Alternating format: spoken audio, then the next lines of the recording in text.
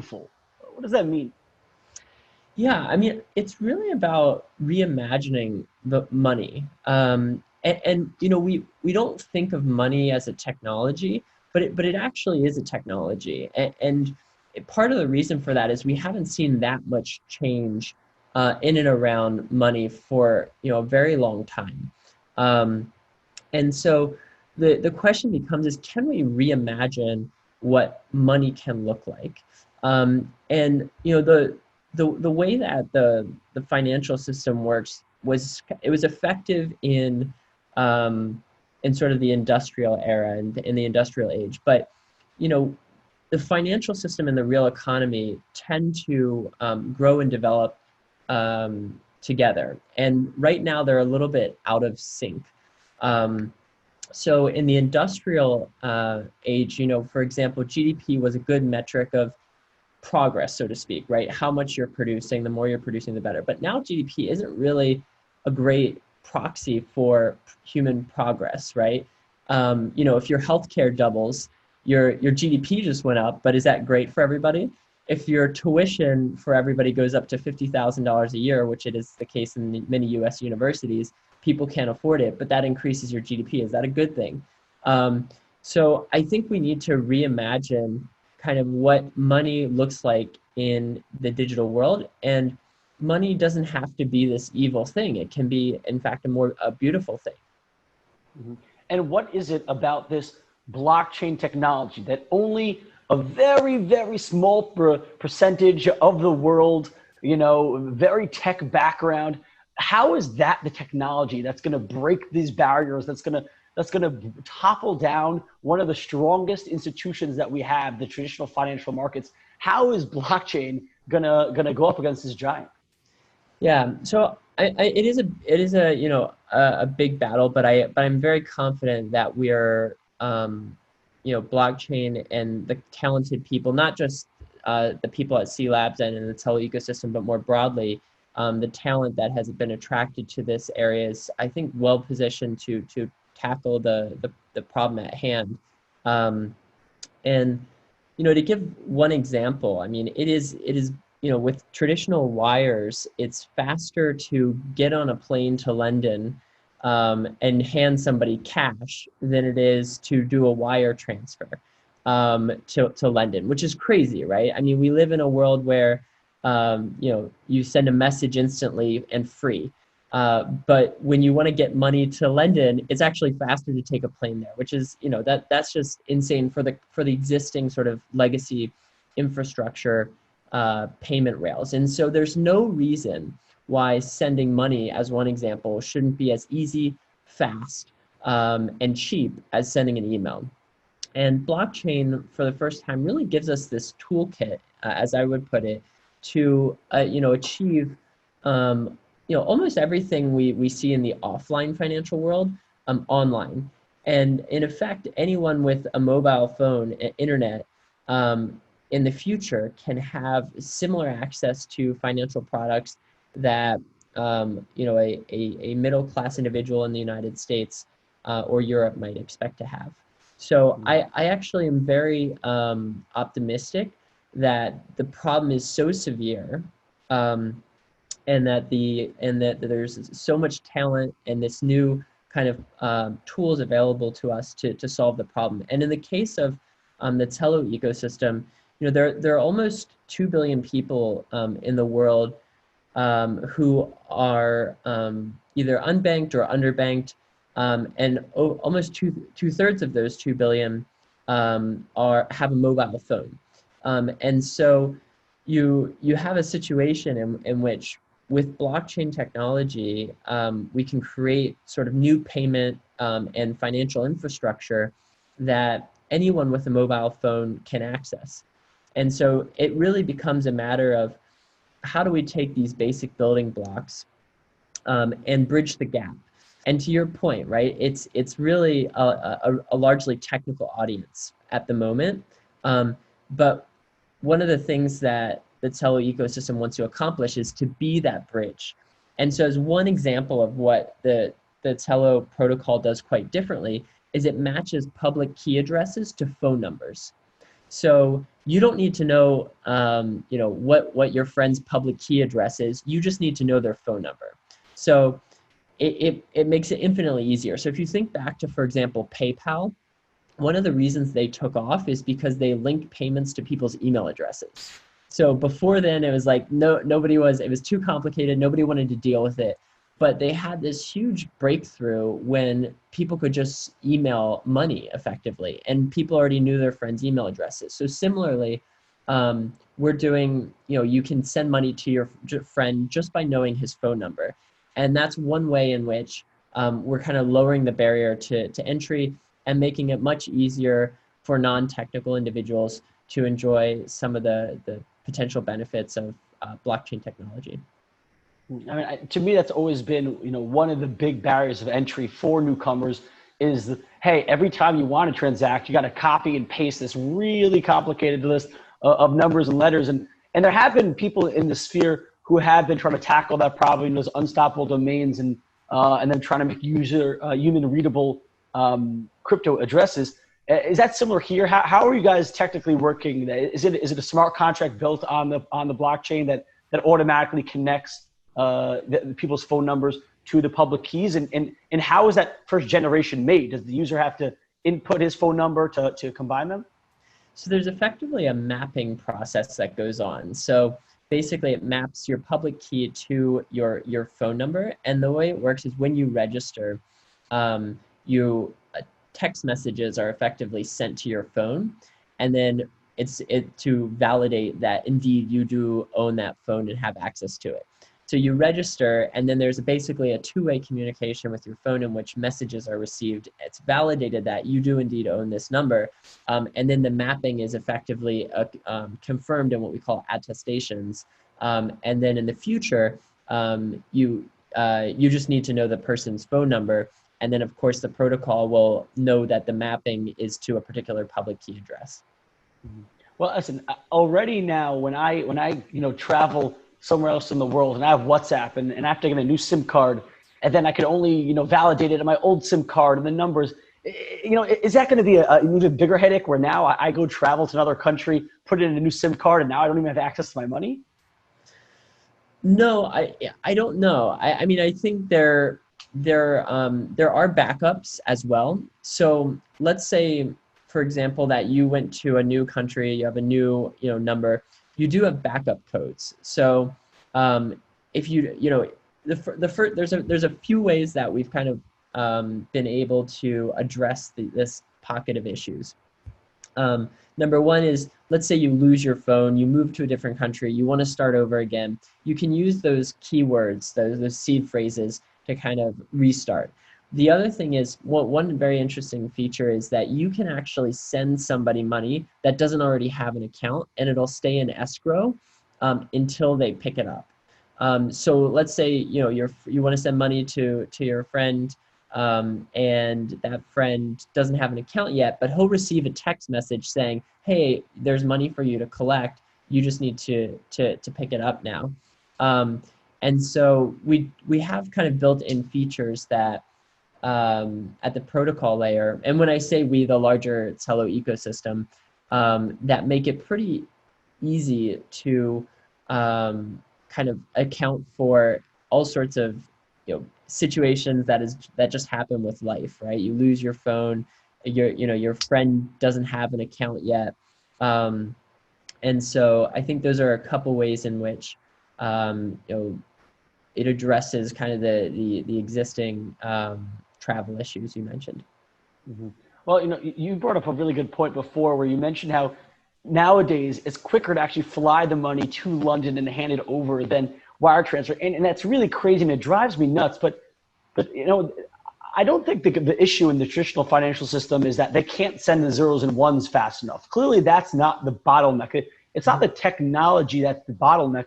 Why with blockchain, why would sending transfers internationally be quicker? I mean, if that's not the bottleneck in the traditional world, it's the KYC and the AML. What's unique about blockchain and about the Trello network that will actually allow these cross-border payments to be quick and cheap? Yeah, so basically, like the international wires are more or less still operating under the SWIFT network, and that was first established in the 1970s, I think 1973 maybe. But there hasn't been a tremendous amount of change to those fundamental payment rails since then. And so there is still a lot of hand holding and manual processes for those international payments in particular. You're right. I mean, money is mostly digital already. So if in the U.S. and Europe and Israel and other countries, over 90% of money is actually already digital.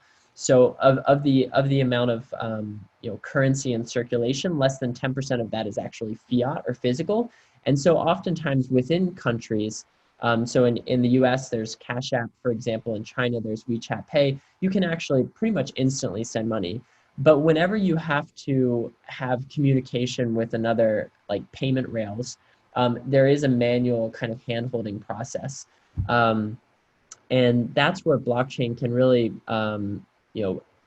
potentially through cross-blockchain technologies, really have a global standard for transmitting value across borders. And so it's really about kind of bridging the gap between what is 1970s technology and what blockchain allows us to do now. And obviously the first blockchain as we know it now is Bitcoin.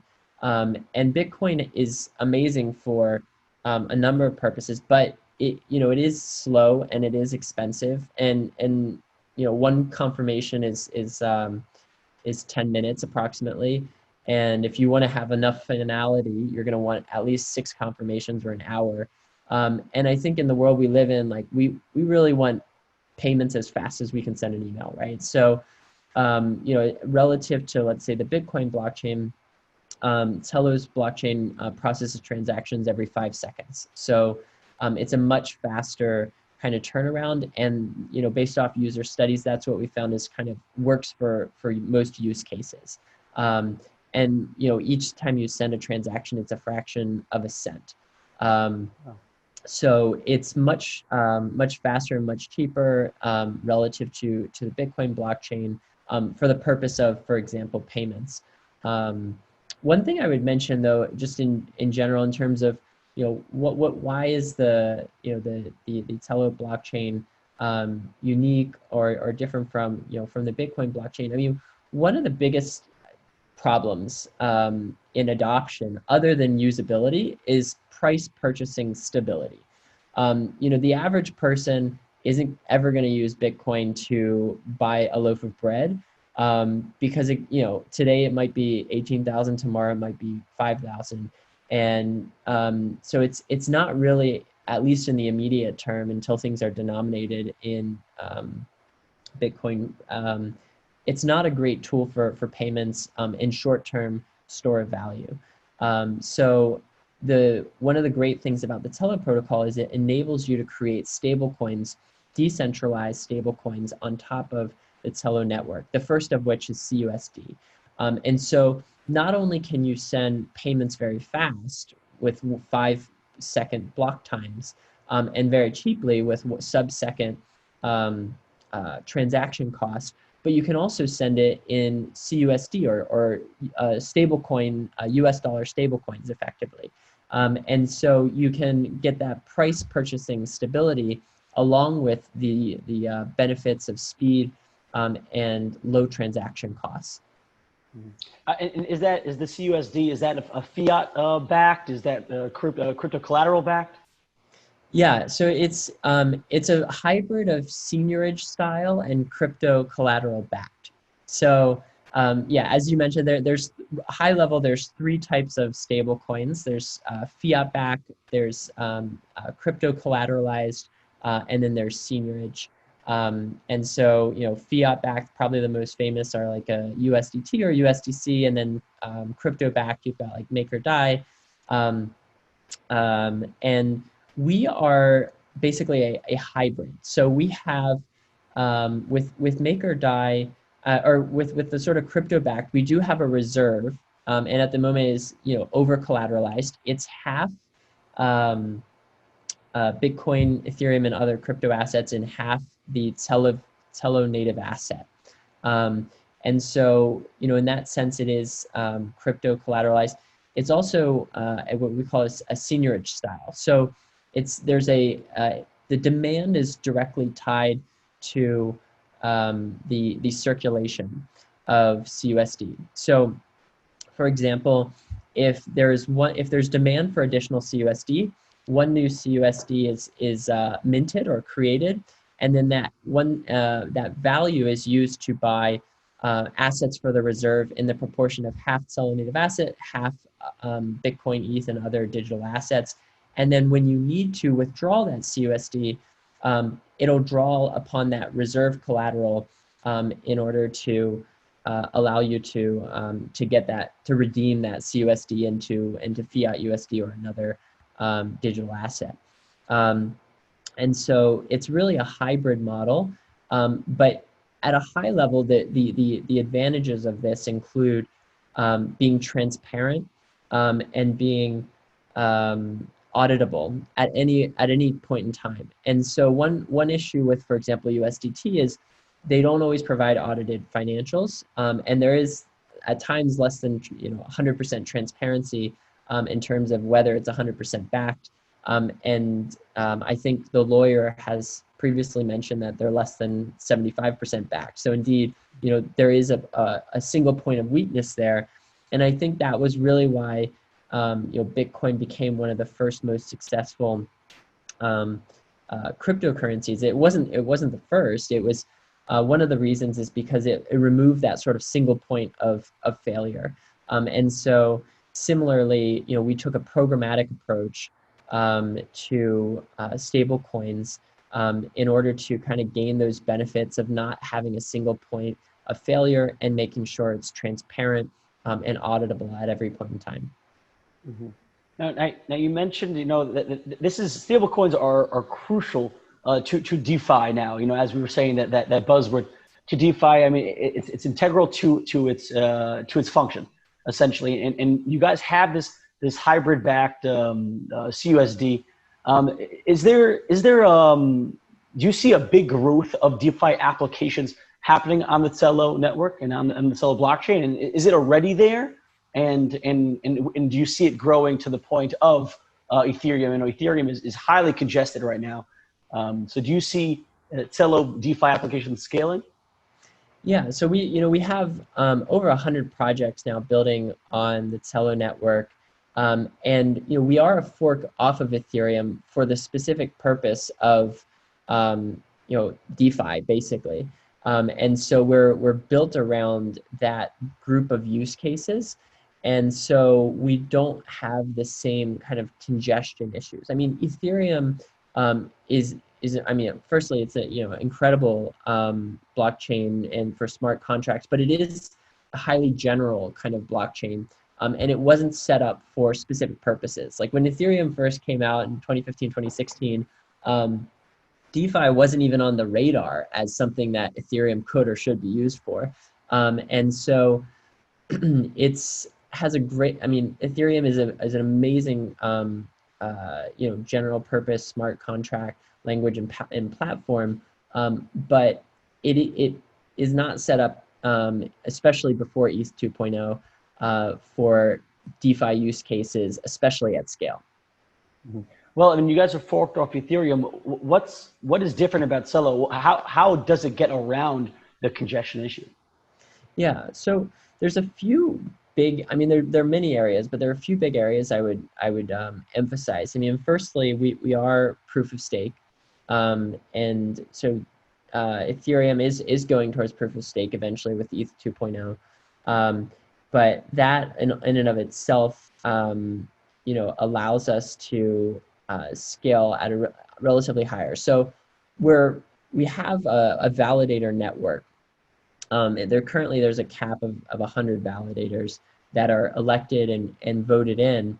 And in that sense, it's a little bit like DPoS, distributed proof of stake. And so you do have significant more scalability. And so the proof of stake is one way in which we are able to, I mean, the Trello ecosystem, the Trello protocol is able to process many more transactions. Mhm. So that would be, one huge area of improvement. The other thing I would emphasize again is just the phone number mapping is hugely critical to kind of adoption and making sure that transfers go through easily. And one other item I would mention is we super light nodes. And so you're able to, with a very low end phone, sync the blockchain.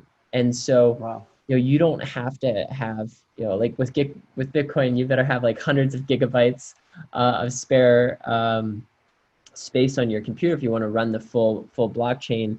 Um, with the light nodes, you can basically run the own blockchain with a feature phone, like a very simple feature phone. So you could be using a Nokia in Africa with a bad signal, and you could still be effectively interacting and transacting with the Trello blockchain. So you've basically massively lowered the barrier to entry. So you get more scalability with the proof of stake consensus that we utilize. You get more usability with the phone number mapping, and then you really reduce the hardware requirements for end users with the super light node syncing.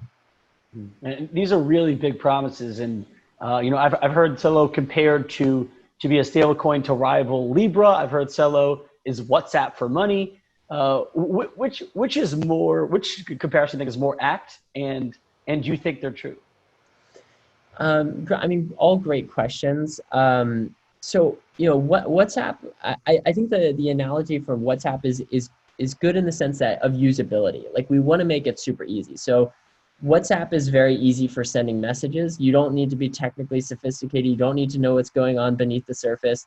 And so in that sense, I think it's a good comparison from a usability perspective.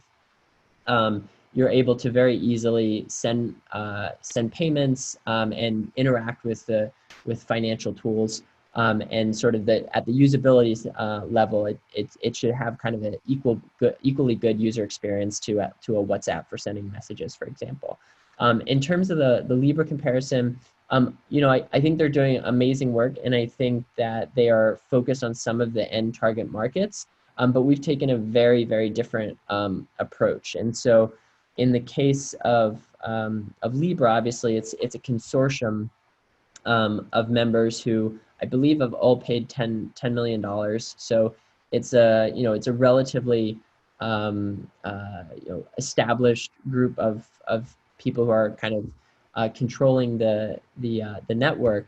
We're completely open source, and we have taken like a community driven approach to basically having everybody embrace the technology and have it be completely kind of protocol driven and community governed, rather than governed by sort of a set few individuals who kind of join the Libra Alliance. And so, I think that we want this space to succeed. And so I think the more people, the more competition, the better. But in terms of the comparison to Libra, we've taken a very different, more open source approach to governance and towards platform development.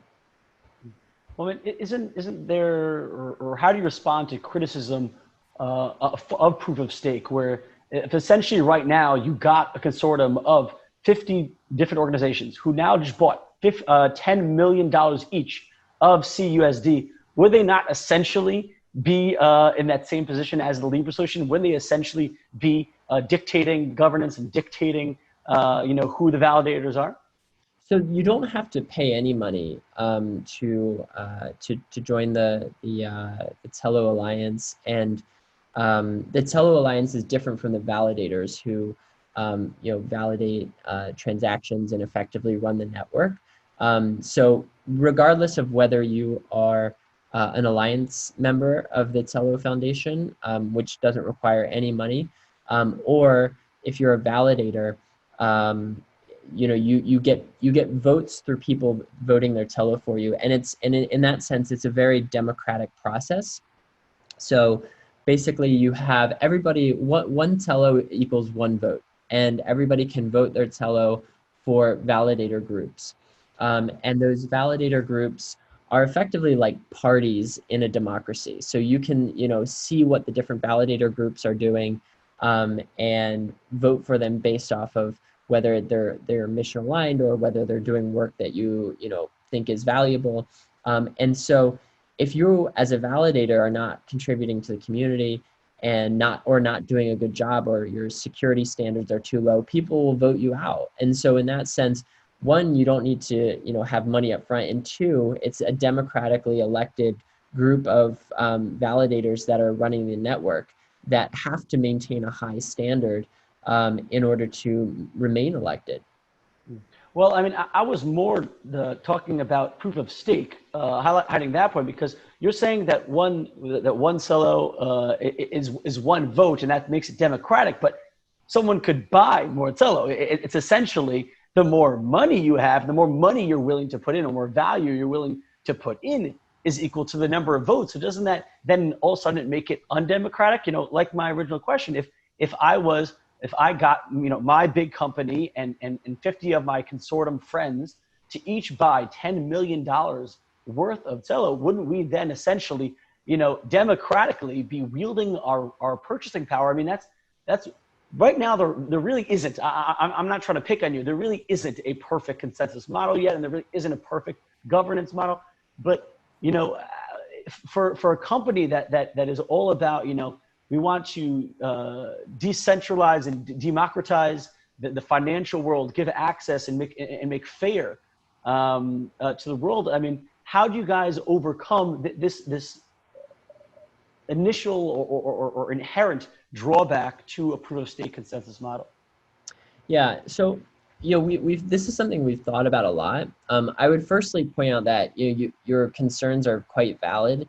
As somebody, I've been a Bitcoin miner, and so one of the things I appreciate about proof of work is that it's not something where the rich get richer. You have to constantly upgrade your hardware. You have to constantly look for cheaper sources of power, and proof of stake tends to gravitate, unless properly managed, towards a rich get richer kind of scenario. And so it's something that needs to be vigilantly guarded against. So in the case of Tello, there are those same pressures to fight against, but we've taken a lot of measures, or the community has taken a lot of measures to make sure that that it is not just a system in which the wealthy get wealthier. And so the Tello Foundation has block rewards that go towards the validators, and also for on-chain community governance. So we publicly published the distribution of Tello native asset across different buckets of uses, and actually, for purchasers or people who spent money to acquire Tello, it's less than 20% of the total Tello in circulation, and the majority is related to community grants, is related to validator rewards, and so the distribution of Tello native asset is driven a lot more by the community contributions, rather than kind of how much money you happen to have. And of course, at the very beginning, any company, any organization, any community needs funding, and so the purchasers or the backers did give will have some voting power because they purchased it. But I would say, unlike other networks, I think the Tello ecosystem has gone out of its way to make sure that rewards are spread slowly over time, and with a focus on distributing that voting power or that Tello native asset to the community in accordance with their contributions, and not just how much money they happen to have. Mm-hmm. Now, and when I applaud you guys for your work, because really anyone developing right now in the blockchain technology, which is so young and so new and so immature, that you guys really are laying the groundwork to fix these inherent problems. I mean, these are issues that everyone's trying to solve, and I applaud you guys for the incredible work you guys are doing. In your minds, because you guys have this amazing goal, you want to bank the unbanked, you want to help really decentralize and democratize the financial tools and financial markets. Do you guys view yourselves as competing against other blockchain projects, or do you see you guys as competing against the current available tools offered by the banking world? You know, I mean, I think the truth is the current banking tools have failed a large majority of the population. And so I would say in the immediate term, we're very much a complement to to the existing infrastructure. And I would also say that, existing blockchain tools do not fully address the needs that that we're trying to address. So let me break it down. With regards to kind of the existing financial infrastructure, as I said, there's still 2 billion people without a bank account or are very underbanked, and the problems there are actually more systematic than anything, right? So if you send a wire transfer, um, it's generally around $30, and then there's generally a foreign exchange fee on top of that. So if you're from a small country in Africa trying to participate in global commerce, and the average per capita daily income is $10, $30 is prohibitively expensive. You're effectively barred from international commerce. And so the existing financial infrastructure has failed, in my opinion, the 2 billion people in the world who don't fit within the mold of the current financial infrastructure. And so I think, in terms of like, is there a competition with the existing infrastructure? The existing infrastructure has just not met the demand of this massive group of people. So I don't think there's direct competition in that sense. And then with regards to existing blockchain technologies and organizations, I mean, there's a lot of amazing work that's going on at the moment, but I still think that there's two huge pain points that continue to not be solved. And we talked about them somewhat a little bit earlier, but they are: one, usability; number two, purchasing price stability. So, usability, I mean, as you said, it's still really like, hard for the average person to like use the technology. It's not convenient. And most people who, interact with crypto are really just hodling Bitcoin or Ethereum. Like, they're not actually using it. They're like, that's the extent of their actual kind of engagement. And so I think you really still lack that usability. And I think with the phone number mappings and our mobile first approach within the Telo ecosystem, I think there's a real chance that we will bridge that usability issue. And then on the price purchasing stability, I think it's the thing is, Bitcoin and Ethereum for many people in the developed world is still very much a speculative asset, right? It's, digital gold, or it's digital oil. It's not really something that people are using to buy bread or water with every day. And part of the reason for that is it's just volatile relative to their purchasing power. And the U.S. dollar, for better or for worse, is kind of the global reserve currency. It is the global stable coin, so to speak. And so, by making by having the first stable coin be tied to the U.S. dollar, you really are kind of solving for that stability issue, that sort of price purchasing stability issue. So I think the existing financial infrastructure hasn't resolved the pain points. And I think that there's an amazing amount of work that's going on in the ecosystem, but I don't think that any of the existing projects have thus far completely solved both the usability and price purchasing stability pain points. Mm-hmm. Well, I mean, it's kind of there's kind of two ways of going about it. You know, you could either, and what historically the blockchain community has been doing is, hey, let's try to make it as usable as possible by making it, you know, familiar or easy to use to the user, and then to make it price stable, let's tie it to the traditional fiat money, peg it to the dollar, and hope that the technology is so superior to the traditional systems and cheaper and faster and everything and easy to use that people will then ditch the traditional system and now use this new blockchain.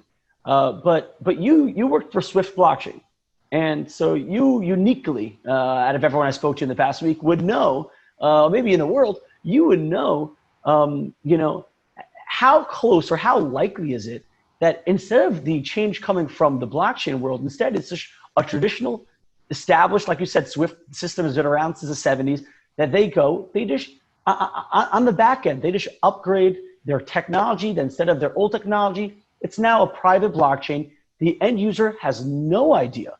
They don't have to be sold on a new technology. They don't have to now download a wallet.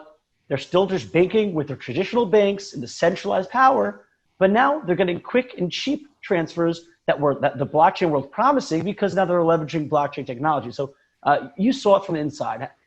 How much of a willingness is the traditional players like Swift to adopt this technology, and two, how likely and how close are they to actually doing it?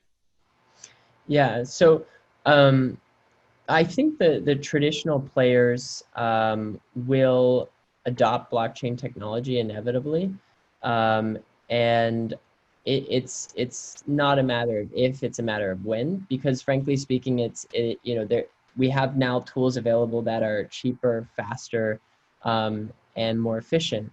And so that in a capitalist world, you're going to want to find efficiencies wherever they are, and traditional financial organizations are no different, and they will succumb to competitive pressures, and we will see larger adoption of blockchain technology by financial firms, and I think that would be an amazing outcome. I do not view this as a zero-sum game at all. I think if traditional financial banks are using blockchain technology to make transfers, to make financial products and services more accessible, I think that would be an amazing outcome. That said, historically, larger companies have moved significantly slower, and they also have not necessarily satisfied all of the demands of people and haven't been as nimble. I mean, you could say, why wasn't PayPal created by Citigroup or Bank of America, or why is Cash App started by a tech company and not by Barclays in England? And I'm not picking on any particular our bank, but just to say that there is an agility, nimbleness, and that goes along with a startup that is trying to implement a new technology and kind of building from the ground up. And so it's I think kind of having worked in large companies as well as startups, I think one of my biggest takeaways is that people underestimate the power of a nimble, fast startup with a new technology to rechange how the industry works. And part of the problem with larger organizations I've found is that they're very bureaucratic, the interests are very entrenched, and there's really a lack of incentive to, in effect, in the short term, cannibalize their products and services. And so, if you're, for example, making $30 on a transfer, why would you suddenly want to create this new technology that's free? You would lose your $30 per transfer, right? And so your entire business model is thereby not valid. And so what you end up seeing is that traditional incumbents want to kind of extend that business model as far as it'll go. And in the meantime, you have these agile, fast startups using, building an entirely alternative universe. And then you usually get to a tipping point where it's just a vastly superior value proposition. And then the larger companies tend to be somewhat flat-footed. And just as people use PayPal or they use Cash App, they said, this is a better value proposition. I'm just going to do it with this new company. So some of the story is I think that the large companies, in theory, you're right. They have more resources. They should be able to do it. In practice, it's usually not the case, and they're usually very slow to implement good solutions. Well, I mean, right now we've been drawing, we draw a hard line between the traditional financial, institutions and blockchain projects. But as time goes on, for example, I apologize if I butcher his name, but C Labs recruited Jai Ramaswamy. He was head of enterprise risk management at Capital One. You yourself come from Goldman Sachs and Morgan Stanley. And we see this more and more that talent and more higher up people from the traditional financial institutions are coming over into crypto projects and blockchain projects. And so what does this do for crypto and blockchain? Because at the beginning, it was just tech people. At the beginning, it was just blockchain nerds and hardcore libertarians and people who are ideologically into it.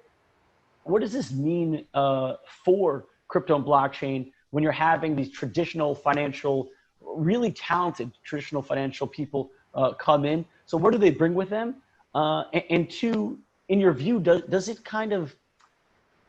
taint the purity of the project, if there is such a thing? But it seems like blockchain is a lot more ideological than most industry, So does it taint it that we're taking in outsiders or traders? Obviously not to that extreme.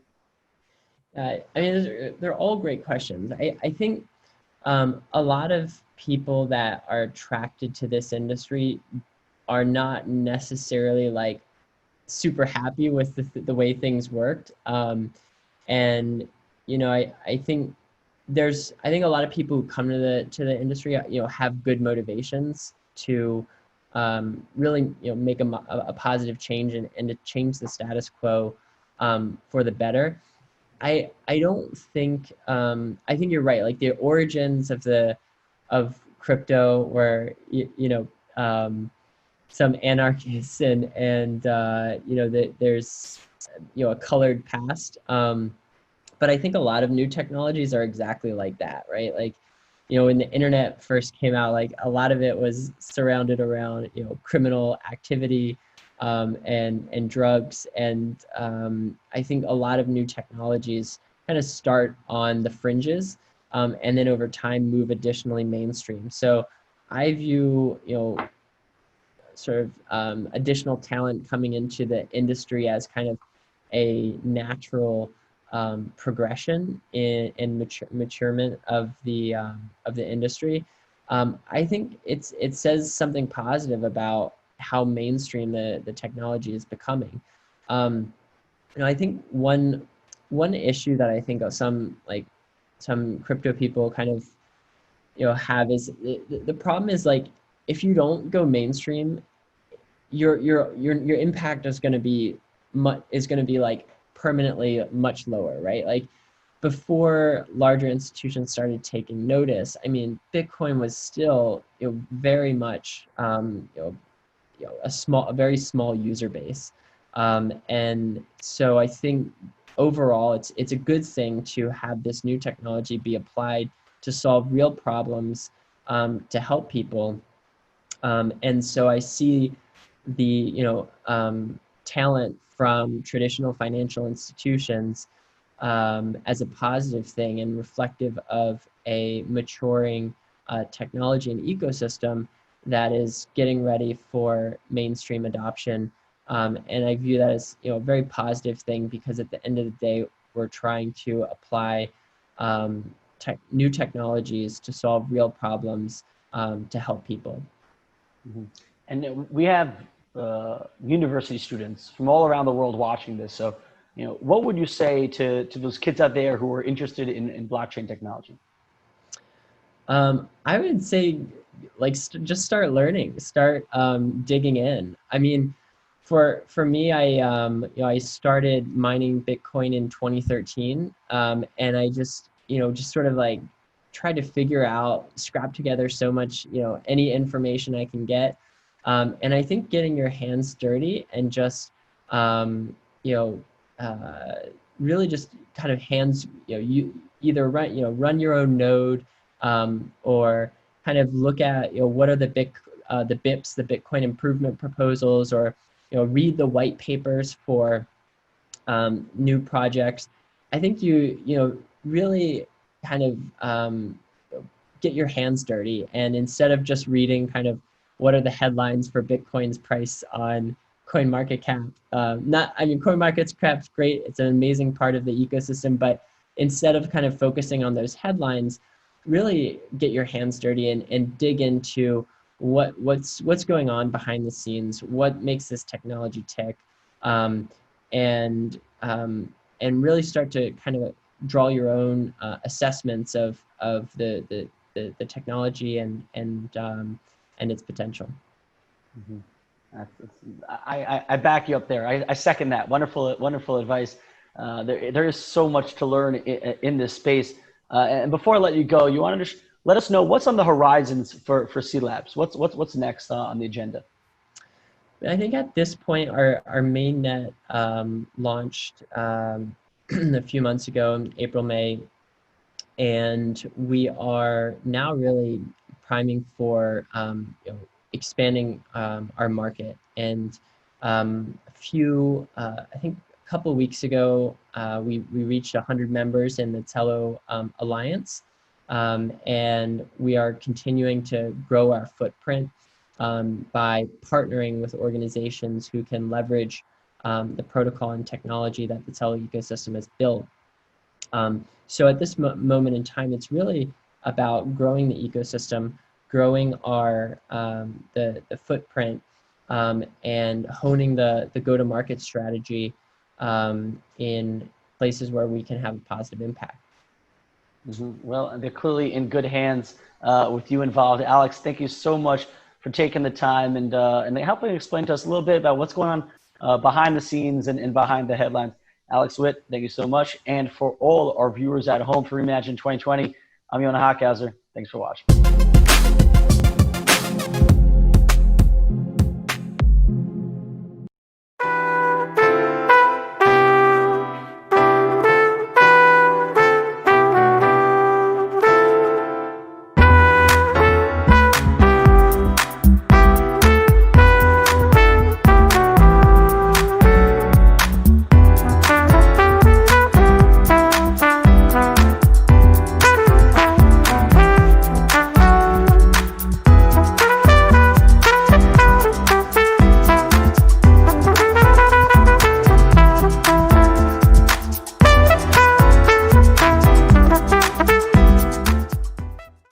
Hi there, I'm Dr. Fauci Nakamoto. We all know accidents happen. For example, you might have accidentally forgotten to convert all of your directly deposited fiat into cryptocurrency. And that's okay.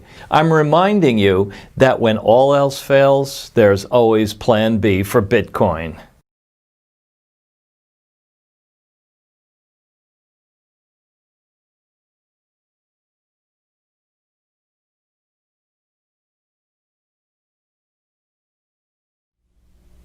Reimagine 2020 is brought to you by CryptoCuck. Anyone that uses or endorses cryptocurrency unironically is a good long-term investment.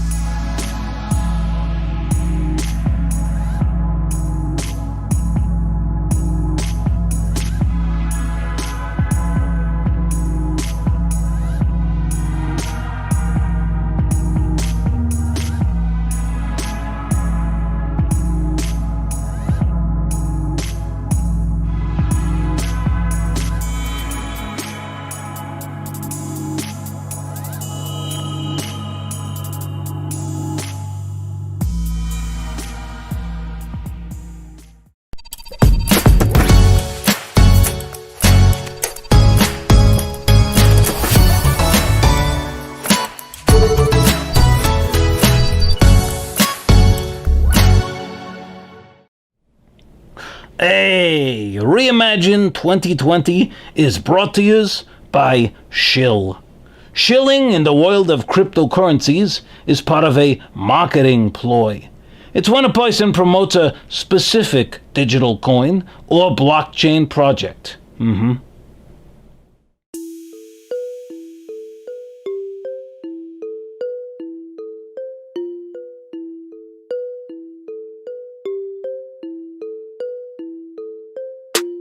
Reading fortune, I just got the news. I can be a millionaire too. Check the OP, what did he do? Gas in his bag so they go to the moon. Spent half an eighth, I got a million coins like the real McCoy. You know I feel that joy, cause if it goes to a buck, I won't believe my luck. And now 10 on my Lambos for me and my friends. Butterfly doors, but I'm already in dock. Trump is like Biff from a squad on the block. Chatting with a hold alive. Chat rooms, we scroll at night. Bitcoin ether, been told twice. Never hold my ish like it's mold divide. Going to the stars, cause it's only right. Read the white paper or sold that side. Now I steal my shit coins, cause I'm overhyped. We can't take the pressure. Cashing out for you was tether. My craft ship shape as she sails through stormy weather. With pleasure, come with me on this endeavor. I will be smoking fat joints on Italian leather. Crypto fam, welcome to Lambo land. Crypto fam, hot racing like ambulance. Crypto fam, welcome to Lambo land. Crypto fam, hot racing like ambulance. This goes out to my crypto squad and the crypto gods. Blockchain clearing that fiscal clog. Rolling through town like the Frisco fog. Push the button, bought some coins. Now push the button, start my whip. Used to push my feet through the tenderloin. Now I'm pushing this spaceship.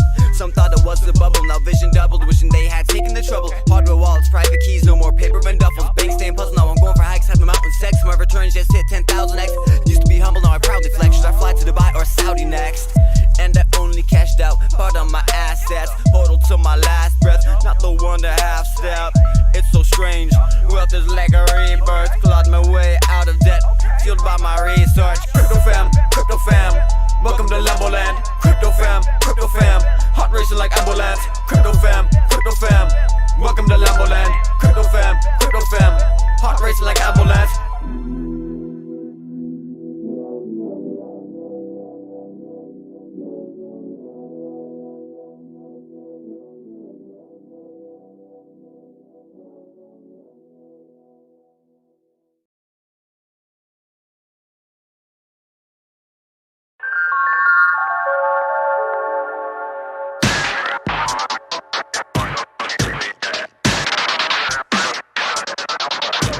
Hey everybody, it is Patrick McLean. We are back again, as you know, for the second version of Reimagine. I don't know what point we're here in the 72 hours, but again, I would say this is not like the third time I've got to talk to this specific speaker. Over these 3 times, I would say I probably wasn't expecting it when I first met him, but I would say these are probably the interviews that I look forward to the most now, if not one, like top 3. Like, I've come to respect this guy. I've come to respect his perspective. I think there's a lot going on in the market right now, especially what kind of happened in the last 8 to 12 weeks. I think there's a lot of chaos, right? And I think sometimes we're in those moments. It's important to hear from calm, cool, relatively collected voices. So I think you guys will enjoy this. But before I butcher it, Craig, how was your day? How's the weather? How's life? Tell me something really positive and good that's happened to you lately.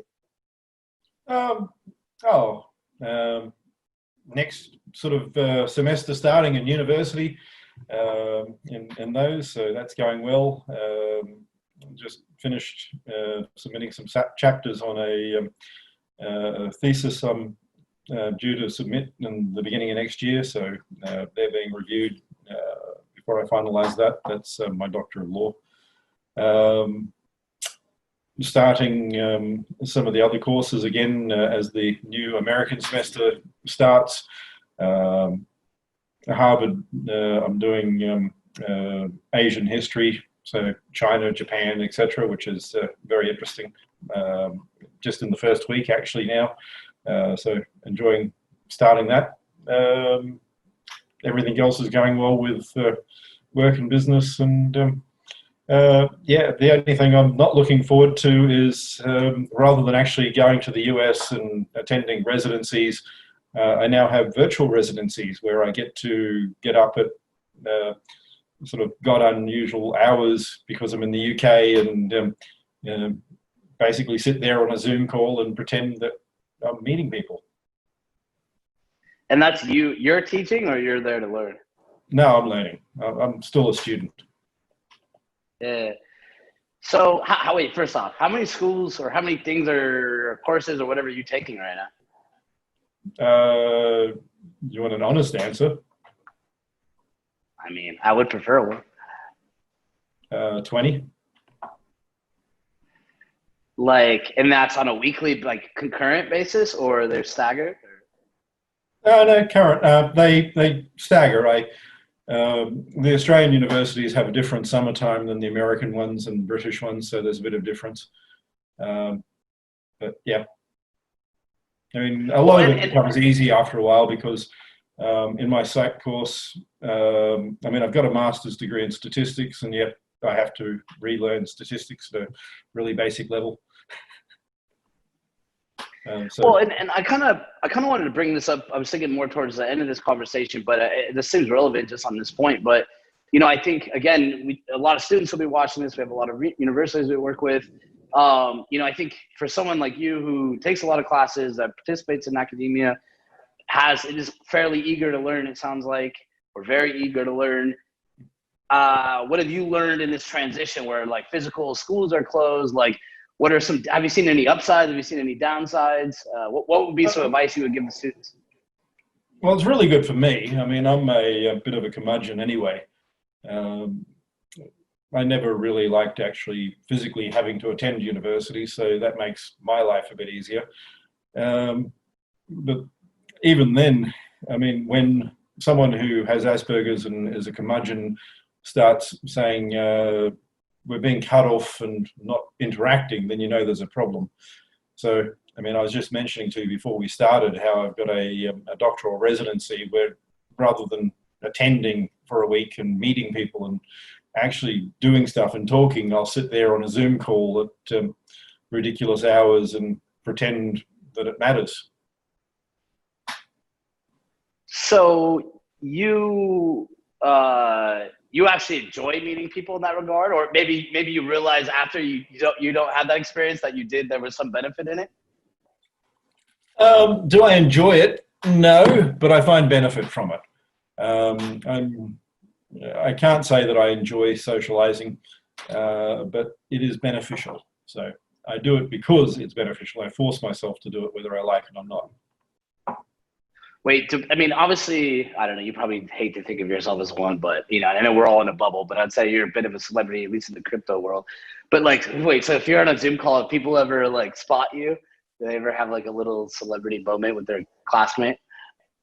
I've actually had someone in one of my, in my master's course on politics that I'm doing, I had one of the students has figured out who I am and gone full fanboy and whatever, which I wasn't expecting. But so that's the first time it's actually happened. I've had people on the street do that sort of stuff. And the other day when we went into town, we went just for lunch and things. Now that everything's open again, sort of in England, and someone on the side of the road was working and pulled me over and went, "Hey, you're Craig Wright, aren't you?" And I went, "Yes." Yeah, can I have a photo? Anyway. You just got to dye your hair, put on some glasses. This is kind of what Superman does. Do the Clark Kent bit. Yeah, it's the most lame costume, but apparently it works. No, no one will recognize me because I've got bad glasses on. One year I was born, I hate dressing up for Halloween, and like some cute girl wanted me to go out there. So I just put on a suit and like glasses. And then, what are you? I just had a Superman shirt underneath, just open it. And like, it was the easiest, most fun costume ever. But hey, so first off, I think it's been probably 3 months since I talked to you. I think I don't want to say a lot's changed. I'm guessing you would probably say a lot hasn't changed. I've seen a lot of changes. I've seen the sentiment and the insanity of this space, of the crypto space. I've seen it go pretty crazy in the last 12 weeks. I think there was a convolution of events. I can't quite put my finger on it. My guess is, from what I can tell, that it was like a marketing branding move. Like someone just said DeFi, or there was some light bulb that went off in someone's head. my question is like, isn't Bitcoin DeFi? Like, is this actually something new, or are we just decentralized finance? That was something that Mr. Charles Ponzi used. I mean, think about it. Tell me more about that. Decentralized. So, in order to raise capital, he wasn't the first one to use it, but decentralized finance is the call by every scammer in human history. Basically, we will enable you to be rich because you'll own shares, which is the old adage when everyone, including the taxi driver, starts to tell you share advice, or in this case, token advice, get out. So, well, I'd say it's pretty clear that you are not a fan, but like, and I will tend to agree with you. Like when I first started hearing this term, which I think maybe some less than sophisticated people, as far as in my book, said DeFi, DeFi, DeFi, and I was like, what is DeFi, right? Like, do you even have an actual definition of this? And you know, I had to take a little time to, I guess, research what they were looking at, right? I think that was never about all this stuff. It's not to do with anything I've said Bitcoin was. It's all things that people who came in afterwards added. The whole uncensorable, immutable chain, that comes from the end of 2010, beginning of 2011, with a writer from the Electronic Frontier Foundation who ran around misunderstanding the concept of Bitcoin, thinking that it basically is this whole thing that anonymizes everything and does Tim May's idea of crypto anarchy, which Bitcoin's the opposite. Bitcoin is not a cryptocurrency, and no blockchain can be. The whole point is to have a public pseudonymous record. So the difference is whether it's e-gold or any of these other things, it's not anonymous. And Bitcoin is not the first proof of work distributed cryptocurrency, full stop. The first one I know of is Shamir and Rivest had an idea in 1995. The only difference between Bitcoin really and things like Mnet and Mojo Nation, both linked, is Bitcoin's not anonymous. Every cryptocurrency tried to be anonymous. David Shaum wanted a blinded system that enabled full anonymity. The other people who did CHJ and some of the other blinded currencies, fully anonymous. The difference is Bitcoin did not go anonymous. That's the big difference. I made a system that is never anonymous. Well, and I think that's the one thing that I figured out about you, and I'm still very convinced people probably do not truly understand about you, is that you're actually like, when you talk about Bitcoin, and I think a whole nother sector who thinks they're into Bitcoin, right, they're like very anarchist and like they want destruction of governments and, you know, transaction records and all this stuff. So what do we replace it with? We get rid of government, and then what? Okay, so let's tie that back, right? Okay, so let's look at this DeFi stuff, and I'll just say, and again, I had to like actually dig in the last few weeks because I was like, what are they talking about? Only in this new phenomena that happened, like and I'm like saying it's 100% new, but let me I want to make sure that we're on the same page. It's called web IPOs, which were a big thing until which everyone ran around in between 1994 and 1999. Running around going, it's decentralized, it's distributed, you can't stop us, until the SEC went, actually, we can. And they'll learn this. I mean, there's no such thing as a decentralized, no agent system, full stop. Bitcoin's not. So hang on, I just want to pull out this one point. So like, and again, I want to make sure we're on the same page here. I definitely think that the term DeFi is somewhat broad, but I want to zoom out on just what I think happened in the last 8 to 12 weeks, which is like, there's things like Uniswap, there's things like Balancer. Are you aware of these kind of like the decentralized liquidity pools? They're just liquidity pools. What's the centralized? All this, they're centralized versus decentralized. There's no such thing as decentralized here. I mean, the word decentralized has meanings in economics, it has meanings in politics, it's just been thrown out there as jargon, meaninglessly. So what are you meaning by decentralized? Actually define the term, rather than widely just broadcasting this thing going, it's decentralized. What do you mean by that? So I think they would probably define it as, I'm not saying they're right or wrong, I'm saying they would define it as no central authority, hopefully, right? That there's probably some gradient between has the access to the keys or not, that things are locked in that's smart wrong. contracts. But there's no such thing as a smart contract. Full stop. There cannot be a smart contract. Artificial intelligence, this idea from 1958, is bullshit. It was bullshit then, it's bullshit now. It's smart in the sense that someone has done algorithms. There's no artificial intelligence. There's no intelligence in a machine. Right. We have not progressed one iota towards a smart machine. We have better algorithms designed by people. The agency in a system is humans. I mean, lots of Silicon Valley people want you to believe that there's something smart, because when that car by Tesla runs someone over, they can go, it's the computer, not me. When the system by Google sort of takes a applicant who's a minority or a woman and rejects them for no reason, they can go, it's the computer, not our culture, which is bullshit. Google got in trouble because sexist hiring practices. It was not the computer. It was programmed in the computer. At the end of the day, there's no such thing as artificial intelligence. There won't be in my life. I mean, we love to run around going, the computer's going to be smart. The computers aren't smart. My toaster is just as smart as the smartest supercomputer out there. In fact, if I go to the garden and I get a slug and I stomp on it and spray it and set it on fire, 5 minutes later, that slug is still smarter than the smartest computer that we have invented.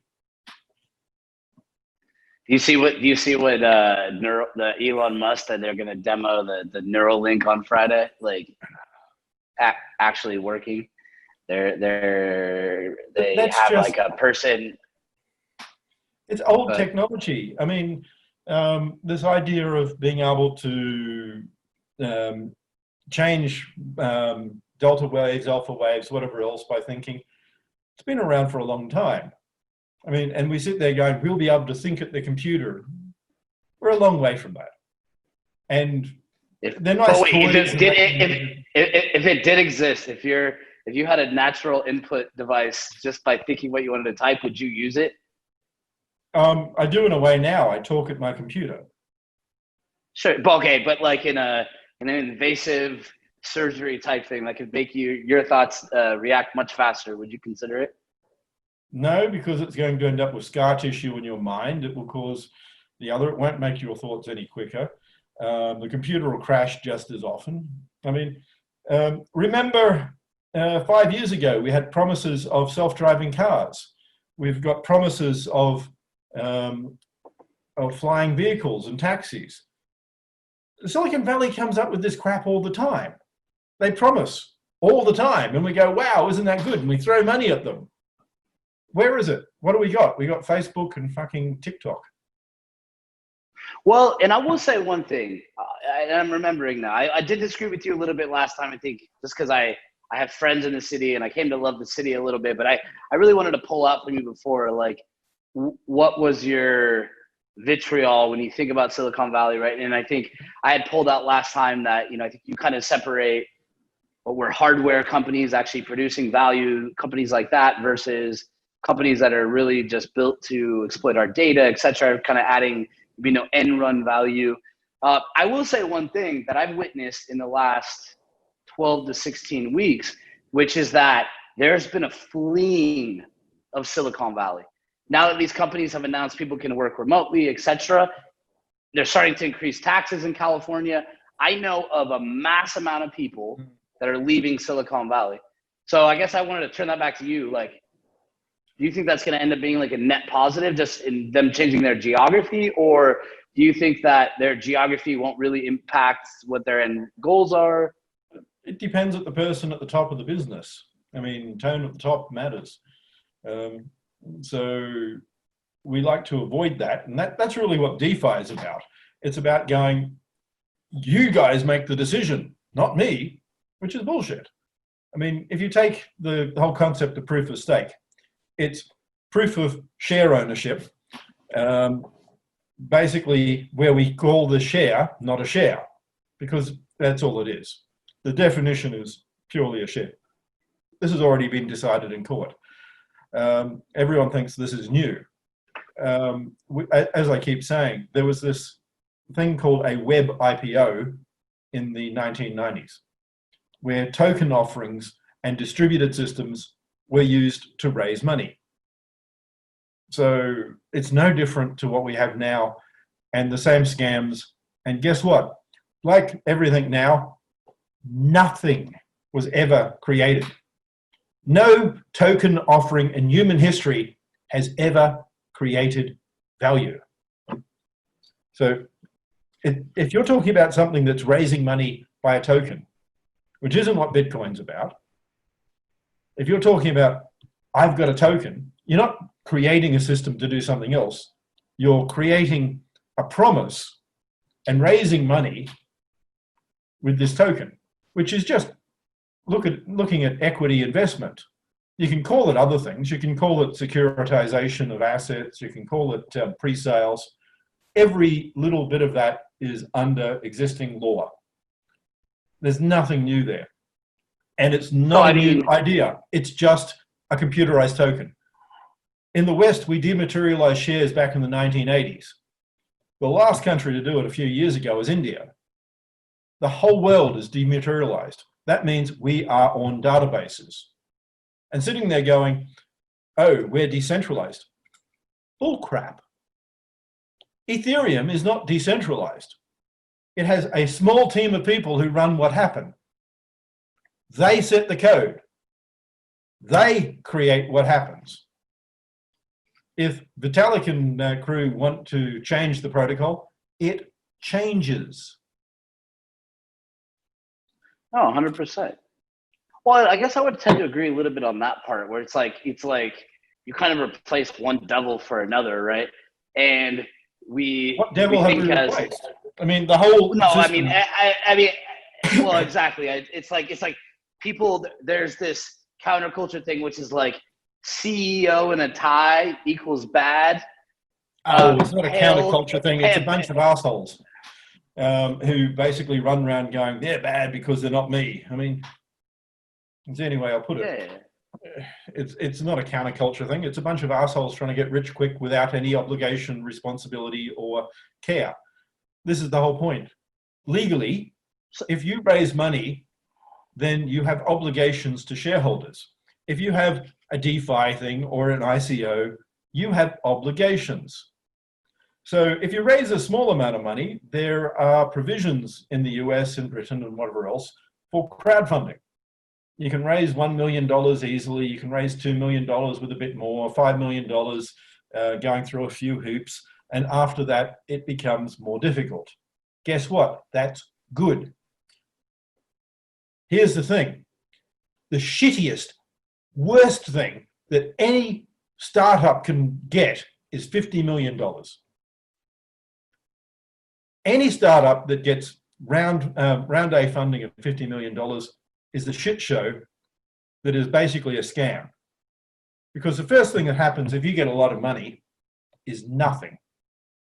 You get lazy. You go out there and you do a Mt. Gox and you buy a new office and you install cafes and you forget the purpose. To be successful, you need to be hungry. You need to go home worrying. And my wife will tell you about that. She hates it. It's not so bad now, but I mean, back in the early days when I was starting everything and building companies and all the rest, having people knock on your door because you're paying something a little bit late, having to actually negotiate with people, having to sort of go to investors all the time and actually make your targets because you have a 1 month runway and you have to get things done. That's how you make a good business. Oh, I would tend to agree with that. That's something I've actually always told people. You have to stay hungry. Like, there's actually value in it. Like, when I have a lot of money, I'm fat and lazy. When I have less money, I wake up really terrified and I run around and I'm like, I gotta do something today, or Exactly. like my When you life's wake up in the middle of the night in a sweat, thinking about, oh fuck, I've got 4 weeks to raise capital, or I'm screwed. My house is on the line. My children's fees are for their school is late. What the hell do I do? When you are shit scared every night, you think about your company now 24/7. okay now Then okay you now succeed. go ahead. Now I'll ask one question. Let's pivot off this, but like, so I've always been in the mentality to say, like, so I think you and I are probably similar in that regard. Like, I know myself. I get my best work done. I almost sometimes try to light money on fire just so I can like go back to like a hungry mentality. It's for anyone listening, it doesn't sound normal. So I tend to give it away. I don't actually light it on fire. But do you think there's any middle ground? Like, I've always wondered myself, like, do I have to be like that? Like, can't people be more calm? Or like, you think there's no middle ground? There's no middle ground. I'm not a Taoist. I don't believe in the hippie mentality or whatever else. Wouldn't it be nice if we could all have a nice, easy life and whatever else? No, we can't. Everything's at the margin. It's not just economics. If you want to be successful, you have to be at the margin. It's not being nearly good enough. You have to be the best continuously. You have to have a bad day and be there. You have to break your leg and turn up to the meeting in a wheelchair. That's what it really takes. Got it. All right. So, hey, I think you hit on a few points, especially on proof of work. And we were talking before, I think it's one thing that I would want to chat about. I was reading one of the most recent articles kind of talking about, you know, what proof of work is used for kind of specifically in Bitcoin and how it's kind of been maybe fantasized a little bit or fetishize, whatever terminology you want to use, like how people have kind of made this term. So I guess, do you want to explain, like, I guess what you've written recently and what you really want people to understand about it? Like, your thoughts on proof of work? Proof of work is very simple. Proof of work is basically just a signal. It's an economic signal, a handicap principle type signal, where the large dominant player signals where they are and that they have something at risk. That simple. So if you happen to be the largest entity, people know where you are. If you're a cabal of a few, they know where you are. That means we can't, for instance, have someone get 51% and start double spending attacks. Not because of cryptography, not because of inverus numerus, because of the numbers, because of economics and law. Bitcoin's not a cryptographic system. It is an economic system that uses cryptographic algorithms. Very big difference. That's where people don't get it. You get all these computer scientists who have no idea about the real world, and they think, oh, but it's not perfect. Now, I don't know if you're old enough, but I'm old enough to remember checks. So I had a balance and checkbook in high school, so I'm that old. Okay, so you remember that people gave checks out, and there were possibilities of people spending the money in the account or double spending their checks and all sorts of things. And yet, that was rare. Why? Because you sign your name and you've now provided a means for someone to come back and take legal redress if you basically do something wrong. And the cost to you, if you get caught, is immense compared to what you gain from the check. So people used to take checks, apart from some areas. Maybe they'd take ID first, whatever else. but checks used to be used, and they could be double spent. You had a timing on I haven't thought about that in a while, but it's like so much faith in the check. Like the fact that some cashier in the middle of nowhere would take basically an IOU, right? Like we couldn't imagine that in the slightest in today's world, like not even close. No, but this is part of the problem. You've got all these young guys who have no idea how the world actually works or finance works, and they're running around going, Bitcoin solves all this. No, Bitcoin's not about that. Bitcoin doesn't remove all trust. A trusted third party is an intermediary. It actually is a term that means something different to what they think. So read a few legal textbooks and you'll find a trusted third party has a meaning. It doesn't just mean a middleman, or it doesn't mean any entity. There are actually defined terms here. So unfortunately, you get a lot of misunderstanding when people have tried to shoehorn other ideas into Bitcoin. Now, so go ahead. So there are not 10,000 nodes on the BTC network. Full stop. There cannot be 10,000 nodes on the BTC network. There's one Raspberry Pi. A Raspberry Pi is not a node? No. Nodes create blocks. You have one single consensus methodology, the creation of blocks. And the anthropomorphized personification of the word vote has been, which was used 3 times in the white paper, twice not to actually say that Bitcoin's a voting system, and once to basically make an analogy to 2 options. You don't vote on protocol, you don't vote on any of these other things that people think. It's not a democratic system. You have 2 choices.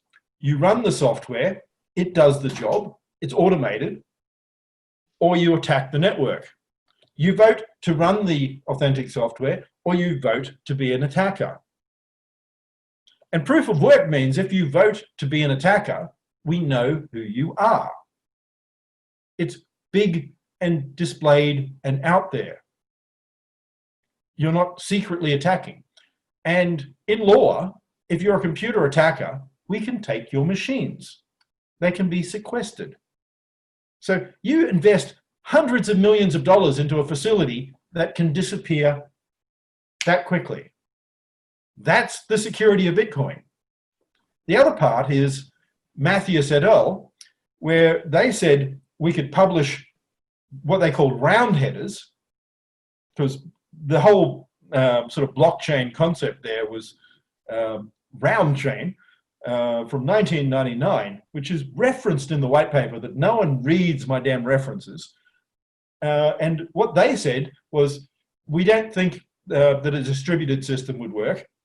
We're going to give you a central party, and they will publish, rather than using SPV, which was to put the headers out there, they'll publish them daily in a newspaper. So my concept was, well, 1999, these guys wrote before the internet was really big. It was big enough that they should have really caught on that they could have used it. They didn't, but I guess they were like 50 in 1999, so internet, another fad to them, but anyway.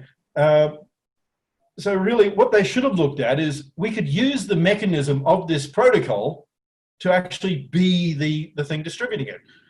The nodes don't need to have the node headers. The users of the system do.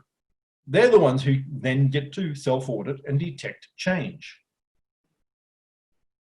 So I think like in the article that you wrote recently, what called out to me was kind of because I felt like you obviously weren't explaining proof of work, right? Like you weren't like remaking an argument for proof of work. You were saying proof of work has developed this, I would say again, fanboy, or like this fascination with people that is maybe misappropriated. And then if you go down that sequence, it kind of, what I pulled out was that you were kind of trying to tie together the disadvantages of where people, they try to apply anonymity. Like if they try to apply anonymity, right?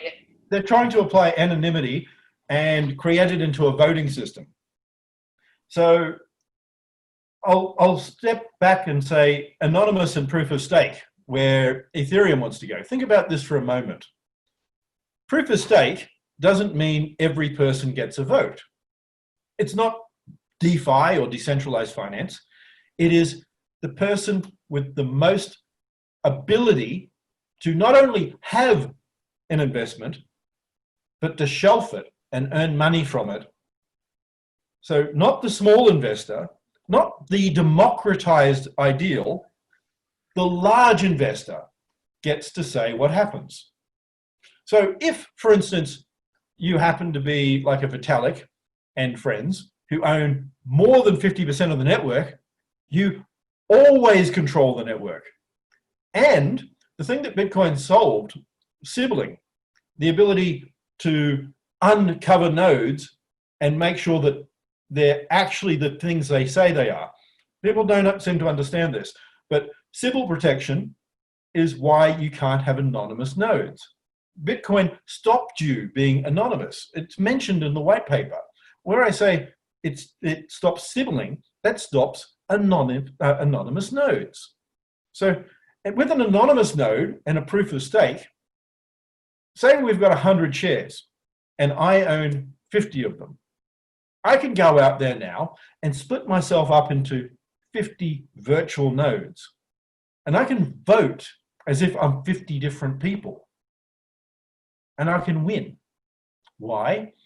Because I can now sybil the network and pretend to be all those other people. That's what they're aiming for.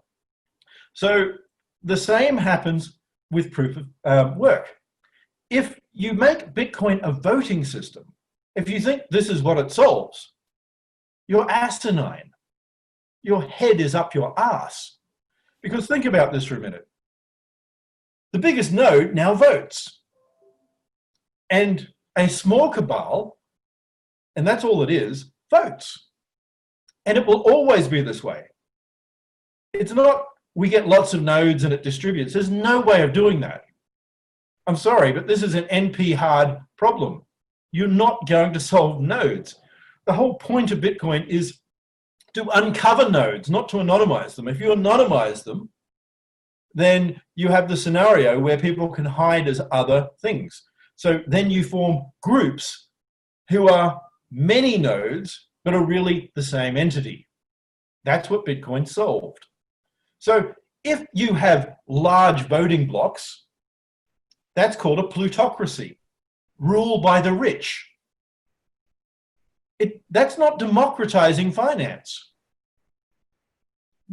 These people running around are the ones with all the money, all the power, all of those particular tokens who are going, you poor person can get a say. I maintain control, but I'm not going to tell you. If I want to change the rules and take your money, I can, but that's okay because in the fine print, you've agreed to it. And that's the point. What they're doing is saying it's computer code. You don't need to read the fine print. And this is the secret. They want a contract that can take your money without you reading the fine print, because the fine print is now compiled code. So if I understand this right, are you saying then like the way Bitcoin was designed originally was to say that if a network or if a node's trying to anonymize itself, that it has inherent disadvantages, like let's say they're using a Tor exit network or something like that, that like there'll be network effects that make them slower and less efficient and therefore Yes. they won't succeed? That is correct. Now, part of why the whole block size thing came about is people run around going, we're going to try and fix that. We're going to break Bitcoin so that we can get more nodes. Guess what? You can't. So this is why people now go to, let's put proof of stake in there. You can't. The limiting factor isn't proof of work, isn't proof of stake. It is the blockchain. If we have a blockchain, if we are doing this, the whole purpose is to de-anonymize nodes. So you're getting a system designed to de-anonymize nodes and you're trying to re-anonymize them. It doesn't work. Actually, I think I have a good question. So I'm looking at your blog now. And I recently I started before this interview, and we were supposed to do this last week. For everybody who doesn't know, I apologize to Craig. I got really sick and had to reschedule this. It was very nice to allow me to do that. Thank you again. Why do you write these blog posts? So like, okay, like I'm gonna look at your last 6. Proof of work is used for a Bitcoin. Keys are identified. What is sensitive resistance? Cryptocurrency, the law. Cryptocurrency, the law of the horse. Techno-communism, the desire for socialism through code. Is code really law? Why do you write these? Do you write these because you think you get frustrated and people like, you're like, guy, you're pulling your hair out and you want to tell people your thoughts and you think that you can help them evolve or help them think better? Are you venting? Why do you write blog posts? So I can't help everyone, but the more people I can get to listen, the less will get scammed. And the more regulators and government officials start reading these things, the more they'll realize that there's nothing here that they can't take action on. All this, it's too decentralized. The only way a blockchain system is decentralized is to be set in stone. No developer groups, no changes, full stop. If you don't have that, you don't have any decentralized. The only decentralized is no more Satoshi, no changes. The protocol's set. Piss off if you want to change it. Full stop. So I haven't gone and read analytics across the multitude of posts you've written, but like, if you were to pull out a few like common threads, like maybe one to 3, like what would you say are like some key points? Is that ever evolving? Like, have you seen the message you try to get across evolve, or do you think has always kind of been some commonalities behind what you're writing? There's always commonalities. I think I'm probably becoming a better writer. 10 years ago, my writing sucked. I mean, I did English for engineers and this sort of stuff, but I mean, to be honest, English for engineers doesn't really teach you how to write.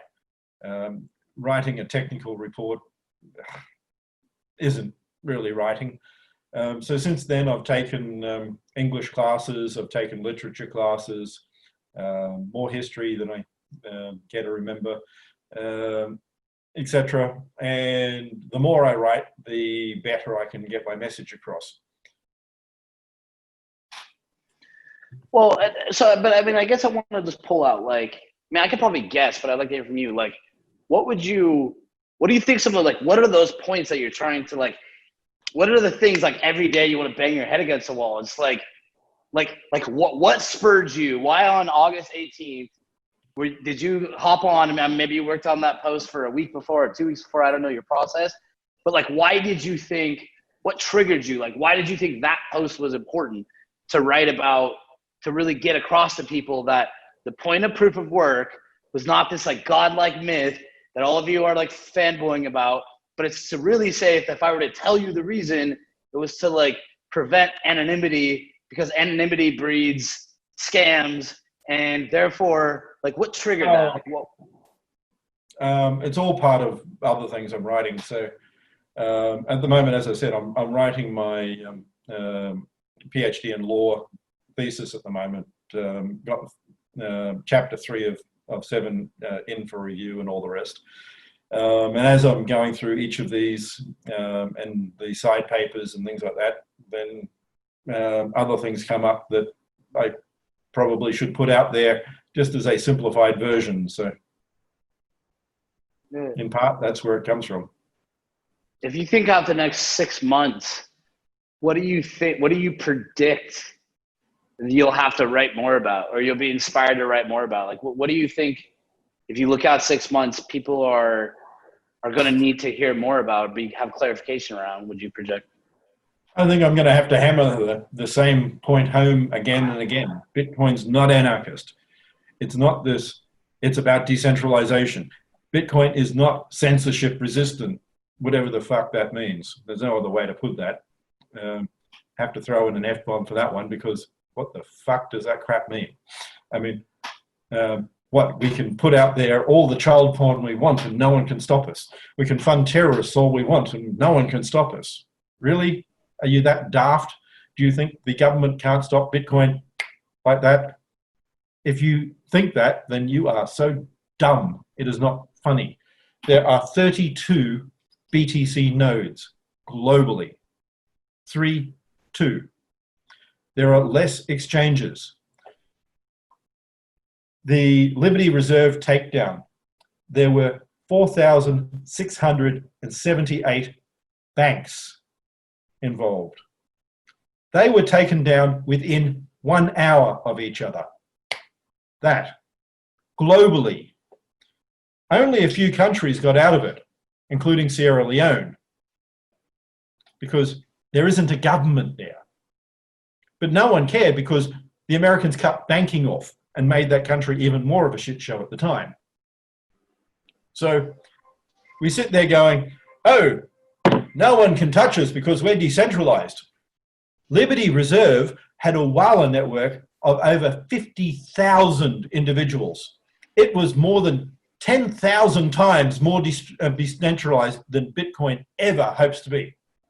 Bitcoin can never have more than 2,000 nodes in a perfect world where everyone agrees and cooperates rather than competes, which Bitcoin's not designed to do.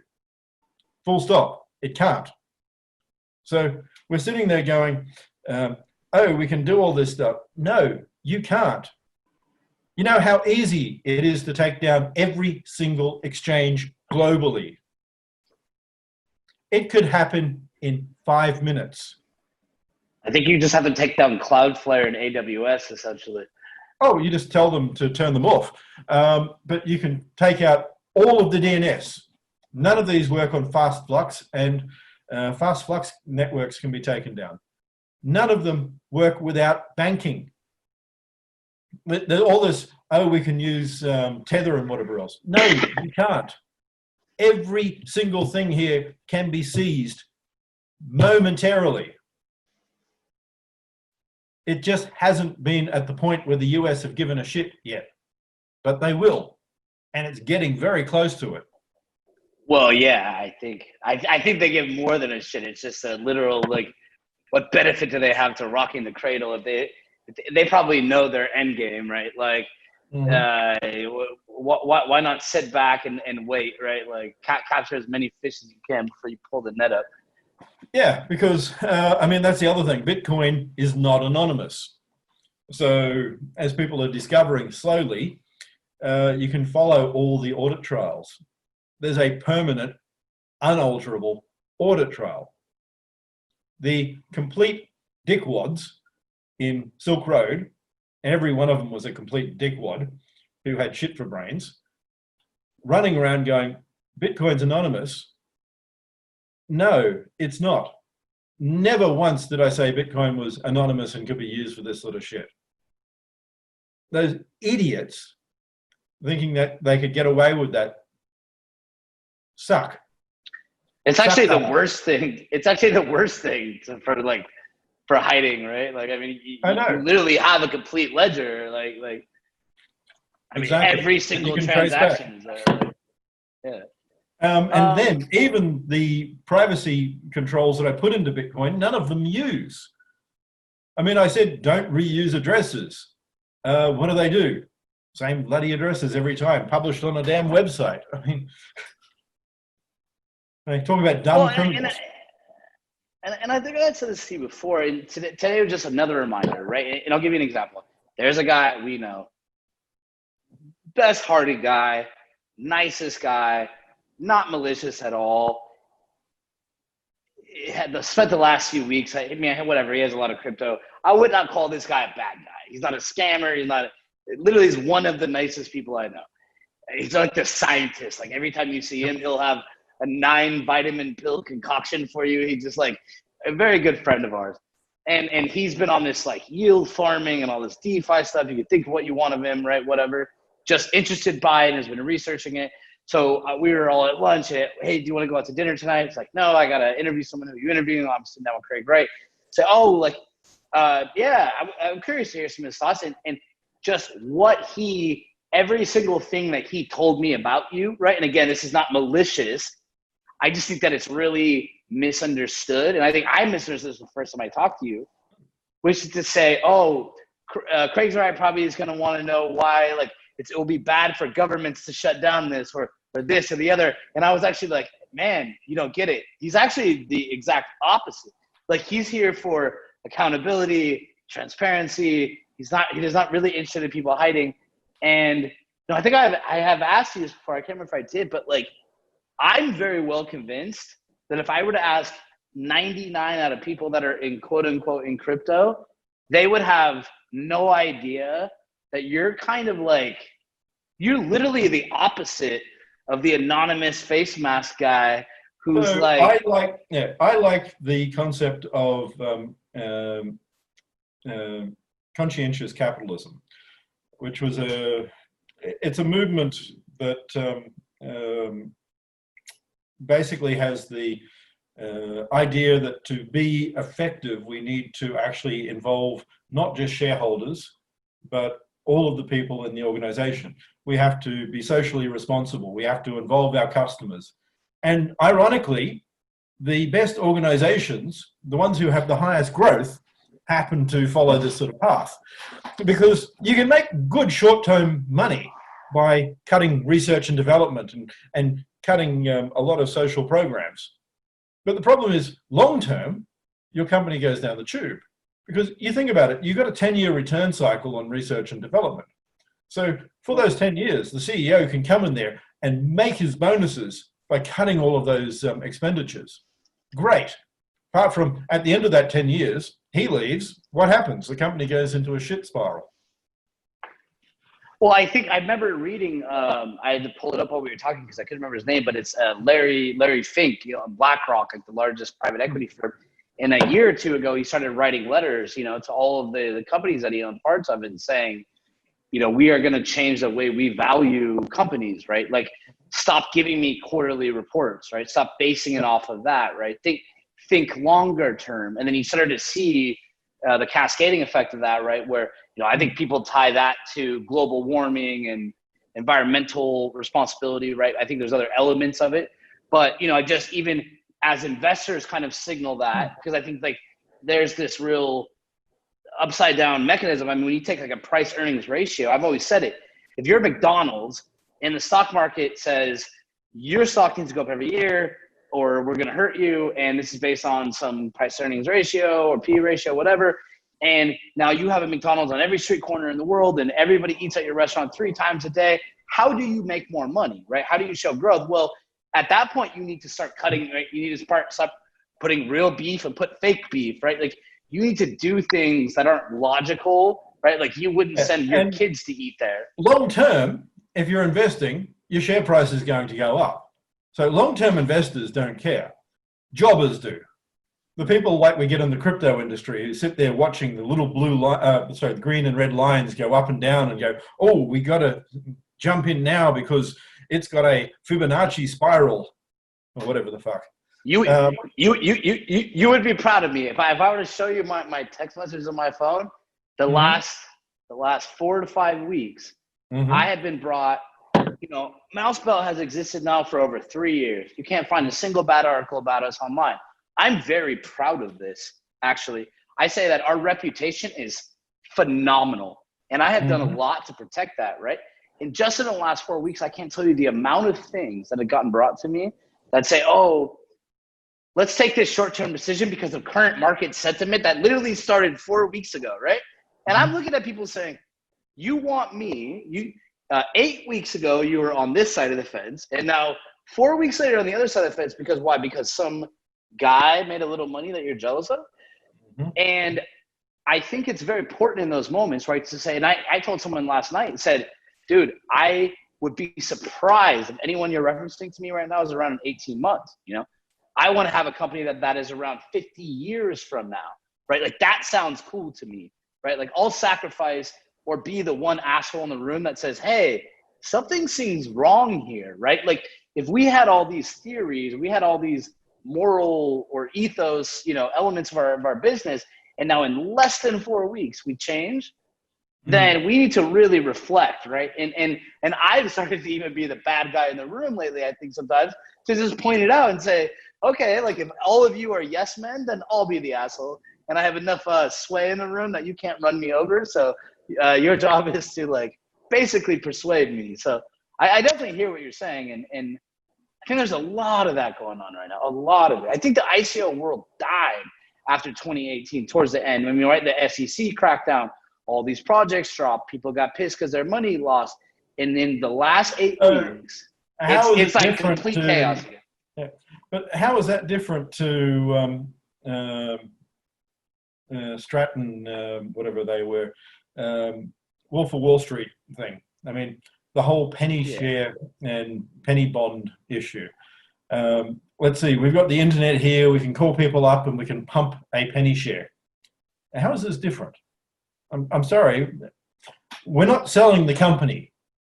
The whole token thing is not, I have this idea, this is how I'm going to grow my company. This is how I'm going to make long-term revenue. This is how I'm going to make it profitable. This is the .com boom again.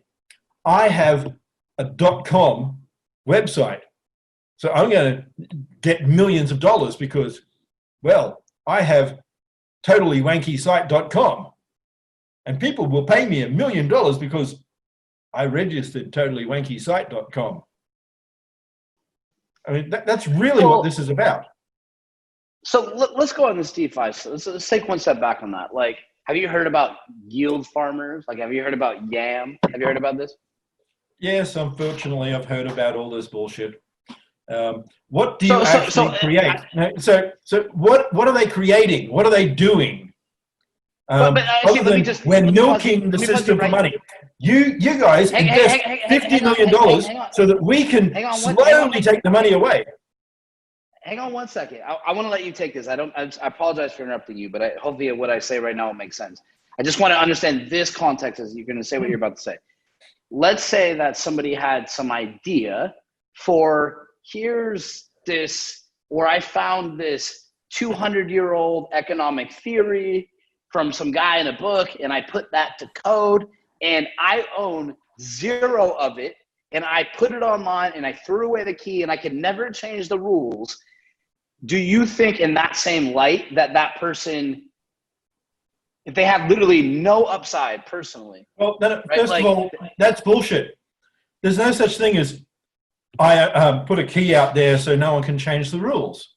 What crap? Bitcoin isn't my keys, I control everything. That's bullshit. Bitcoin is not encrypted. That concept of I have a key, you can't access something, is encryption. Bitcoin is not encrypted. It has a blockchain that can be verified, the same as any read once, write many databases. Even Hadoop acts that way. Guess what? You can append. You don't even need to do the bullshit that the DAO reversal did. You don't need to alter all that. That was just stupid people who knew nothing about accounting. They didn't even need to do all that BS that caused all the problems. They could have implemented seizure in the code, full stop. And don't believe you can't. It's immutable. Well, sorry, I did not say that. My system has a record that is public. That doesn't mean that you can't actually change the direction of things. In the opt-true, opt-return bug, that would allow miners or nodes to basically seize, freeze, and reallocate Bitcoin. There's nothing stopping that. No number of home users can stop that. No number of Raspberry Pis can stop that. The only thing that makes that choice are developers and miners. One developer group in BTC, run by a small cabal of people. Very simple. One foundation run by a small group of people in Ethereum. You want to change it, you get a court order. Done. That simple. And sit there going, it's decentralized. So frickin' what? So is there Guess any what? option for these people, Apple you think? is more decentralized. Apple has more shareholders than every crypto ever conceived, implemented, launched, together, squared. So do you think? The number squared. Yeah, no, I got you. So do you think, like, I mean, I'll just say from my perspective, like, I don't think all these guys are bad, right? Like, I'm telling the story of my friend. Like, I think I just say, I think you got to know me well enough. It's like, this is not a bad guy, right? He's just like, I think some people are enthralled by the I'll interrupt there. I'll say they are. You know, not because they're actively doing things, because they don't think about what they're doing. If I push a trolley onto a highway, I'm not considering, maybe I'm just going, oh, I don't care, and I'm acting without thought. Then I'm bad. Maybe or maybe not, I caused an accident.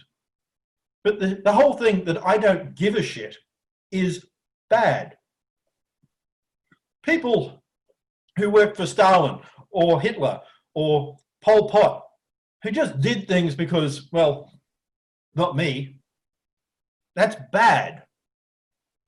If you don't have a spine and a backbone and you can't take responsibility, if you're that much of a freaking snowflake that you think, I just do it because everyone else does it, and you don't consider your actions, you're bad. Not because you're actively seeking harm, because you're doing harm. You are taking money from other people fraudulently. The end. Fraud is a crime. Fraud is a moral crime. Fraud is illegal. Fraud is criminal. And it is morally wrong. Now, Frankfurt, the philosopher from Princeton, came up with a very short but remarkable piece of philosophy called On Bullshit. And he defined the difference between truth and lies, and we don't care. And he made a very good argument that there's something worse than actively lying. It's bullshitting, where you don't care, where you just don't give a shit, right, wrong, or indifferent, as long as you benefit. And that's what it's about. It is the worst aspects of everything that led to the financial crisis. The worst aspects of all this. This is far worse. The worst guy in the biggest bank who basically financially raped a whole lot of people, these guys are worse then, because they don't even think about it. They don't give a shit. They're going, I'm okay because I'm okay. They're not thinking about the pensions, the money. They're not thinking about the people who get bankrupted, lose their houses. Why? Because we had an idea. It's our right. Bullshit. I mean, to be blunt, I agree with a lot of what you just said. I mean, pretty much all of it. It's like the Princess Diana theory, right? It's like accident happens and people, the bystanders watch, they do nothing, right? Like, and I think it's one thing people don't actually calculate in sometimes is morality, right? Like, you know, we can live this world and collect many checks and buy many boats or whatever we think, or be very poor or rich, you know. But I think at one point in this planet, we'll be faced with some consequence of some action, whether it is geographical or yeah. Go ahead. I'll say the guy who jumps on a hand grenade because he's trained isn't someone I would say is super brave. The guy who reacts and does something isn't super brave. Heroism and bravery are not the idea of a man boy, such as Achilles in the Iliad, the big strong guy who just has a bit of a hissy fit, goes off angry and whatever else, and then does his job. Bravery and courage and heroism are doing the hard job, even when you don't expect people to thank you, doing the hard job when you will get shit for it, knowing that you're going to wake up and face something hard over and over again. It's premeditated. Heroism is not just a spur of the moment thing. If people want to do something valuable, important, to change society, it's not going out there and clicking like on Facebook, going, I've done my bit because I've helped this organization because I clicked like and I said their post was really great and I shared it. It's getting out there and doing something, not once, but over and over and over. No matter how much shit people give you, no matter how hard it seems to be, that's what actually matters. So, and again, I literally agree with 100% what you're saying. There's just no way I could just stop there and just say, and for any person that doesn't get it, look inside yourself. For every student listening right now, I think most people's lives are defined by like pretty much consistently doing things that like anyone else could tell you is wrong. And if you actually want to create something successful, I find that you don't really know when it'll hit, what people will respect you for it or whatever. But if you just keep your head down and chart your path, whatever that is, over time the results will be pulled out. But I wanted to just ask, so I want to stick on this for 1 second because there's parts even I don't understand. So like I think one of the things right now of DeFi, right, what I think a lot of people are looking at it is to say that lending and borrowing, right? Like a lot of and let me finish, but a lot of like the tools they're using to say, okay, I'm going to lock up this token and someone else wants to buy it and there's some APY that's paid, whatever. Now, banks are doing that, right? And then I think people could also look at banks and say that there is some moral ambiguity on the bank side. So do you think that's a... That's not understanding what banks do. Let me just... You can correct me 100%. But like, I just want to... Let me finish my point. So do you think that act of them owning some crypto, putting it in some pool, and then someone else lends it and they get paid an interest rate, is that bad? And how do you compare that to what's going on now, like in the current system? So banking is about taking a whole lot of short-term payments and matching long-term obligations. That's really what banking is about. So a home loan, something 20, 30, 40 years, and having lots of small payments going in and out and matching that. That's what banking is about that people don't seem to understand. Now, what you're talking about is I've got a token that is going to go up in money and make me money, and I'm going to be able to use that as collateral, which is the equivalent of I've got a share that I'm going to use as collateral on a loan. How is that different to I have shares, I seek money based on that collateral? Now, the only real difference here is I have no sort of history on this share. It's just a digital token. It's going to make money. Why? Because it made money. How many ICOs, tokens, and whatever else are bust? I mean, this whole idea. A lot. Exactly. More, well, a lot. Actually, if you want to know the truth, what I've been seeing, a lot of them that we thought were dead a year and a half ago, about 8 weeks ago when all this hype came back, oh man, they've all rebranded DeFi and now their token price is up 100% and they're now revived companies. That's what just happened the last 2 weeks. Yeah, companies they've from conned other 18 months. people. Which is basically they've conned other people. Have they created a company? Do you think that then there's no solution for people that want to deploy this other than the traditional What is the solution? What is being fixed? I mean, We have a So token. I'm saying, So what, you have a share. should they not try it? Like, is there anything? No, wrong they're with, fucking like, criminals. There's no other way to put it. They are con men. Think about this. They're out there going, I'm not doing a company. I've got this imaginary thing that has never done anything, never has any revenue, never has any path to revenue, but I'm lying to you on a false prospectus to raise money, and now I'm going to take a loan on that money.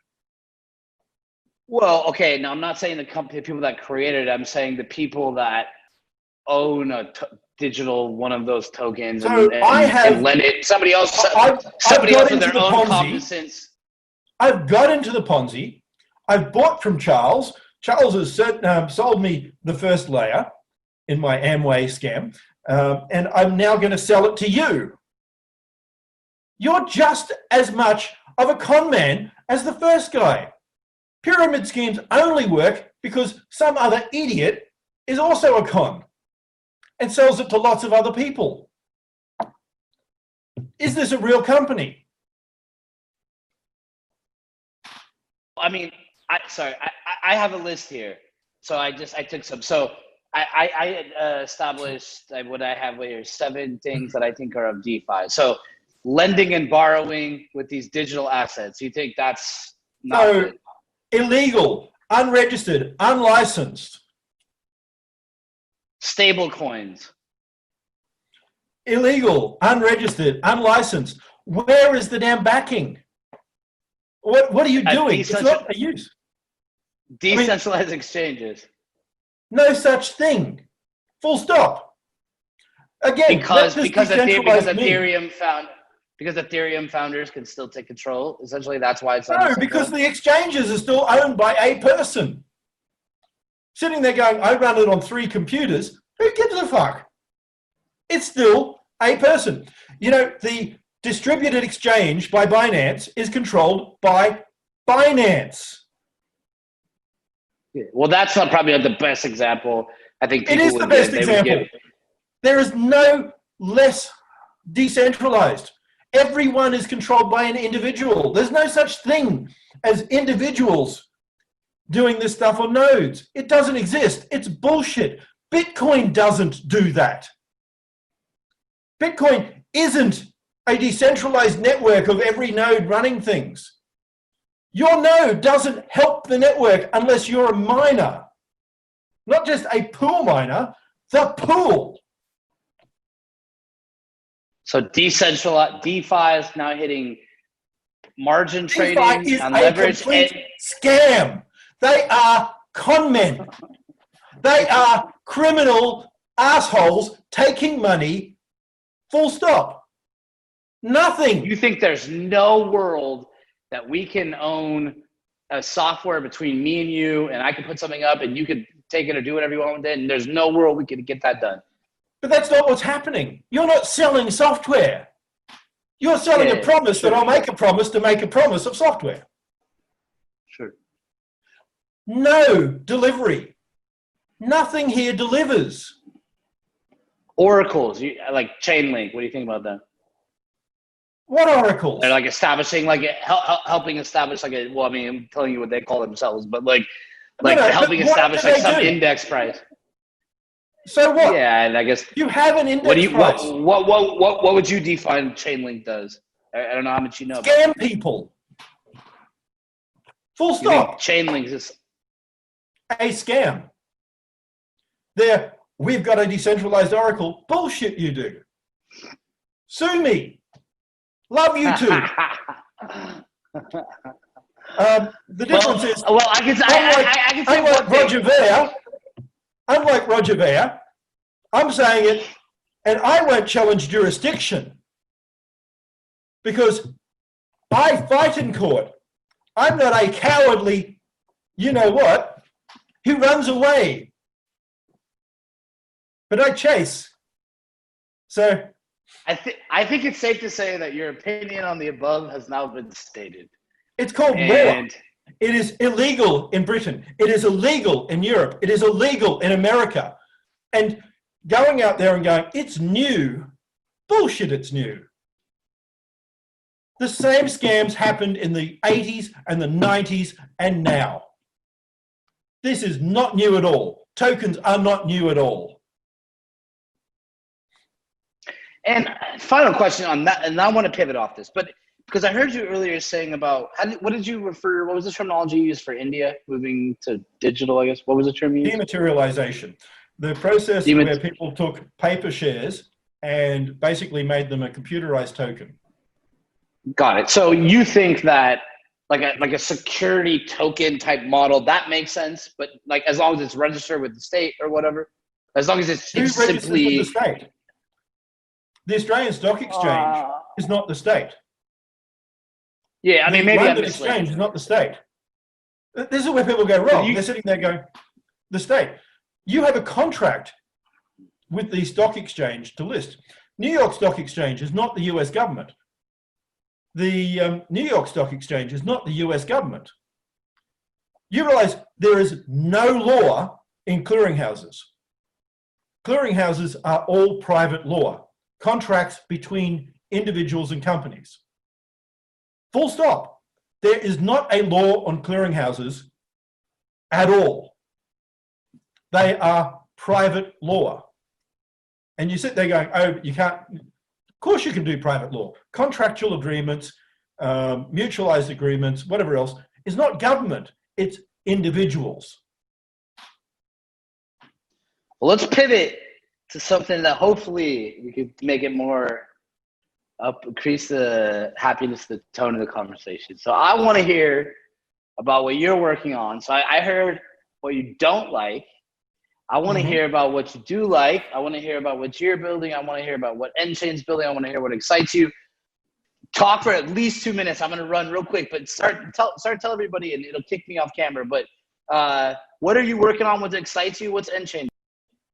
No, I can't go into all of that. I mean, I still file patents and all the rest. The main thing I do is fairly much plumbing. We make Bitcoin work the way it's meant to be. We're scaling. None of this BS. We can get to whatever we can. The whole scaling thing about Bitcoin was always blocks. You scale because you have more transactions. More transaction equals larger blocks. Very simple equation. Now, that doesn't mean that you give up and move away. The protocol stays the same, but you have nodes have better ways of doing things. Computer science allows us to actually simplify how we send information. We can have transactions on each of the nodes, and we can match just the hash rather than the entirety of things that we're doing. We can have the partial Merkle tree distributed between blocks beforehand. All of that's valid. So at the end of the day, basically the same project I've been doing for the last 11 years, getting Bitcoin working better. So what, I guess I don't know what you can't tell me. So like, what's excited you the most? Like that, have you figured anything out? And I guess whatever you could say, but like nowadays that you're working on from a business perspective, like what's exciting you the most? Like those core components. Like, are there some? Have you had any realizations lately?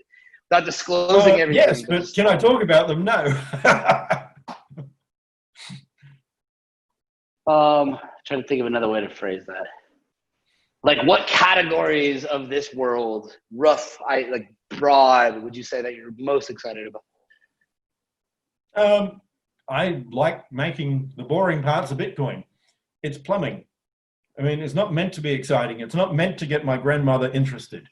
It's meant to just be a micropayment system for the base Bitcoin, a token system that works, something that scales, no one running nodes, it's decentralized, we're going to take down government, none of that.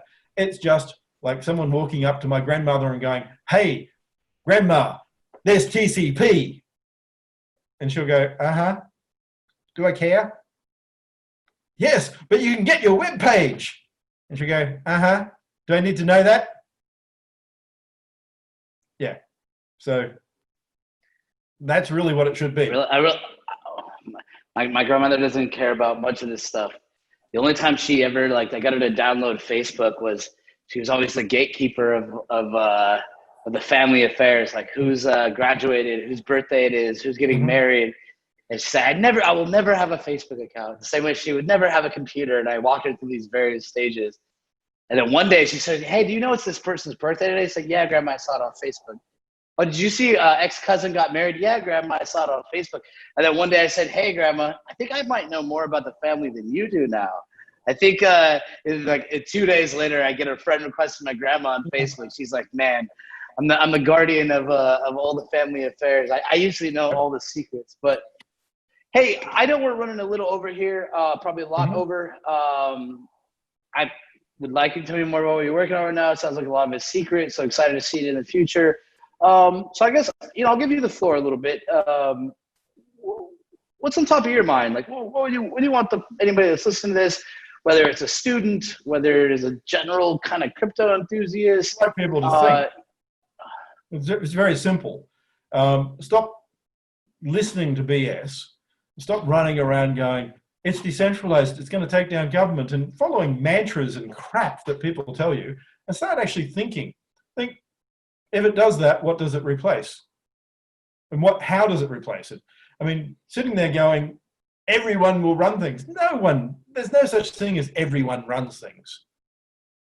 I'm sorry, if you had everyone doing that, that becomes what's called a demagoguery, not democracy.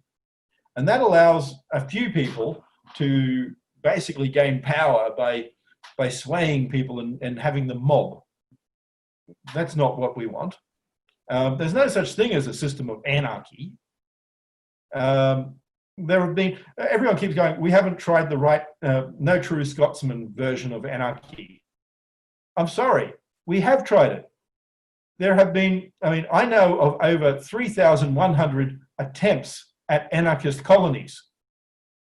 And I know of 0 that have not involved murder or serious injury. And people go, oh, but they're not anarchist. Bullshit. That's the whole point of not having rules. And when you don't have rules, people get upset because, but I did this thing my way and they did it their way. So then I had to go and kill them. Every time. None of this, oh, it will work this time. And repeating the same crap that has happened for 3,000 years. Anarchy doesn't work. Sorry. Well, I can't leave on that note, but I do have one. I think maybe be a bit more positive and maybe helpful to some people listening. But so for the students that are, I think for a lot of these students, what I'm realizing, like I never went to college actually, so I'm consider me dumb. I think I'm not, but like, so I don't really know that experience.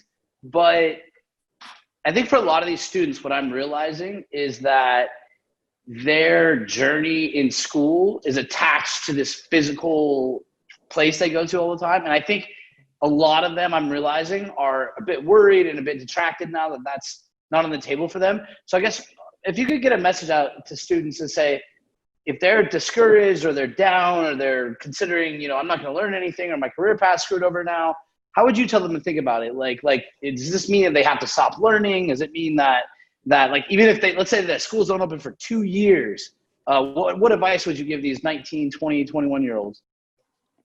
I'd say Kong, or what we know as Confucius, Master Kong, Kongxi, basically had the idea that learning is for learning's sake. It is to make us a better individual. And I'd agree with that. I mean, at the end of the day, you're not there to get trained. There are 2 things, and we seem to have forgotten this in education. There is education and there's training. Education is to make us a good, rounded citizen, someone who fits into society, someone who understands morality and virtue. And that's not what we're teaching in unis anymore. We have this BS sort of idea of getting someone a degree for the sake of getting them a degree because then they'll get a job. No, what we need to do is start thinking about training people and start thinking about educating people. the way law used to work, and even other things used to work, is you'd do something like a BA and you'd learn history and liberal arts and all the classical canon. And then you'd go off and get trained. And if you didn't want to go through that and you didn't want to be that part and a manager or whatever else, you would go into an institute of learning and just do the other. But here's something for you. Einstein did philosophy. Einstein did a whole lot of other things other than physics before he did physics. And that's why Einstein sat there and thought about ideas without experiment, without machines, without other people, without groups of 50 people sitting in a room going, how do we think about this? And he came up with things in his head because he learned how to think. And the problem is, we can't see bigger machines.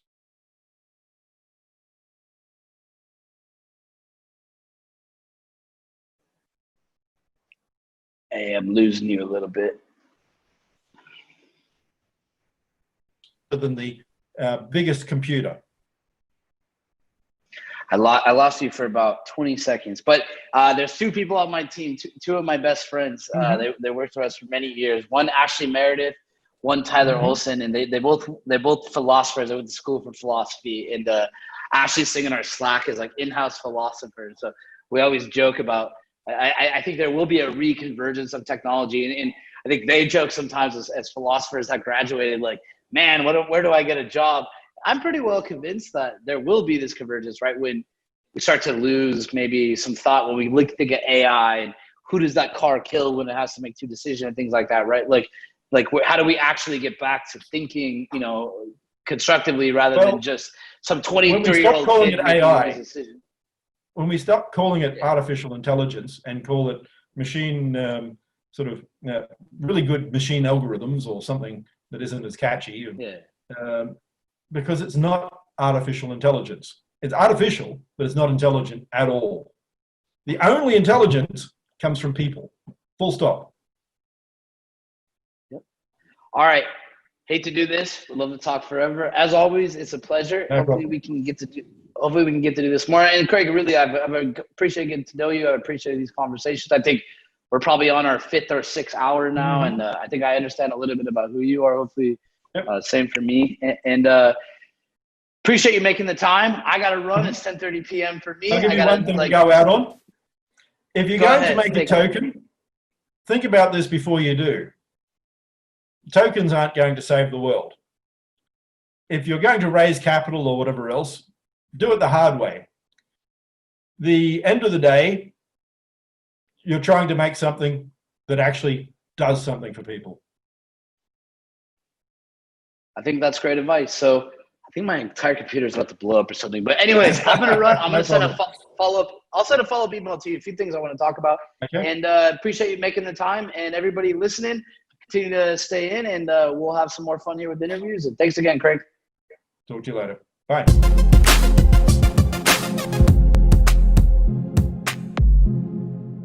Hey, it's the Crypto Twins. I'm Litecoin Lucy. And I'm Tammy Tezos. Trading can be hard, but we're here to give you some tips. Always remember, buy the top and sell the bottom.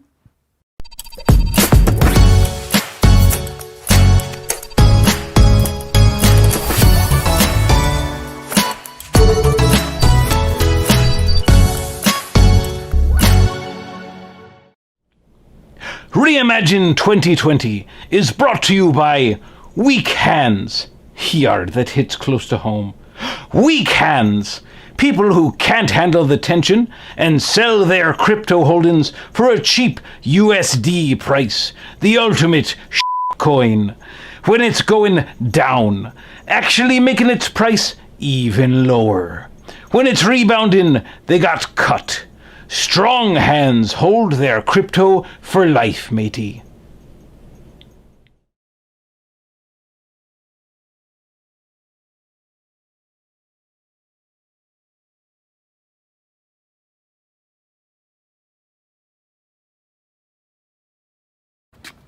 Hey, who's that? Mo Crypto. Yo, Mo Crypto, what up? What's up, man? What's up? Kryptonite, Jess, have you guys seen CoinMarketCap today? CoinMarketCap, all in the What's red, going double digits. What? That's bad, right? That means we're losing money. No, it's good, man. That means everybody's losing money. You got to buy that dip. Everyone knows you buy the dip, dip, dip, dip.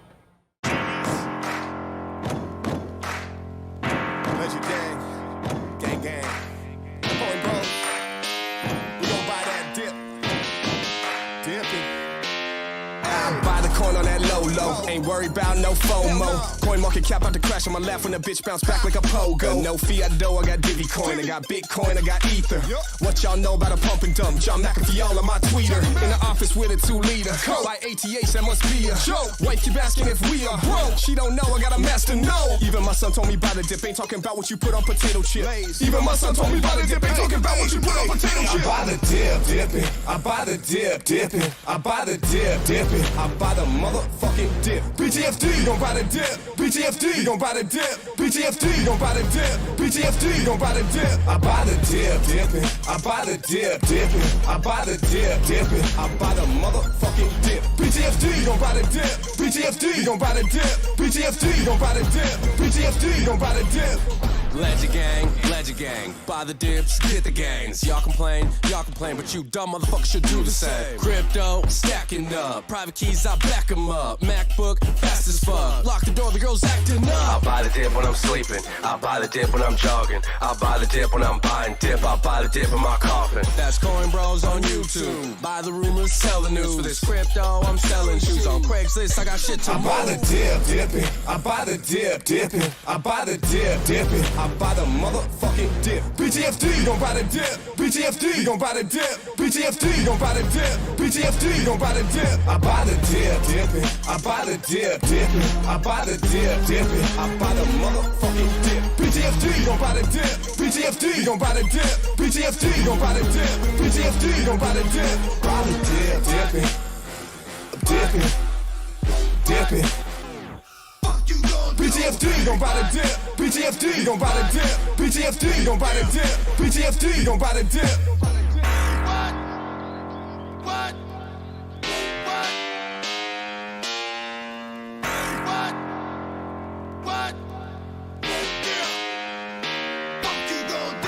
Greetings, fanciful leaders of this world, and wannabe authorities of all stripes. You thought that you could just print infinite money, did you? Well, the decentralized world of cryptocurrencies is on the rise. It's only a matter of time before the intricate web of blockchain architecture and distributed governance enables so much financial and existential freedom that your model becomes obsolete. Good luck. Time is running out.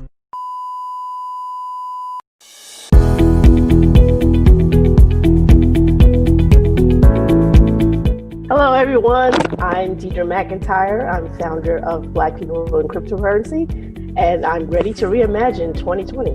I'm Alan Lee, the compiler developer from ETC Core, tuning in from Toronto, and I'm ready to reimagine 2020. I'm a junior computer science major. I am the VP of Education at the Miami University Blockchain Club, and I'm more than ready to reimagine 2020. Hi, my name is Jonathan Downing, and I'm a computer engineering student at the University of Texas at Austin, and I am ready to reimagine 2020.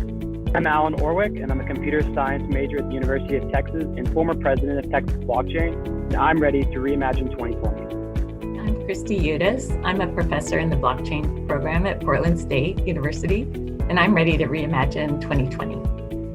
Hello, my name is Spencer. I am head of research and development for blockchain at Fordham. I'm a sophomore, and I'm ready to reimagine 2020.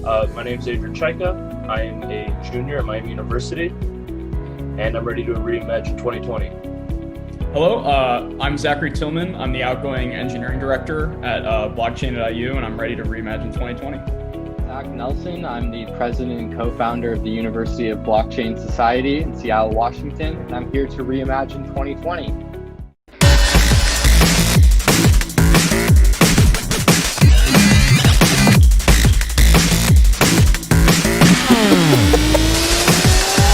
Welcome back to the Reimagine 2020 V2 virtual conference. I'm Roshan Marachkar, the University Program Assistant Director here at Mousebelt, and I'm very excited to welcome back a returning organization, the KCL Blockchain Society. I'm here with Anurag and Lawrence. Why don't you all introduce yourselves? Hi, my name is Anurag. I'm a director at the KCI Blockchain Society. I'm entering my final year at university studying political economy. And earlier this year, we founded, and now I run the consulting group at the society. Hey guys, I'm Lawrence. I'm the Vice President for Business and Consulting at KCL Blockchain Society. I'm a penultimate year law student, and I've been with the society since the very first week in university. Nice. Anurag, I talked to you last 3 months ago. So what have you sort of been working on, and what have you seen in the world since we talked last? Yeah, so a lot of things have been happening in the world. And as far as KCI Blockchain, we've been focusing on two things. First, it's been our consulting operations. Given that a lot of sectors are being changed very drastically by COVID, we've seen a lot of interest, and we've been working a lot in the areas of fine art and fashion, given, for example, now the need for digital and people can't see paintings in real life anymore when they want to buy them. And we've also been working in things like capital markets, in that people want their money, they want to not go broke, they don't want to have bankruptcies. And so we try working in that as well. And then beyond consulting, we've also picked up some individual projects outside the society, but we have society support nonetheless. So, for example, Lawrence will go on and talk about one of the ventures he went on, and then I've been working on a COVID-19 immunity management sort of platform. And yeah, in the grand scheme of things, a lot going on. And Lawrence? Sure. Do you want me to go on about one of the individual? Yeah, just talk about the, yeah. Yeah, You can cut sure. this out. Yeah. Yeah, that's fine. Right, so one of the projects outside the consultancy stream that I've been working on recently was the Future of Blockchain competition. It was hosted by Stake Zero in both London and Berlin. And so we actually sent a couple of teams in with a number of really, really exciting projects. The one I personally worked on was a blockchain-based crowdfunding platform that allowed for tiered investments. So money would only be released upon the meeting of specific milestones in the life cycle of a project. And all the backers would be given a vote, and that was weighted based on their investment, whether or not that money would be released. And that actually came first in the Zilliqa challenge. And some other teams we entered worked on a voting platform, QVote, which we've actually used in our own society elections before. That's pretty cool to hear you guys actually using blockchain in your society. I was going to ask you all, so in some of the projects that you all deal with, I know that consultancy is a huge arm of everything you all do. Do you all focus on regional projects, or do you try to focus on projects from a variety of different locations? Lawrence, I know you're in Germany right now, but yeah, just wanted to get more insight on them. Yeah, I'd love to share. So as a society, we're actually a very, very diverse batch, and we're also quite multidisciplinary in what we do. And that has just really naturally resulted in also our interests being really widespread and especially international. And so for that reason, you know, we've worked with clients in Asia, trying to expand in the Southeast Asian market, but more recently have also expanded to assist clients in the Latin America region, in countries like Colombia, Honduras, Ecuador, Brazil. And that has been really, really, yeah, exciting and fulfilling as well. So has that been a recent transition with working with like a lot of international clients, or did you all do that before? And the reason why I ask is because I can assume there's a lot of challenges with, especially working with clients from all over the world. But you know, has it been something you all have already been doing? So it really has been one of our strengths from the start. I think our very international focus, but that has only become more pronounced as time has gone on. Also, we've collected expertise in these different areas. So a lot of our clients actually, when they expand into new markets, they want to learn more about the sort of legal barriers that they might encounter, so any relevant regulation to their business. And so the more we've done work in these regions, such as Southeast Asia, the more specialized expertise we've collected and been able to then apply to new projects as well. Yeah, I think that's a really great point in the sense of like blockchain and crypto is has this sense of openness, but at the same time, depending on where you are regionally, you could have certain limitations. So I think it's interesting balance. Are there any specific projects that you all are excited to share? I know you were talking about how everything is related to finance right now in the blockchain space, but maybe we'll see a growth of other types of projects in different sectors. Yeah, absolutely. So you're right that there's this, for many years now, there's been this hype regarding DeFi and other financial applications of blockchain technology. And while that's certainly very relevant and has huge amounts of potential, it's been really, really interesting to see blockchain technology also applied in less obvious use cases, right? So in the Latin America region, one of our partners, Emerge, has used blockchain technology for social impact projects. So for example, recently, I've been working on an online marketplace that essentially allows students that are unable to afford fees associated to schooling to monetize the art they create, and then using smart contracts have that automatically allocated to educational institutions. And so this sort of more out-of-the-box creative application of blockchain technology has been really, really exciting. Yeah, it's interesting. I always hear a lot of projects talk about most of the financial applications, but I do think blockchain is that broad in where it has the potential to disrupt a lot of different categories like healthcare and, like you said, social impact. So what do you all think is needed in order for a lot more of these sectors to be disrupted? And what I mean by that is I see disruption where crossing that threshold where people are actually using another alternate form of technology. So maybe it's like contactless payments, and maybe it's like ride sharing or something like that, where you actually make that crossroad. Anurag, what do you think is needed to sort of cross a lot of these thresholds? Like, because of COVID, we see a rise of contactless payments, and now might be a time where maybe payments can actually be disrupted with some of the blockchain applications that people don't just talk about, but that people actually use. Like, I've definitely seen countries like even China require blockchain to be used to track different forms of data, because I mean, people are realizing that, okay, maybe this decentralized data is the only thing that we can trust. Or even right now, how much money has been printed even since the time we talked, right?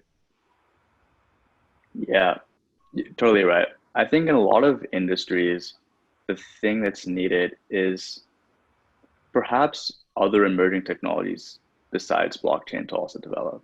Because a lot of the times in a lot of industries, blockchain is just a different way of sharing information. But at the end of the day, if the input is what determines the output. And so, for example, rise in the Internet of Things is critical for a lot of industries like supply chain, because it's by linking and communicating the data from the Internet of Things that the blockchain gains a lot of value, or you could say its value multiplies almost. In that, although right now it's making a lot of things better, once other emerging technologies, I suppose, further emerge, we're going to see its value rise a lot more in comparison. But like you said, that's not to say it doesn't have any value on its own. Even in the world of fintech, like you said, like one of our partners is, for example, a Chinese institute called TUSPark, and they do a lot of work in this space of digital assets and blockchain, and very much like you said, smart cities technology is a very big thing for them. And like I said, even though blockchain is at the forefront of how they plan to communicate with technologies in their new smart cities, the underlying fact is that what they're communicating is data from other technologies. So it's more about the ecosystem than specifically blockchain these days. I think, Anurag, what you've said about the ecosystem and then other emerging technologies is absolutely right. It's what we've been seeing, and I think needs to happen even more, is realizing that blockchain alone doesn't necessarily equal sort of breakthroughs or really, really great innovation, but it needs to be cleverly combined with other emerging technologies that have also now, become more developed to really create something that can have a big impact, I think. Yeah, and then a bit on like where we've seen this in our projects real quick.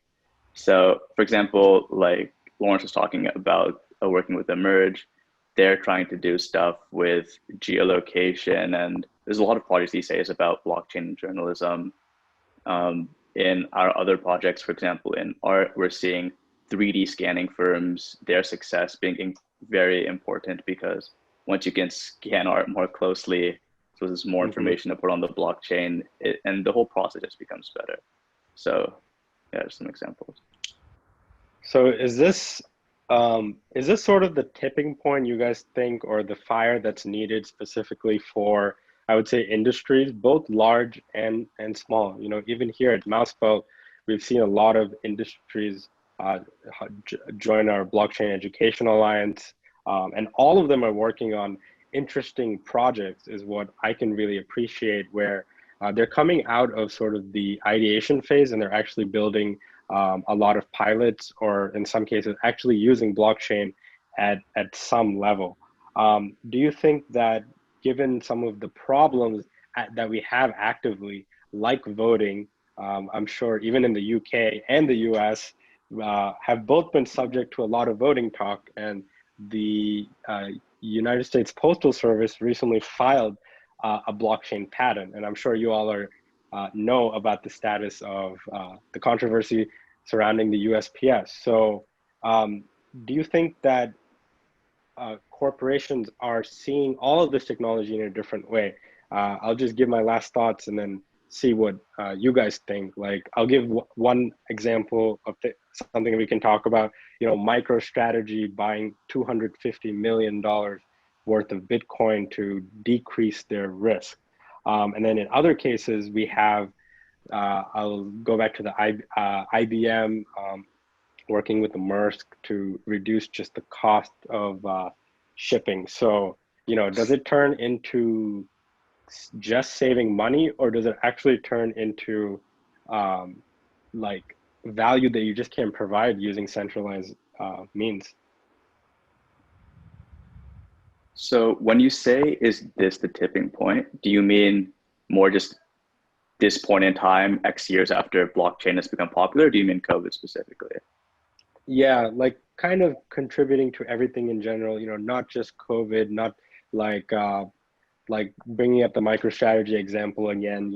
They're doing that to protect against inflation. It might not even be related to COVID. It might be related to other macro factors of different just currencies in the world.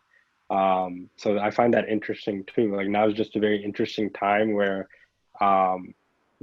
maybe I see a lot of organizations and people looking for using technology to save them, basically, is my last thought. I want to understand what you think about that, either from your perspective as a student, or how you think corporations are thinking about this disruptive technology now. Yeah. Lawrence, you want to start this one off? Sure. Or should I? No, it's fine. It's fine. I'll start off, and you can take a minute to think, and then. So. No, just what I have is better for closing than for opening. That works. That works for me. Yeah. 1 second. I've lost my train of thought. No worries. Right. Okay. So I think in previous years, a lot of companies with big budgets, they started off on this blockchain journey because it was the cool thing to do. It was something to make the headlines. It had all that promise, and firms didn't want to miss out on saying, they're innovative, they're using new technologies. But now we're at this really, really interesting and I think important point in time where the biggest hype wave is past, and companies are now not looking at the reputational benefits of using blockchain technology, but they're actually realizing the real underlying value that the technology can provide for their business in the long term. And so now more and more companies are thinking, this technology is still around. Clearly there must be some true benefit to it beyond just the hype. And so that has resulted in, I think, a lot more really, really thought out and sustainable use cases and companies truly implementing blockchain technology in a clever way. Yeah. And Go ahead. now on the public sector side of things, in terms of government, like you mentioned, like you said, yeah, government is paying much more attention to blockchain and DLT innovation than it has in the past. For example, a lot of places looking at CBDCs now. And a few months ago, Lawrence and I actually had the opportunity to speak with the ex-US commissioner of the Commodity Futures Trading Commission. And so he leads the US Digital Dollar Foundation. And wait, that's really cool.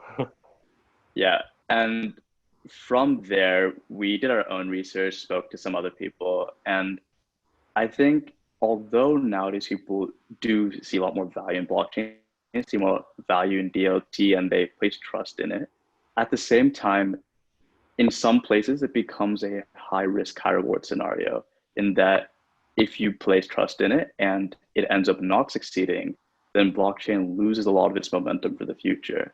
And for example, in places like in Latin America, one of their biggest hurdles in deciding should they implement CBDCs is just thinking about the whole trust factor, because in some places there are problems with government trust already.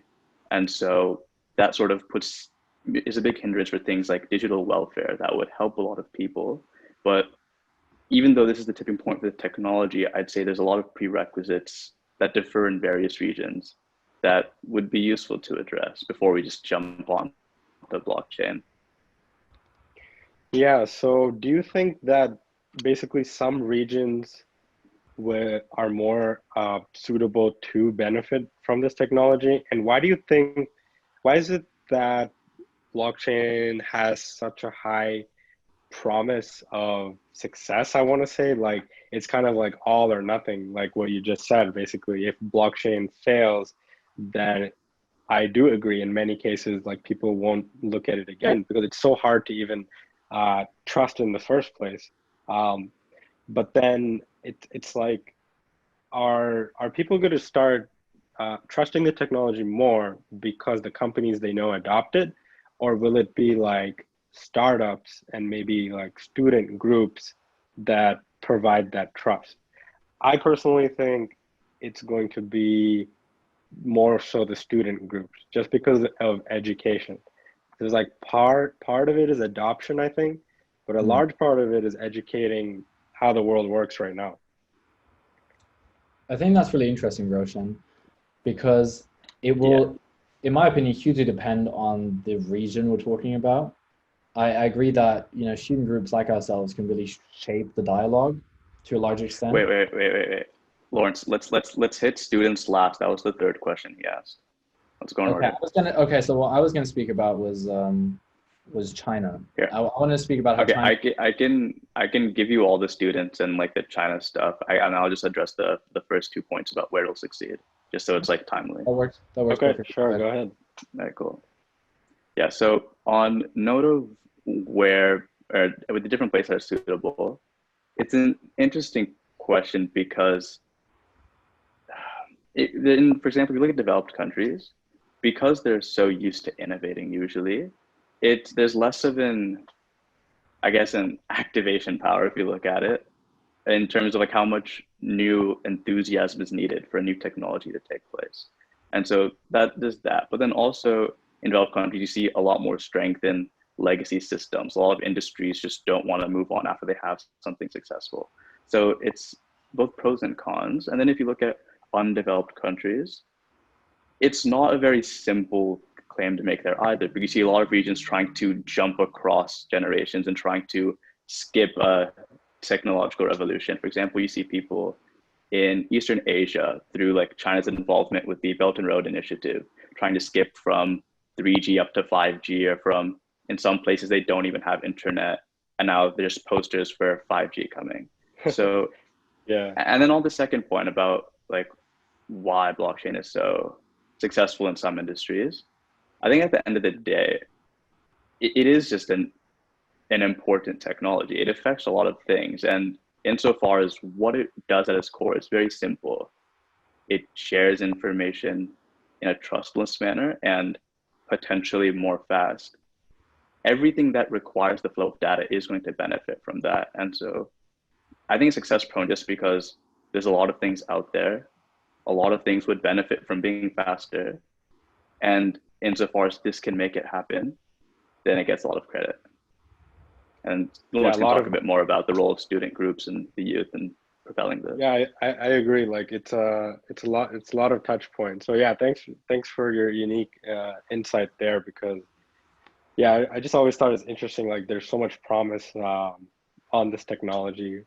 I get that it's disruptive, but there's a lot of disruptive technology, but this one has like a lot riding on it, right? It's like this stuff has to work, and it's totally what you said. I mean, if it's a trustless system, the trust is at the foundation. It's not like others. Lawrence, I'll let you go ahead. Anurag, you can actually speak about the student groups as well if you want. I just really wanted to highlight the example of China. You can cut this and I'll jump right back in. So one of for me personally, one of the most interesting, I think, future promises when it comes to widespread adoption of blockchain technology, or use case scenarios that use blockchain technology, is CBDCs in China specifically, just because the Chinese government has realized that they can utilize the promise of CBDCs to actually strengthen their grip and their oversight on transactions within the country. So China has always been at the very forefront of sort of digital transactions, digital money. The adoption rates of WeChat Pay, Alipay are absolutely staggering. The billions transacted every single day using simple QR codes on your smartphone.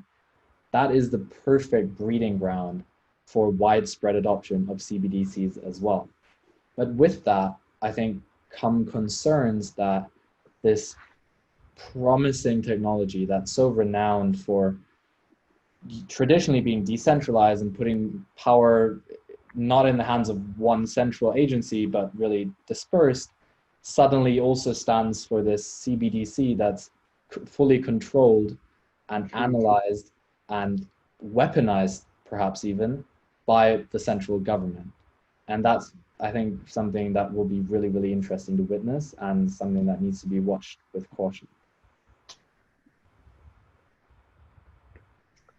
Yeah. Roshan, is it coming off as specifically about China? Can you repeat that? Is it coming off as if the weaponizing bit about data is specifically about China? No, I don't think so. Because like what I was going to ask you both, just a short question, is like, say you had a company or organization that wanted to use blockchain for, I don't want to say directly nefarious means, but maybe to gain an edge in a maybe unethical manner, but they're trying to use blockchain and it would produce a lot of benefits. How would you all go about that from maybe like a consultancy side? Like, what would you actually advise them, you know, being kind of, basically not as unbiased as possible? Because this technology is like, because no one controls it, I always respect all angles to it, you know. North Korea does mine Bitcoin to fund their operations. I mean, it's an effect of the protocol working the way that it's intended to. So just curious, like, how would you all handle these situations, and have you all handled any of these types of situations?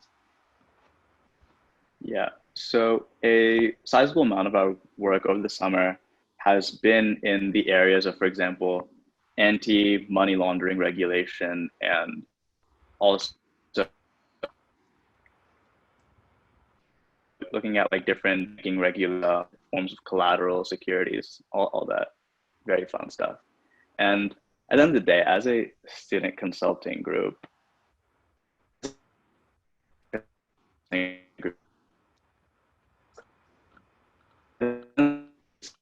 well, yeah, you're breaking up a bit, but keep going. That heed the different recommendations, but I mean that's not always possible. They'll have their own internal calculus that we might not be aware of.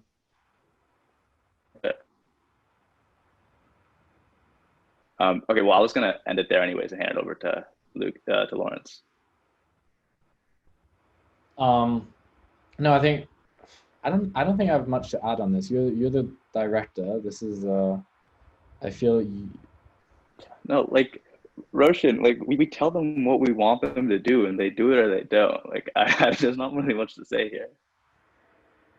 Okay. What if one of them came to you with like a unethical type of project, like not straight up, but maybe they wanted to use it in a way where you knew they could wield more power or something like that? Because I definitely see organizations out there who stayed away from blockchain before, but what Lawrence mentioned, right? Like, can you turn it around and use the very technology that's supposed to democratize trust, but then can you privatize that, add blockchain on top of that, and now it's suddenly it is a weapon. It might be worse than something that's centralized because you don't have control over it.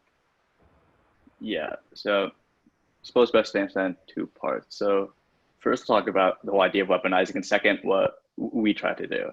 So first on weaponizing, I find that a lot of times when like these sort of projects go wrong, sometimes the intent isn't to do wrong. It's just the result of not having a properly set up infrastructure. For example, maybe it's an energy, maybe it's a network that monitors green energy usage or energy usage in general across like a neighborhood. And maybe the really badly, you were able to figure out, oh, there's only one really big building in this neighborhood. There's only one really big power bill. It's probably them. And you can make those sort of intuitions. And so I think a lot of the time it's just a problem that it's not well fleshed out enough. But you're right, a lot of people do come through with nefarious intent. We see countries trying to get around sanctions through blockchain, stuff like that. Yeah, exactly. And I guess on the point of how we sort of navigate, it's probably best to like talk about what we don't do in the consulting group. We actively pursue projects that our members are deeply interested in, or that we think the founders just doing something actually really innovative and it's worth joining along. It's very infrequent that a company will reach out that we haven't really thought of before and will engage with them, usually because we just rather prioritize doing things that we think will define the future or we've seen some sort of inkling of success for. And so far we're right, but maybe at some point we'll act differently. And I brought this specific question up because I remembered a situation where I believe someone in the US went and gave a presentation. I think it was in North Korea, and they got arrested here or something like that. It was in like I think it was in China, and then they got contacted from like some spies or something. Exactly, China or North Korea. But the premise was actually just sharing information, not even building anything or really providing any specific layout for things. But I just thought it was interesting that just for education, a lot of organizations out there are scared. And I think the reason why, again, is because this technology is supposed to replace a lot of them. I know you all work on a lot of projects. What would you say is sort of next for KCL blockchain? What sort of projects do you all want to work on in the future? And are you sort of changing that based on how the world is just turning out to be in terms of more virtual? I'm sure you all are already a virtual group operating everywhere, but is that going to change the projects that you all are working on? Yeah, Here, Lawrence, I can address the first. I'm gonna say a little bit about like the whole like China and like other countries doing stuff like potentially nefarious, and then can you talk about the future? The future of the society, like of our what we do as our consulting stream, or yeah, sure. Like, what do you all want to accomplish in the future? You know, if there are any organizations out there, companies watching, like, what would you tell them that you know you want to work with them on? Here, Lawrence, can you talk about the future of the society, like in terms of like, oh, like we're pushing out like our journal and like all that stuff, and then I can say like a sentence at the end about like the different industries you want. Yeah, sure. But do you want to? So do I start or do you start? Right. I'll do something about like the. I forget what the whole like the. But I got it. Right. Cool. Got it. I do work with you different countries. Can't hear you that well. Maybe you want to repeat your segment.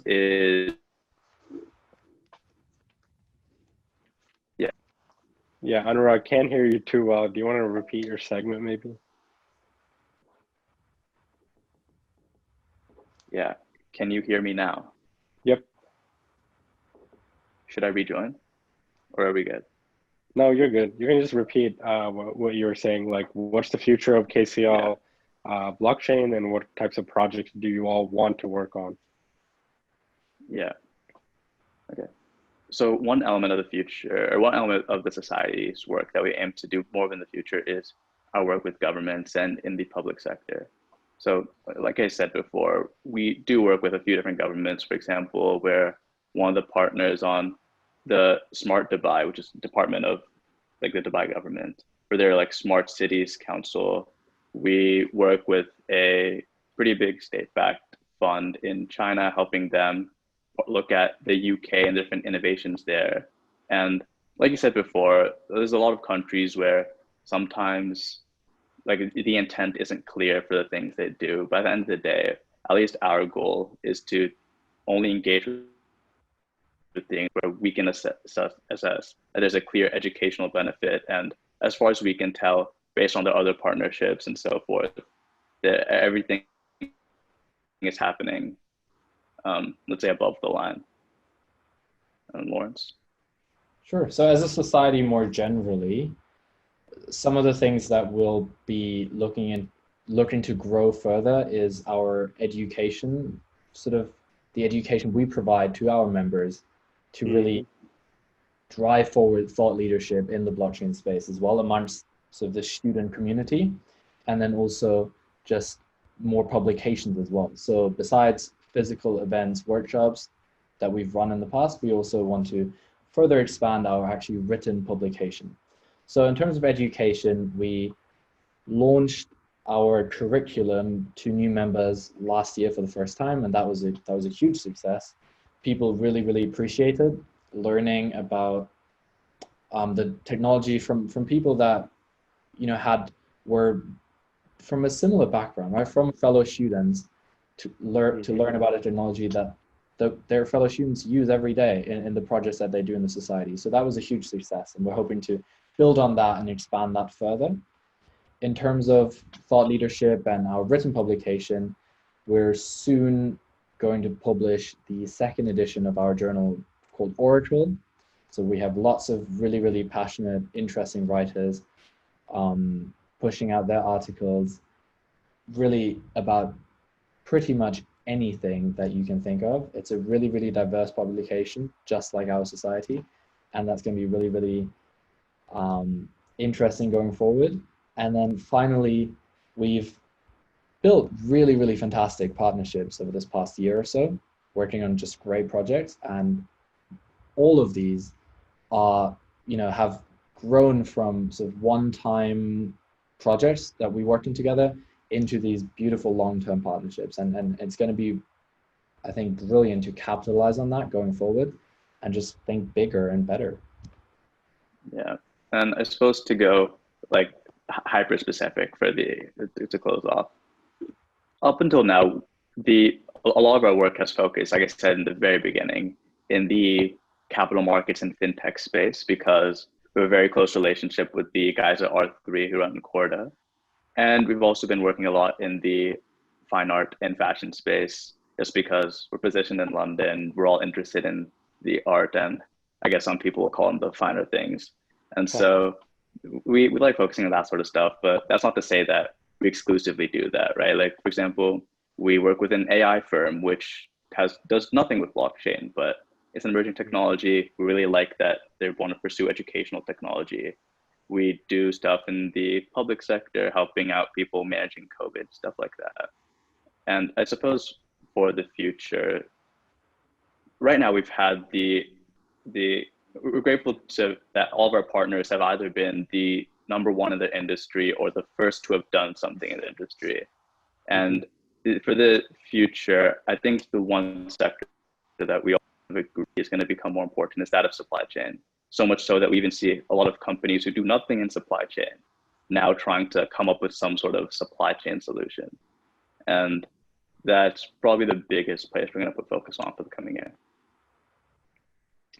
Yeah, thank you all so much for sharing your insight. I think it was really interesting to talk to you all, Anurag, you after a couple months, because a lot of these insights that you guys are sharing, it's not as obvious or as intuitive for the people listening out there for them to just read about these things on the news. I think just like how the internet was created, from in universities all around the US, I think that student groups, consultancies like you sort of are filling that new gap. So before we end off this segment, what is one thing you guys are excited about just in the next year of just the space? Like, where do you think we'll be in a year? And we'll get your last thoughts. I'm quite excited for, specifically in terms of blockchain, I'm quite excited for the future of blockchain in terms of welfare payments and sort of, yeah, just like governmental programs run on blockchain. I think usually government is one of the slowest bodies to implement something. Yeah. And so it'd be quite interesting to see now them all of a sudden jump and use blockchain. And yeah, Lawrence? So for me, similar to welfare payments, I'm also really, really excited about blockchain being used for more impactful projects, right? So I previously mentioned the work in Latin America, where the people that benefit from this technology are often traditionally underserved, uneducated, and so it can play a role there in just addressing issues with financial inclusion. And we're seeing that not only in Latin America, but also in countries like Southeast Asia, where remittance payments are just becoming so much cheaper and easier using blockchain technology. And so many more people are just finally accessing financial services. And that for me is really great to see. Yeah, I don't think there's anywhere in the world where we've seen isn't doing this. For example, the United Nations is working on an intergovernmental platform as we speak. So I definitely think in the coming year, like, a lot of this will become reality, and yeah, have a very different conversation this time next year. Yeah, I'm excited to keep in touch with you all and keep hearing about updates month to month. Like, every month you guys have new updates. What's the best place people out there can reach out to you for collaboration and just learning more about the KCL blockchain? I'll let you take that, Anurag. Go ahead. Say the question again. The best place people can reach out to you to learn more about KCL blockchain and for any collaborations. Well, our website is just kclblockchain.com, very simple. But the best way to contact is either just Anurag at kclblockchain.com or Lawrence at kclblockchain.com. We try to keep it simple with that. Okay, thank you all, and thank you all for tuning in to this university segment. Enjoy the rest of the conference. Thank you. Been a pleasure, Roshan. Thank you.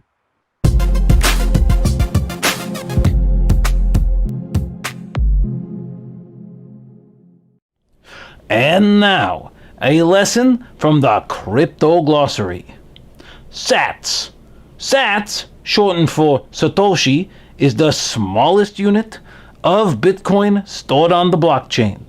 Satoshi is 100 millionth Bitcoin, 0.000000001 BTC. Whoa, mama, that's a lot of zeros. Hi there, I'm Dr. Fauci Nakamoto. I'm here to tell you that if you're having green candle erectile dysfunction, just remember that ETH is money and market buy that We have some breaking news. The Lightning Network, the Layer 2 scaling solution for Bitcoin proposed by Blockstream, is still just 18 months away. It's only been 18 months since their last vaporware announcement. Back to you.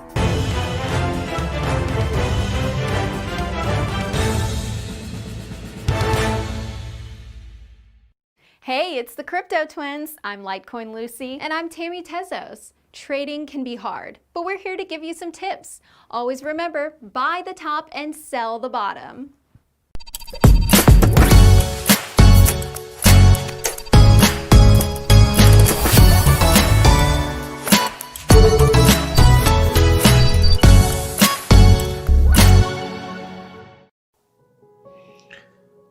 In a world full of ICO scams, vaporware, and Ponzi schemes, we wish to remember those who have passed on. Rest in peace, dear friends.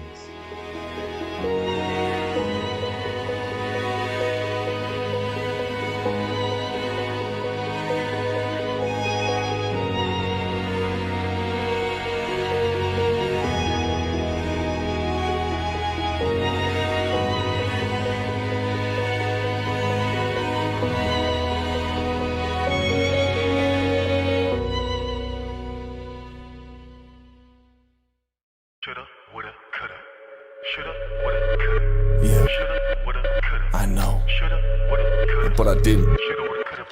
Yeah, fuck, I shouldn't have done that. Had my brother hit me up on the phone, sparked my interest. What up, bro? Told me to quit my job, I should invest. I'ma do it. Told my boss I ain't coming back, just to impress my co-workers. Did my brother just fuck me over? Is that incest? Weird. 1% daily I was getting back. Already lost all my ether on the parody hack. Now my girl's all stressed, so I told her relax. I'm just waiting on Mount Gox to mail me back. Still waiting. All these motherfucking scams got me saying, damn. Shoulda, coulda, woulda, so when I had the chance. Damn. Big Connect promised me 100 grand. Liar. Borrow money from my mama just to land again. Sorry, then these motherfuckers hit me with an access scam. Shoulda, woulda, coulda, pulled out. Shoulda, woulda, coulda, pulled out. Shoulda, woulda, coulda, pulled out. Shoulda, woulda, coulda. Shoulda, woulda, coulda, but I didn't do it. Nope. Shoulda, woulda, coulda, but I didn't do it. Damn. Shoulda, woulda, coulda, but I didn't do it. Shoulda, woulda, coulda, but now I'm broke. Shoulda, coulda, woulda, but I fucked that up with a bad investment. BitConnect put me in debt. Had full faith in what I spent. Had a sublease just to pay my rent. It's like a foreign language, how do I vent? Got me tapped out on what I spent. Might lose my crib and have to pitch a tent. I just hit a wall, caught a president. Thought crypto was heaven sent. Still holding on like James Bond, trying to moonshot Neil Armstrong. The market cap was right on track. Used to Uber, now I'm walking back. Shoulda, coulda, woulda, but I still hold her, no looking back. Shoulda, coulda, woulda, so when I had the chance. Damn. Big Connect promised me 100 grand. Liar. Borrow money from my mama just to land again. Sorry, then these motherfuckers hit me with an access scam. Shoulda, woulda, coulda, pulled out. Shoulda, woulda, coulda, pulled out. Shoulda, woulda, coulda, pulled out. Shoulda, woulda, coulda. Shoulda, woulda, coulda, but I didn't do it. Nope. Shoulda, woulda, coulda, but I didn't do it. Damn. Shoulda, woulda, coulda, but I didn't do it. Shoulda, woulda, coulda, but now I'm broke. Shoulda, coulda, woulda, so when I had the chance. Damn. Big Connect promised me 100 grand. Liar. Borrow money from my mama just to land again. Sorry, then these motherfuckers hit me with an access scam. Shoulda, woulda, coulda, pulled out. Shoulda, woulda, coulda, pulled out. Shoulda, woulda, coulda. Shoulda, woulda, coulda, but I didn't do it. Shoulda, woulda, coulda, but I didn't do it. Shoulda, woulda, coulda, but now I'm broke.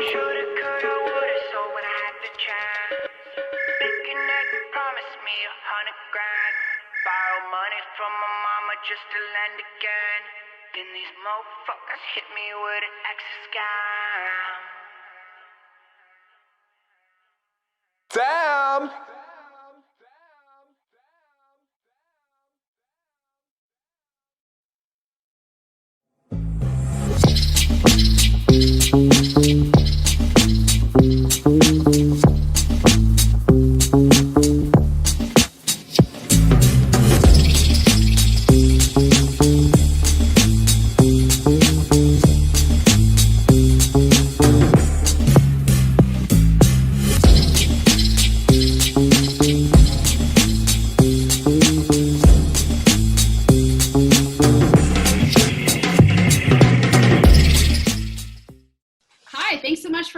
My name is Michelle Neitz. I'm a professor of law in San Francisco at Golden Gate University School of Law.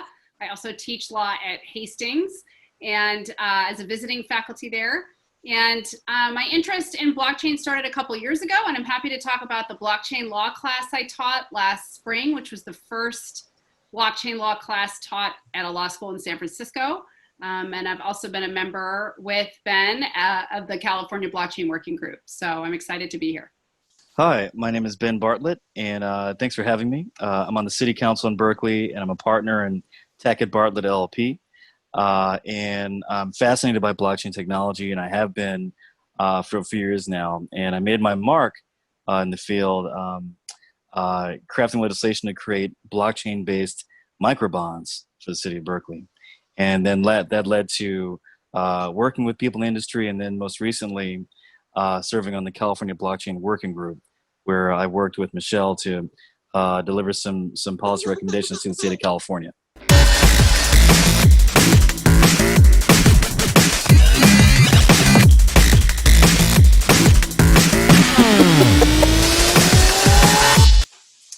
Hello, everybody, and welcome back to the second edition of Reimagine 2020. I'm your host today, Adam, with a couple colleagues of mine in the space. Very happy to have them join us and take time out of their day. If you happen to miss the first conference back in May, Reimagine kicked this off with 75 plus interviews, various discussions, over 10 panels. Feel free to tune into ri2020.io, or you can visit Reimagine 2020, the YouTube channel, where you can catch all 4 interviews. But at the moment, let me go ahead and welcome back Professor Neitz. I had her on the first time. If you want to know her background or a little bit more, again, visit ri2020.io. You can catch her full panel there. Professor, nice to have you back. Thank you for joining. It's great to be here. I love Mousebelt, and I love what you guys are doing, especially during this tough time. So thanks for doing it. We got to do what we got to do. And Ben, I know you got your hands full here. You're on mute, but welcome to the show. Glad to have you. Thank you for joining us today. Thank you for having me. Really excited, and my daughter in car is happy as well. Hopefully not too happy. Awesome. Well, I mean, during COVID, we got to do what we got to do. This is kind of a time capsule, right? So I think, 50 years down the road, your daughter might see this and say, hey, I was quarantined. At the same time, I was doing blockchain interviews. Like, it's all good. Right. We'll make a coin. Awesome. So just to kick things off here, I've known you guys now for quite some time here. We've all been chatting. I come from the industry side. You guys come from the legal side. So this is a great discussion, great topic, various themes here. But I think I wanted to focus on a couple things. I want to know, your guys' perspectives and opinions. Professor, you're teaching it. What's going on the education side? And both of you together have been with the state of California, working with the Blockchain Working Group, for the last, 12 months or quite some time, putting out the report recently, which has been great. So many use cases, so many applications that you collectively have put together. So, Professor, give me a quick, what are you doing now? What are your motivations on doing this? I know you kicked off the class at your respective school. How are things going so far? So the class was really fun, and I talked a bit about it in May, and as the class has wrapped up, I've actually received inquiries from students over the summer who are asking me if I'm going to teach it again. I might have a wait list again. So I think educators need to know that the interest among our students is there, especially in law schools. You know, this is an industry, and Ben can talk to this, that really needs good lawyers. And really needs people who will be creative in helping the government to advance regulation.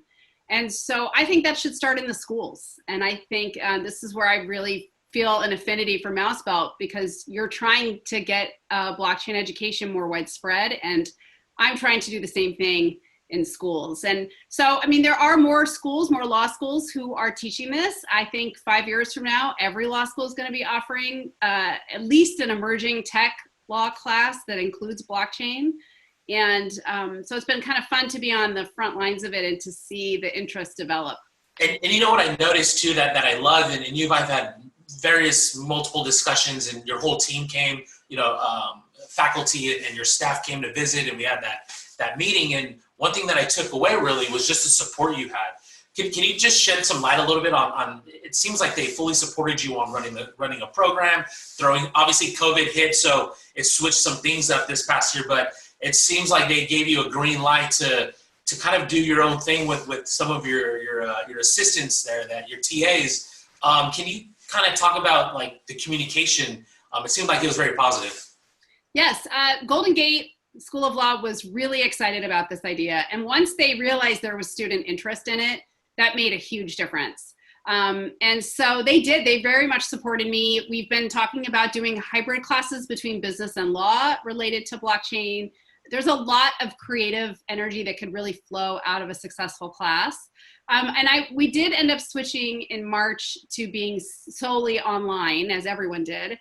And the very last class that I taught in person, we ended up doing it via Zoom, but I was already on campus that day, the last day before we shut down. We had a very special guest lecturer in the class who was Mr. Ben Bartlett, who came and spoke to my students. And it was really just such a nice thing for him to do as the world was like falling down around us that week. You know, I mean, it's fallen down a little more now, obviously, but that's what was so fun for me, is to really kind of bring friends in and to help my students recognize that networking is huge and meeting people is huge. And even more importantly, everybody I've met in the blockchain space has just been so friendly, and you know, lawyers are not always the friendliest people maybe, but that is not true for blockchain lawyers. It's just been a really neat group of people that I've been able to meet through this. So I encourage my students, get out there, get in touch with people, attend conferences like this where, you know, reach out to people. And I think there's a real community, especially in San Francisco and the Bay Area, that's been built around this that would welcome any students who are interested. And you're leading the way, right, with this blockchain, like this whole blockchain movement, right, of integrating this into curriculum. What's the inspiration there for you? I guess, when did that come about for you to say, hey, you know what, I'm going to go to the dean, I'm going to go to my, you know, to the people that kind of put these courses together and present blockchain? And what did they think, actually? Well, I first thought about this in late 2017. And when I kind of did a little preliminary research, I felt like there wasn't enough to teach. Like there just wasn't enough. It was all speculation, you know, like Silk Road was all over the place. And I just thought, I'm not going to get approval for a class on that, right? And I don't know what I would fill it with. So I kind of kept an eye on the industry, but I didn't dive in really deep until about early 2018. When I started kind of 2018. And that's when I really started like kind of thinking, all right, there's more laws, states are becoming engaged in this.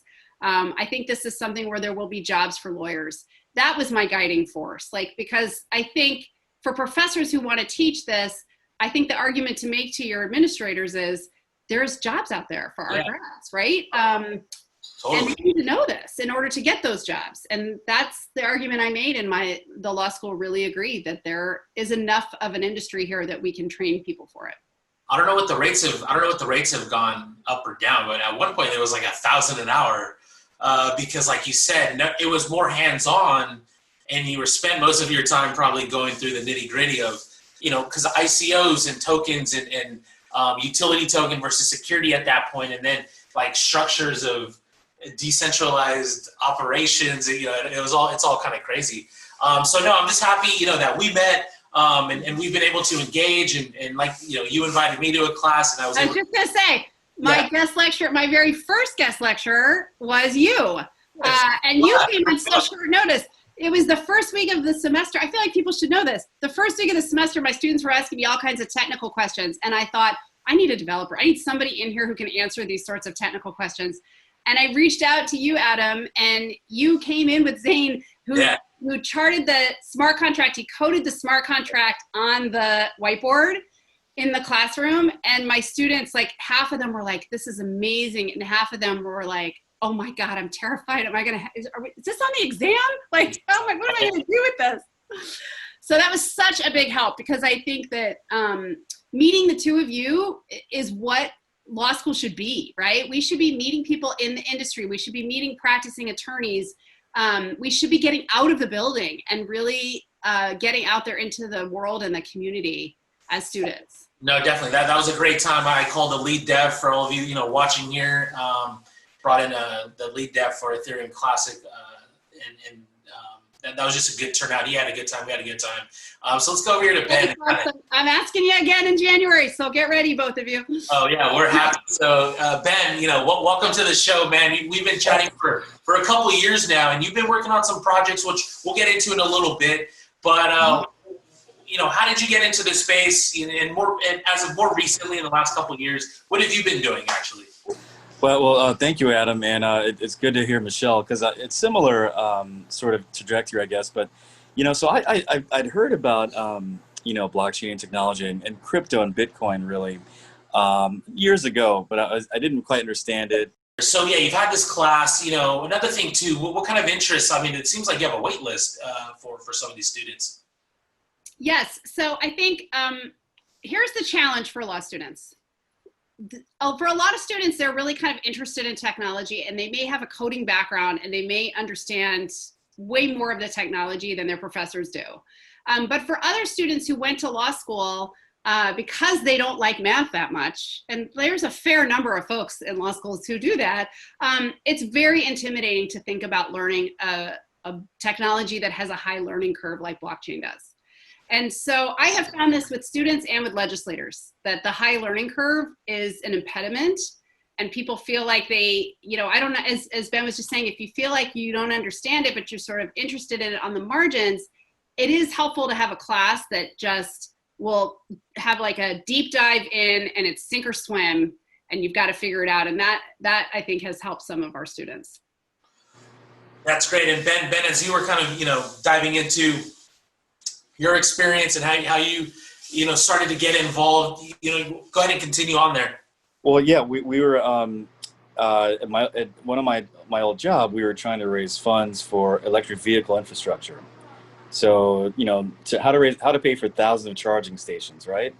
And we kept running into different financing issues, and it was complicated. We were looking for something else, and I read about these ICOs that were happening at the time. This must have been kind of the start of the Ethereum jump off, right? The ICO wave. And okay, well, why can't we do that? So I explored it, and that's when I first learned about how they work and what it's all about. But I wasn't able to get traction there because I was still too far removed from the ability to do it. And then I kind of just forgot about it until I was in office a year or two later. We decided to utilize technology to create bonds, and let the blockchain technology be a platform to issue digital bonds, and we call them microbonds. And that right there took me so deep into learning about the industry and connecting with people like you and everyone else, and learning about it and crafting really first of its kind legislation. And that really was great. It got me into I guess the conversation around the world as I was consulting other countries and corporations and entities in various countries in America, and then from there, it's it really became a passion.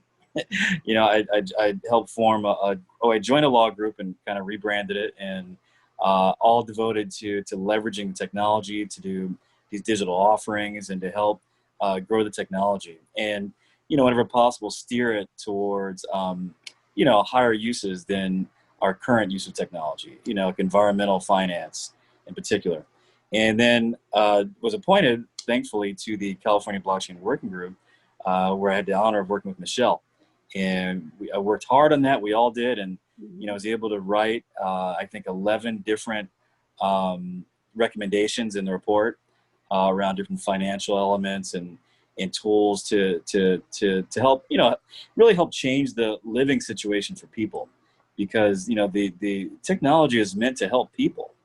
And I think that the current technology scheme has drifted from that somewhat. And so if this is the new internet, and if this is the new money, I feel it's important that we apply a human-centered vision to it. And that's really what my work's about.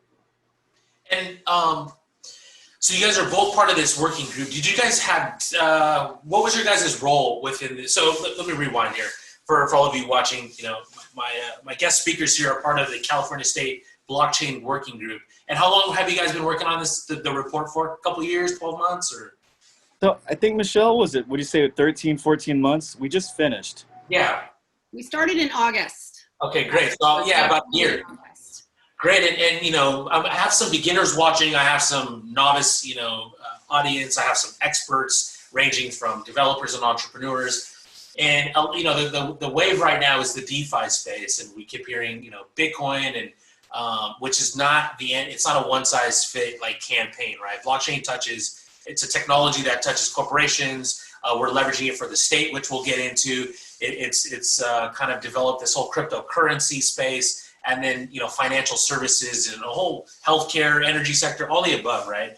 And so what I want to highlight on our discussion today is just your hard work working with the state, and just showcasing that the technology, we see all the bells and whistles and the shiny objects, and then on the back end too, working with officials and public officials and agencies on how to implement and integrate this thing, because right now, you just printed out the report, and we'll touch on, we're still trying to identify use cases, right? And how do we build it, and how much does it cost to do these things, which it can get pretty pricey, and you don't want to waste money and funds like that. So did both of you, now to go back to the report that was just published I think in July, did you both have this, what were your roles, individual respective roles for being in the group? And we'll start with you, Professor.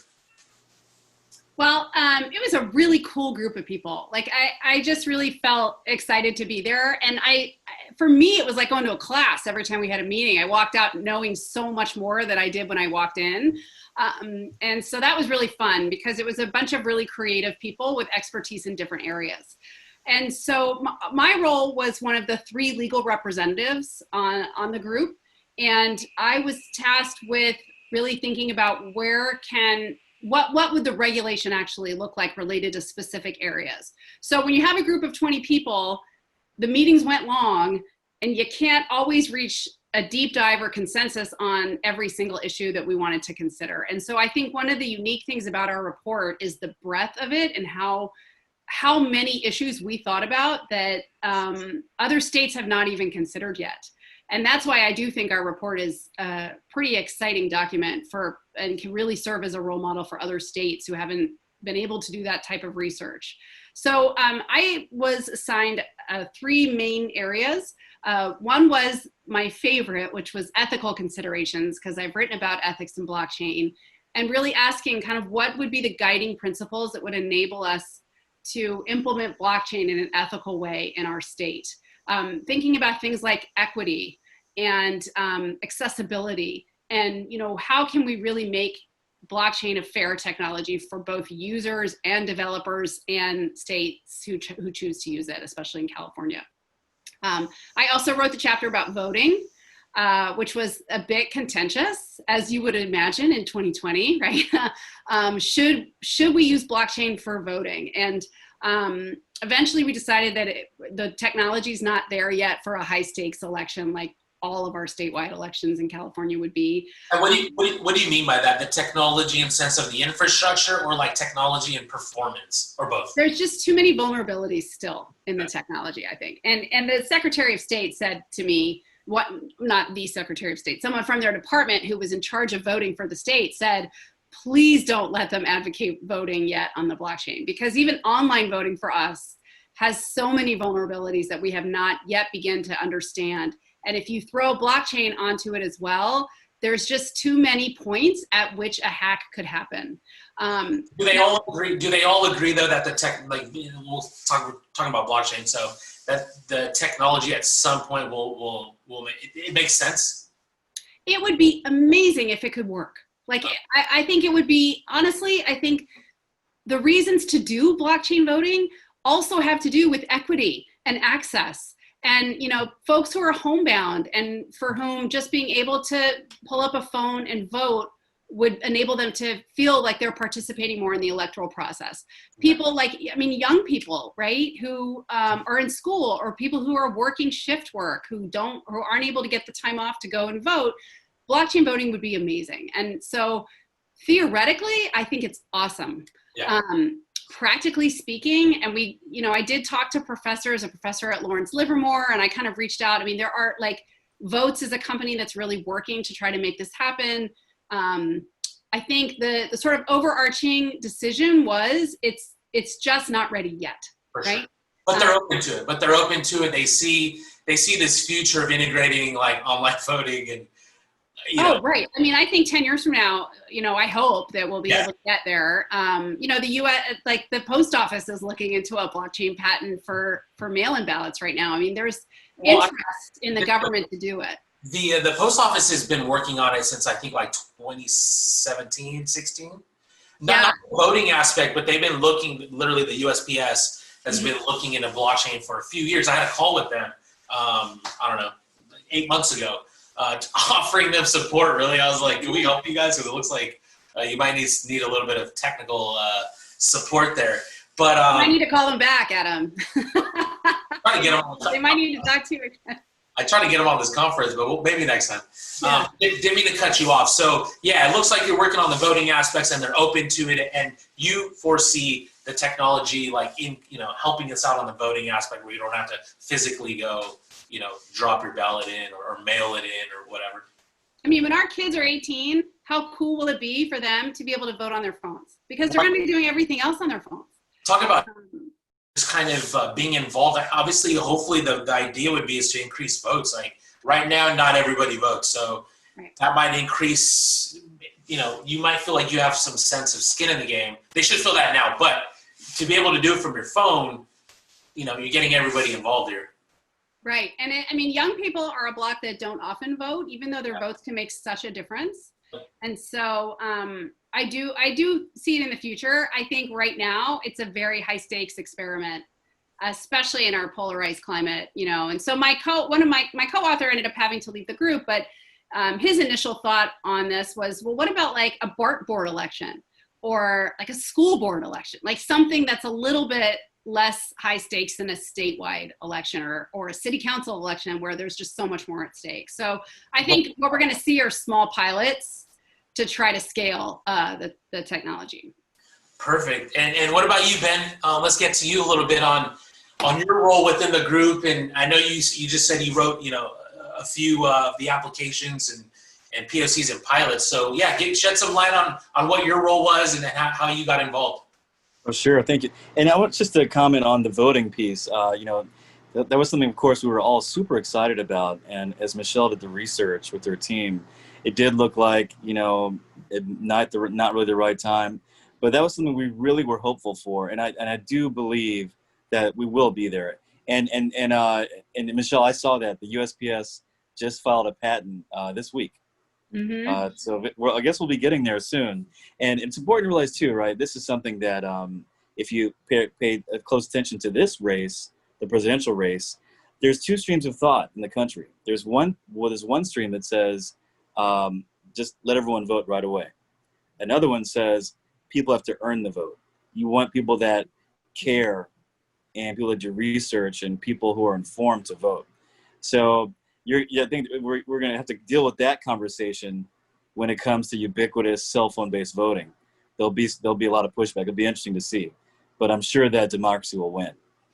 You know, so my experience on the working group, I was really excited about it because I've never been on anything that high level before. This was, you know, a state-created think tank. Yeah. Essentially, right? And with all these big shots like Michelle and, you know, and the head of Hyperledger and all these big people who are like supreme experts in the field. So, I mean, I was excited to learn from them and to learn how, and then from the state people, the state apparatus, they had the top people that can, I guess, convene and synthesize disparate viewpoints into reports. So observing the way they worked with this motley group was a real learning experience. I learned a lot. As Michelle said, we covered all these topics. The breadth of what we covered was amazing, from healthcare to energy to finance to voting. And so I focused on the elements that kind of drove me there. The wealth building, the poverty creation, the poverty elimination, and wealth building elements that come with new money. They can come, you know, because we know from the ICO revolution that for the first time, the geographic stranglehold on investment being centered around the Bay Area, and particularly the west edge of the Bay Area, the Stanford area, now is blowing apart, and projects and people and founders and were funded all over the world. And that alone, if you look at the map of the money distribution, you can see why blockchain is important. And and then building on top of that, all the smart contracts, and you're just enabling more people to get in the game. So so I focused on all those elements, and so I wrote a number of pieces on there with people, and Michelle was helpful as well too. And so, you know, I focused on municipal finance, public finance, a blockchain innovation zone to spur new ideas and creativity if they're working towards a public good. Worked on corporate personhood for DAOs, distributed autonomous organizations. These are these automated DeFi entities that they're limited by what they can do because they don't have any liability shields or ability to really buy insurance or move as a group because there's no corporation behind them. So allowing them to become corporations, as long as they're benefit corporations, right, and working for the public good. And then what I'm really proud of that I've been working on developing and releasing and getting buy-in, this concept of a Cal coin, a state distribution platform for benefits and other things. So those are the big ones I'm really proud of. Nice, and maybe we can dig in on a couple of them, or one of them that you're, you know, we're really kind of putting some effort into, even more, right, beyond kind of the report.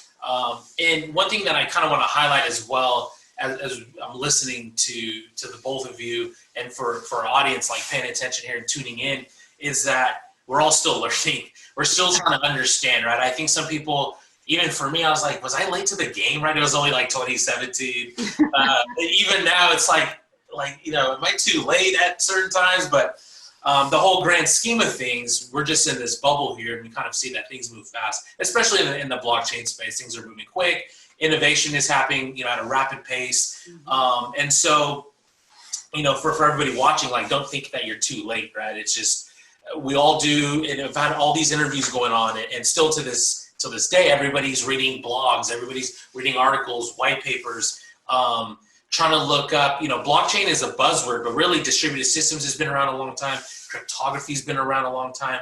And now it's just kind of all coming together. So I think the research, there's still so much to do, so much to read up, and we're all still learning. So for those watching, as you can tell, you know, we have, you know, massive groups of intelligent individuals trying to understand how to use it, how to implement it, how to, you know, make sure that, you know, it's ethically, like, morally okay for society. And then you're trying to, you know, help with the wealth gap and access to capital and money.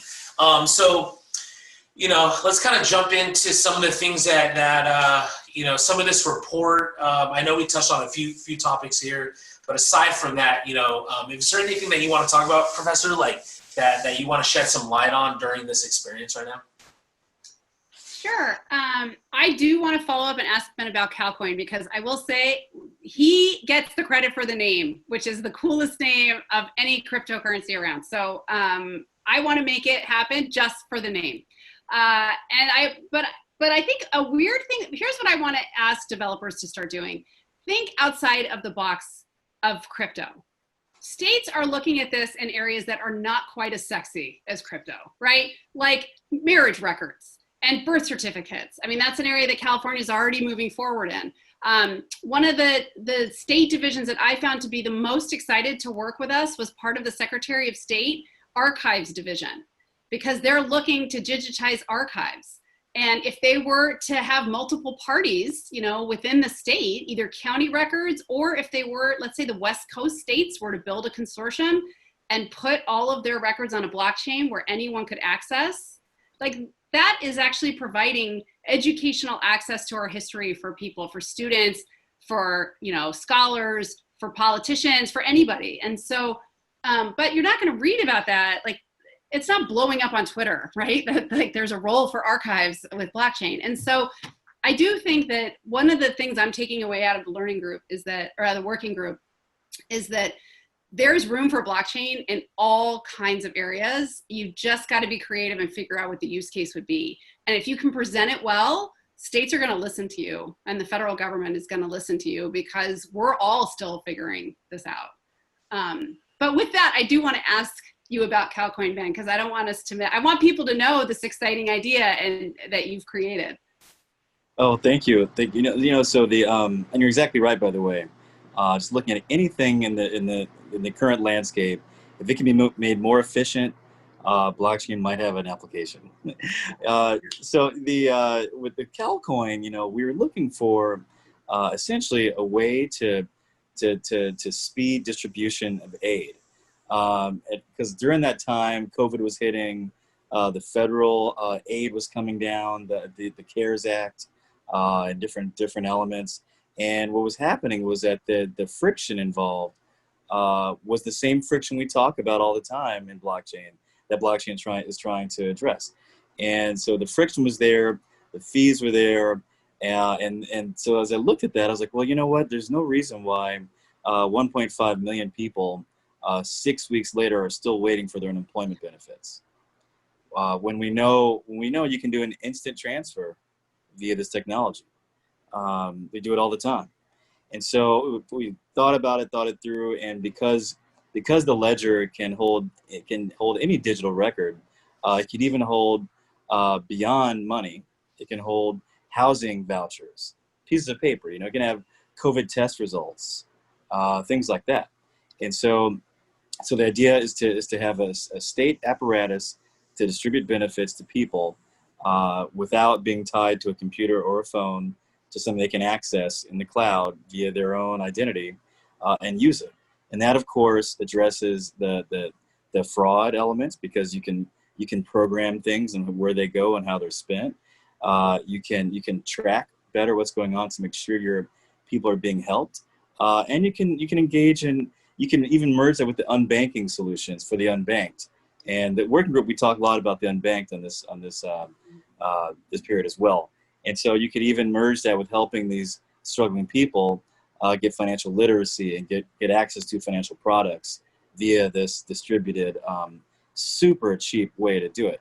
And so yeah, it's super exciting. We baked it through and looked at some other places. So New York had a public Venmo that they're trying to do, and so we're kind of in line with that, and the Fed coin that's talking about, and the China coin. And so the platform is meant to be adaptable to many situations, but right away it's meant to address the fact that every dollar of aid, I think only 5 cents goes to the person, with all the hands involved, right? And so this is meant to get more aid to where it's needed, because in this pandemic recovery era, budgets will be constrained. It's gonna be a lot harder, and need will be even greater. So we got to maximize every dollar of aid, and this is one way to do it. And so I've been out there pushing it and talking about it. And I have a major bank looking at it right now. Oh, really? But the first bank had to wanted to do it. They were all in, but they had to pass because they're not covered by the OCC charter, which now says banks can hold crypto. This is a state chartered bank, which is covered by the FDIC. And the FDIC does not insure crypto, so they had to pass on it. But they kicked it over to another larger national bank that is covered with this special designation called OCC, under the OCC, Office of the Currency Controller. Comptroller and Currency. Yeah, Comptroller and Currency. And, so they're right now discussing it, their executives. And what are some of the barriers here? Like, what are some of the challenges that you're seeing to get this fully, to gain some more traction? Obviously, you're gaining traction, but what are some of the feedback that you're getting? Positive, negative? Well, so far it's been positive. It's just, one, do they have you'd have to go through a bank because banks are the conduits for aid distribution. So they have to want to streamline, right, for one. But I make the case that they now are picking up new customers. And they also can meet these, they have these requirements under law to lend into poor areas. And now those requirements are even more pronounced as more people are poor.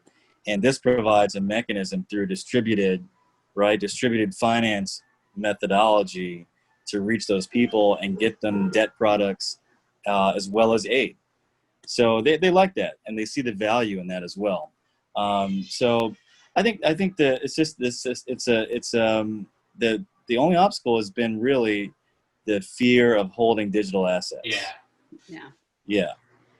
And so do these have to be assets? And that's such a tricky thing to explain to a novice to this industry, right? That we're gonna have to just keep it real simple. I forgot what I was going to say. No, but you're totally right. The fear of holding assets, and we're talking about custody. Yeah, custody. Yeah. Mm-hmm. Yep. And it's the bank is responsible for this digital asset, and so far the FDIC has not announced that it will cover losses of those materials. And so certain banks are good. Certain banks are chartered FDIC. Other banks are chartered under this Office of the Currency Comptroller. And they have permission now to carry them. So I need one of those banks.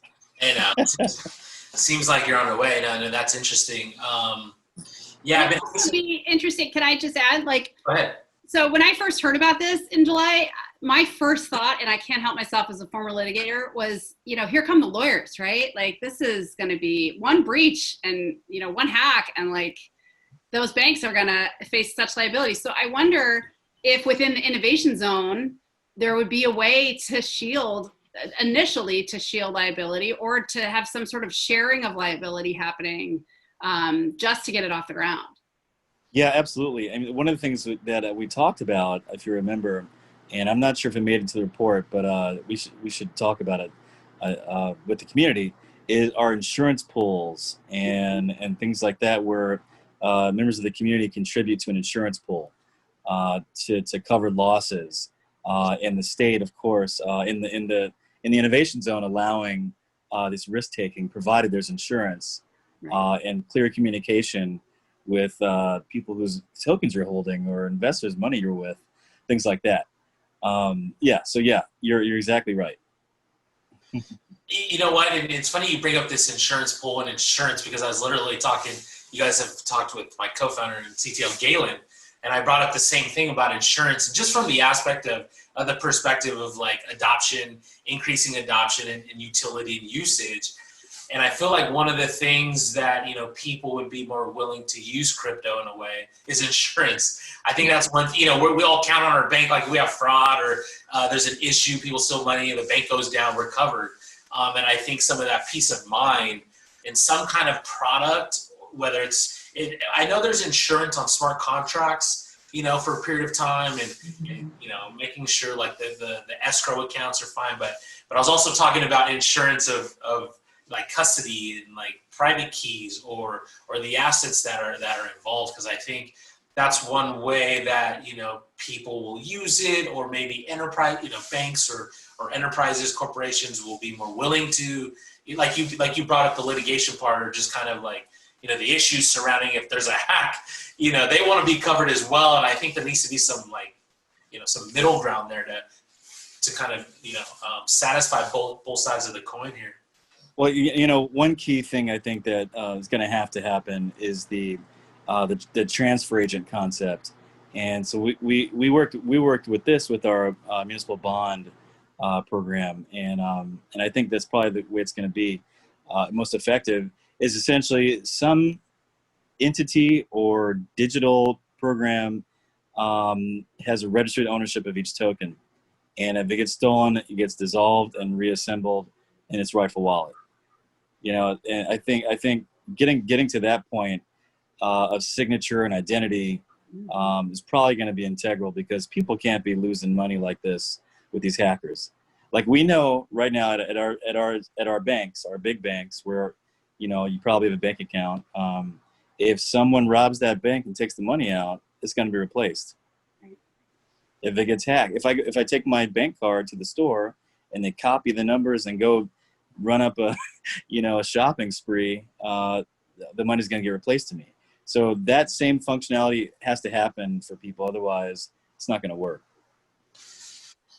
Yeah, no, totally agree. And even within this report, we touched on records, right? That's kind of like some low-hanging fruit. We're talking about this CalCoin, which is kind of even more complicated or more involved, like structure.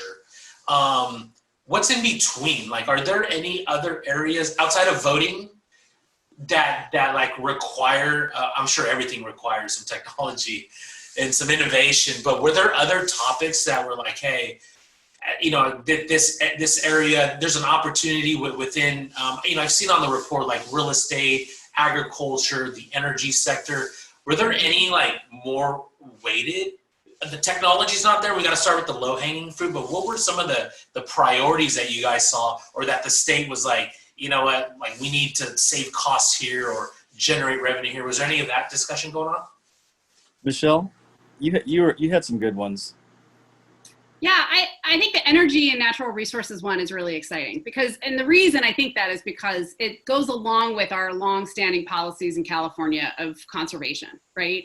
And so for me as a professor, it's always really exciting to see regulation following policy, like to be able to have the thoughtful discussion about the policy first and then have the regulation follow, because that ends up being successful regulation. When you do it the other way around, again, here come the lawyers, right? Like this is it. So you can tell when there's been thought put into it. So in my mind, the two biggest areas we're going to see exploding with blockchain in California are going to be the low-hanging fruit ones, right? Yep. But also healthcare. The healthcare thing is huge. I mean, the amount of R&D that's going into pharmaceutical blockchain development is pretty extraordinary, and it can affect everything from insurance to supply chain for drug management. There's just a lot of aspects of the healthcare industry, and frankly, it's going to be well funded right now because we're in the middle of a global pandemic. So whatever we can do to try to, as Ben was saying, track COVID results, right? Once the vaccine is out there, how are we going to know where the vaccine has been properly delivered or whether it's been siphoned off? That's basic supply chain management, and that can all be done through a blockchain. And regarding the healthcare, like, is there a lot of support there? Because I just had an interview with Florian, who was in the healthcare space, and there's a lot of like dynamics in there, which is interesting. But and you're talking about some supply chain with pharmaceuticals. We're also talking about siloed data and information between insurance providers and doctors and hospitals. Is that what we're talking about as well? You're talking about some of those things? It touches on all of it. Yeah. Right? So like the supply chain stuff that proof of concept has already been done. Exactly. It's already up and running. Exactly. Right? I mean, it's being used internationally, right? In refugee camps. I mean, that's done. So we can just pick that up and move it over to help with COVID. And I know that there's people working on this right now. So that to me is very exciting. The other thing, and this is just my own personal opinion because I worked on it, part of civic engagement is not just voting, right? So I know that there are engineers right now who are looking at the Black Lives Matter movement and the racial and gender justice movements that are happening right now and thinking creatively about one example I've heard, maybe we can use blockchain to track police reporting, right? Maybe we can use blockchain to track arrests that are going on. I mean, there's just, incredible. I just had an interview in the same thing. So we were talking about the issue is trying to get the stakeholders, right? So for those watching, like blockchain is a peer-to-peer thing, like a trustless thing. It's good for multiple parties that are involved in some kind of consortium or partnership that don't trust each other, and we're using this technology to get bypast that. But you bring up a good point, and they've been working on this, just call it distributed ledger, for like records and history of reports for other agencies within the counties and stuff, to see like what you just brought up, kind of like the policing efforts and records. And so thanks for bringing that up, because I'm having some discussions around that. So I didn't mean to cut you off, but I'm glad there's, all these discussions are going on, and you're at the heart of it, advocating for some of this technology as a use case, as an application, for the social good. That's where the principles, like having ethical principles, really comes into play, because that movement happened. I mean, it was starting to happen, but we didn't devote a whole section of the report to it, right? Because the report was basically written in April and May. And so, but if we have principles in the report that say, these are our guiding principles, we want to focus on sustainability. That's going to bring in healthcare and energy conservation. If we want to focus on equity and accessible distribution, and making, our society a more fair and just place, then when a new use case pops up like it did this summer, you can say, all right, we know what this technology can do. Let's try to apply it to this use case. So to me, that's why the report will last, is because it's not just a snapshot of what the use cases could be. It's also, let's think about what our overarching goals for California will be.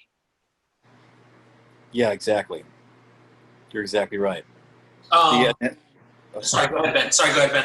Yeah, I love the healthcare piece. That's definitely where we're headed.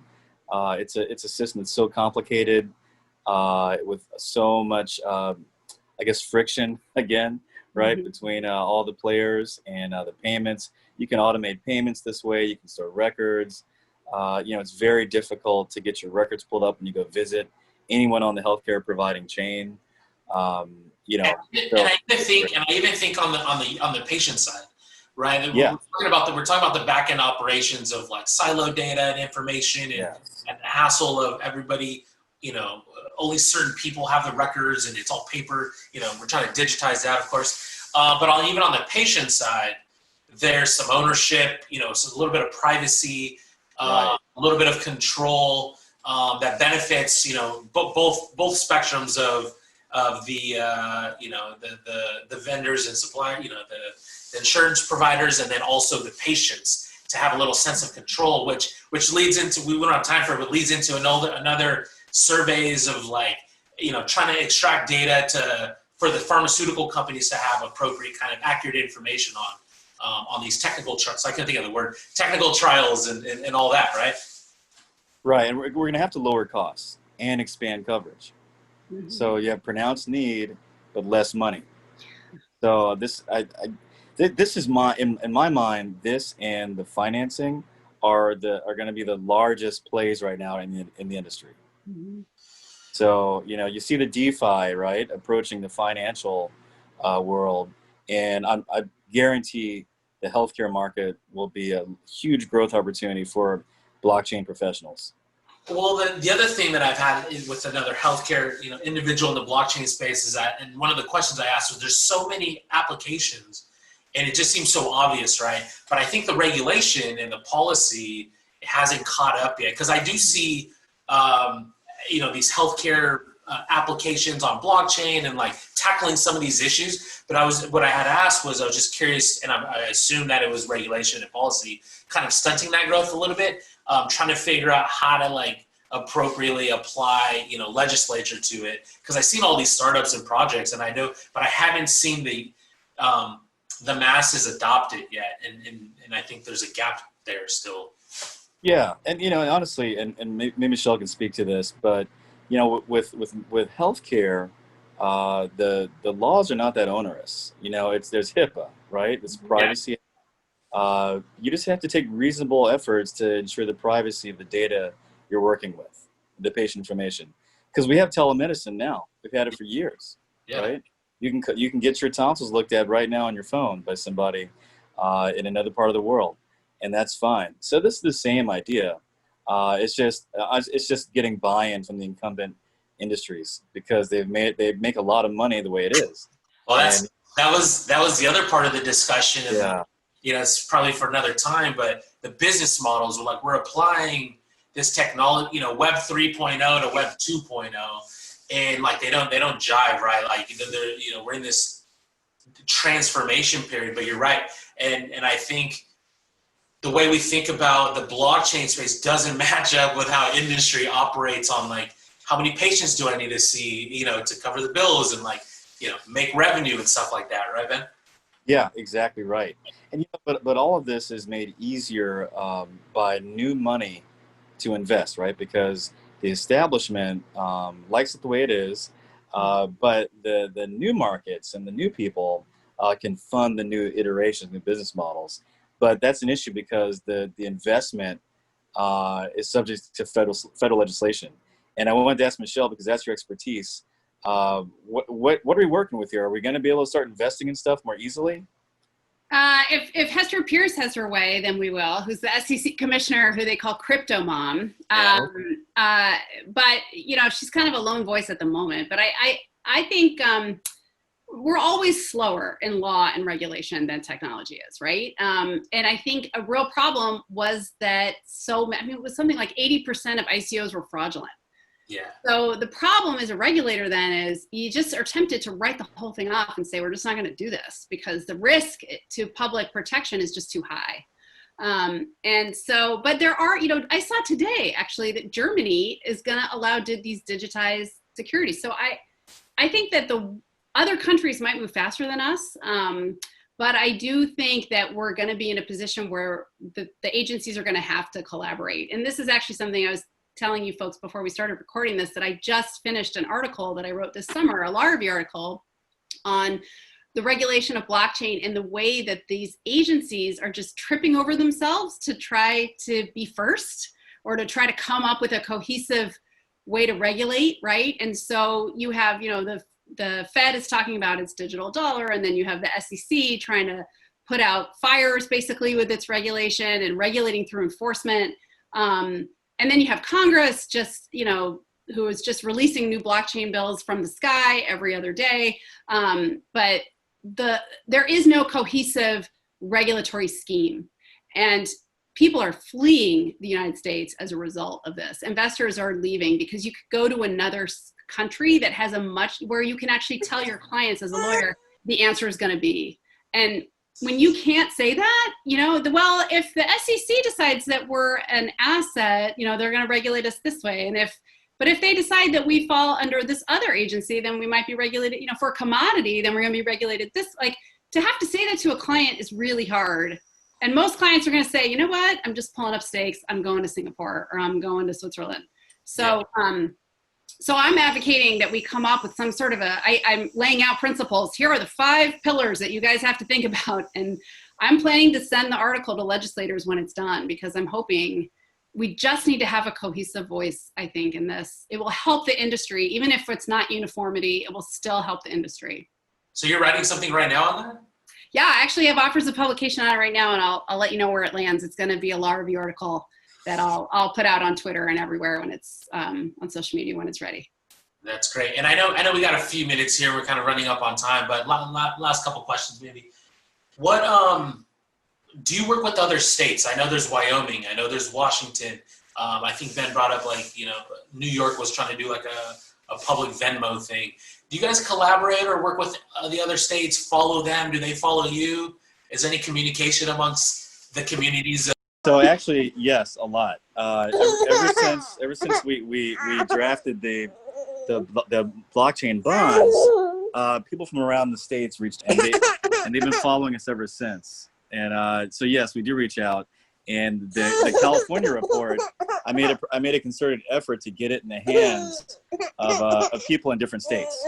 So yes, they do watch, and there is a communication going on. Nice. That's what I like to hear. That's what I like to hear.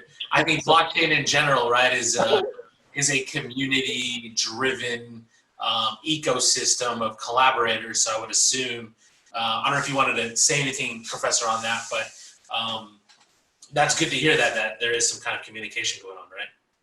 Yeah, I mean, I think that the interjurisdictional competition aspect of blockchain is really fun to watch. The same thing happened with LLCs when that business entity was created. States started fighting to be the place where you'd want to incorporate or want to file for your LLC, and so we're seeing the same thing now. So it's not just international competition going on. It's, California versus Wyoming versus New York.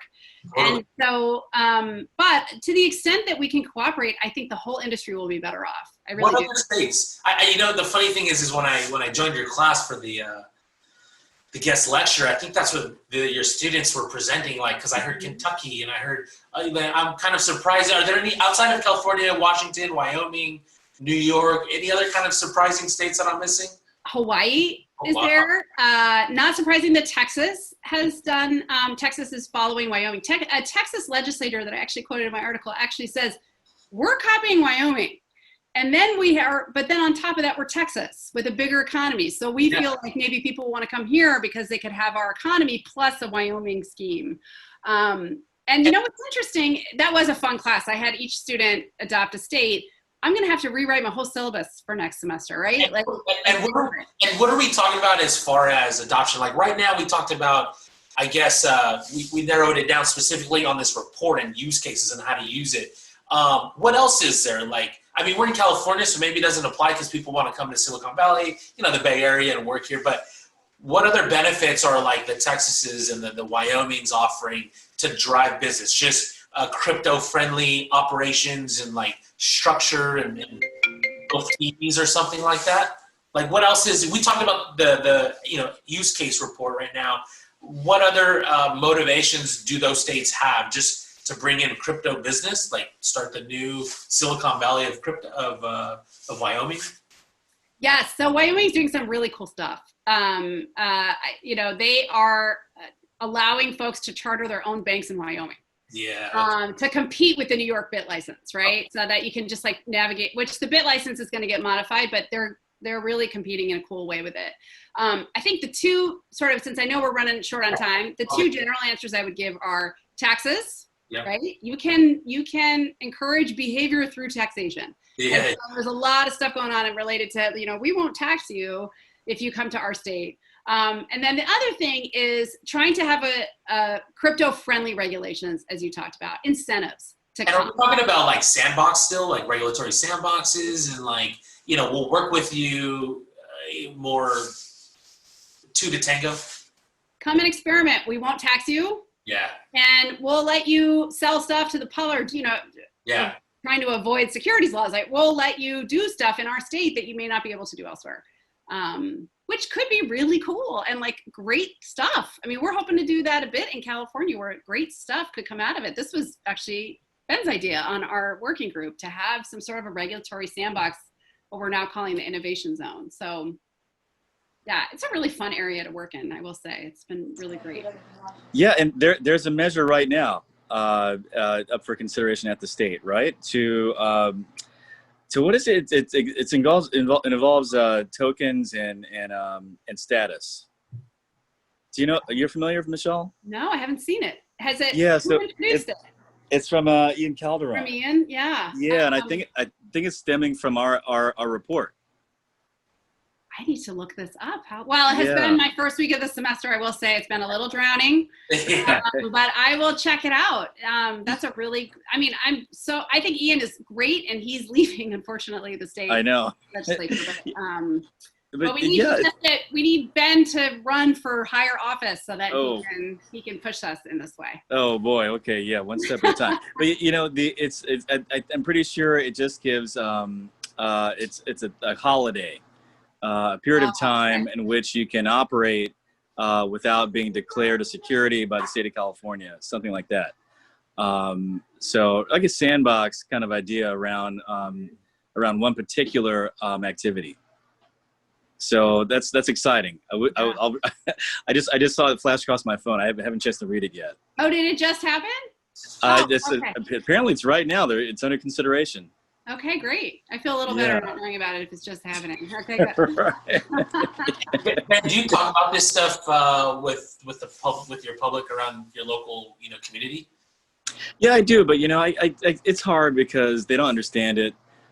So I talk about the impacts and the effects of it, right? And the blockchain bonds it's a community finance tool. So I put it in human terms, which I think the industry needs to do anyway for people. Is get off the arcane, weird, the tech talk, right? And talk about the human-centered elements at play. So cryptographic microbonds are actually a community finance tool, right? So speaking of in real terms like that, I found it to be more effective with policymakers, people, and businesses. No, totally. I mean, I think you have to kind of, bring some metaphors and how can you relate it to traditional terms and like what we again, this is Web 3.0 versus 2.0. We're all used to this, and I think that definitely helps. So I think we're running up on time here. We'll let you guys go. First and foremost, thank you both, Professor and Ben, for joining me today, taking time out of your busy schedules to talk about the California Blockchain State Working Report, and then shedding some light on the use cases, shedding the light on how it's going to affect our way of life here in California, and then also touching base on the other states that are competing to what we're doing here in California, the same thing, right? So thank you guys for talking about that and discussing that, and for the audience, it's not just cryptocurrency. We're talking about distributed ledgers. We're talking about old marriage records and birth certificates. I mean, it's touching everything. So first and foremost, thank you both for joining today. Thank you. Thanks so much, Adam. And for all of you that want to catch the full interview, please visit ri2020.io, or you can visit the Reimagine 2020 YouTube channel. So that's it for today. Again, thank you guys and enjoy your weekend, and I'll see you guys soon, hopefully. Take care. Keep cool. Thanks. Bye. Bye-bye.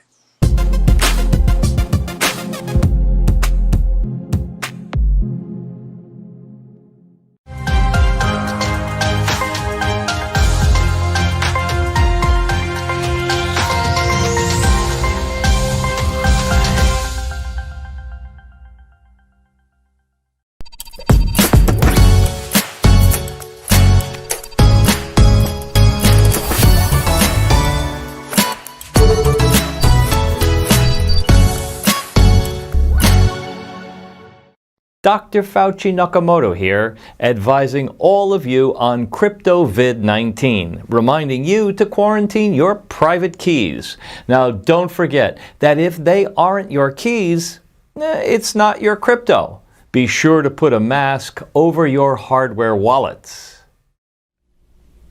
Reimagine 2020 is brought to you by Bag Holder. This term has come from Wall Street. It means that the trader kept altcoins in his portfolio for too long and they went down in value.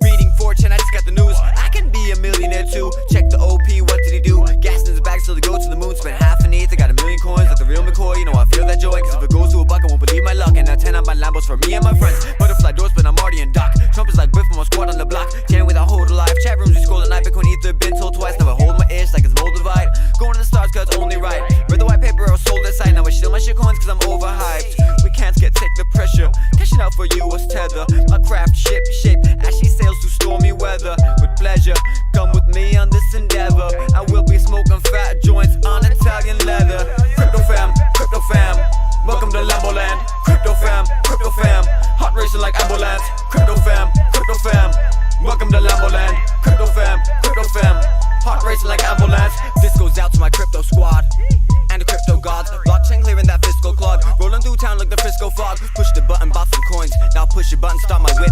Used to push my feet through the tenderloin. Now I'm pushing this spaceship. Some thought it was a bubble. Now vision doubled. Wishing they had taken the trouble. Hardware wallets, private keys, no more paper and duffels. Bank staying puzzle. Now I'm going for hikes. Having mountain sex. My returns just hit 10,000x. Used to be humble. Now I proudly flex. Should I fly to Dubai or Saudi next? And I only cashed out part of my assets. Hodled to my last breath. Not the one to half step. It's so strange. Wealth is like a rebirth. Clawed my way out of debt. Fueled by my research. Crypto fam, crypto fam. Welcome to Lambo land. Crypto fam, crypto fam. Heart racing like ambulance. Crypto fam, crypto fam. Welcome to Lambo land. Crypto fam, crypto fam. Heart racing like ambulance.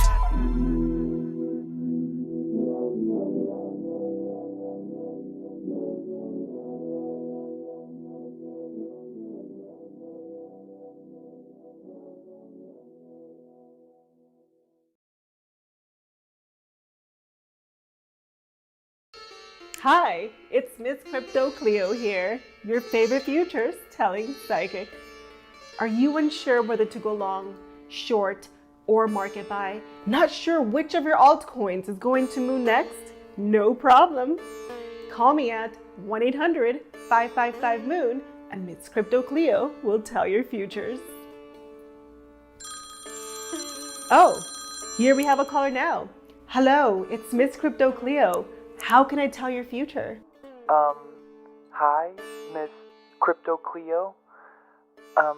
First off, I just want to say that I really love your show, and I want to know, is XRP going to 589? Thanks so much.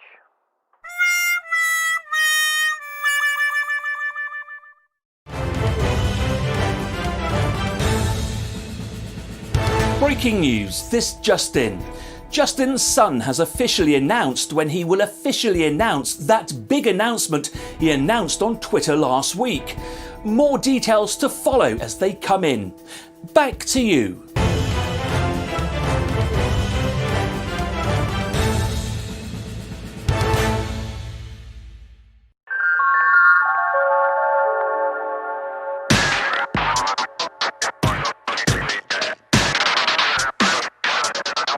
Hey everybody, it is Patrick McLean, one of your hosts for Reimagine 2020. As you guys know, we've been going for around 72 hours now. I don't know what point you're catching this. We're super lucky to have a lot of interesting conversations, right? So whether it's with students, whether it's with blockchain infrastructure companies, industry, kind of how they're utilizing it, or, guests that I'm really excited to hear from right now, kind of how people are using it at the, governmental level, how it's really impacting societies around the world. So before I butcher it, and I want to try not to butcher her name, but Chopay, hopefully I got that right. If you want to introduce yourself, where are you at right now? How's your day going, and how's life? Hi everyone. So my name is Shokwe Williams Elegbe. I'm a law professor in Stellenbosch University, which is in Cape Town in South Africa.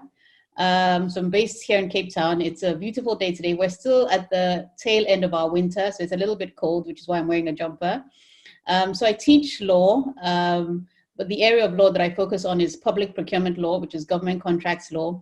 And of course, if you read anything in the midst of this pandemic, everything about government contracts seems to involve some kind of corruption. So my area of interest is government contracts law and anti-corruption, I should say. And so that's basically what I do in my day job. I teach government contracts law, I teach anti-corruption law.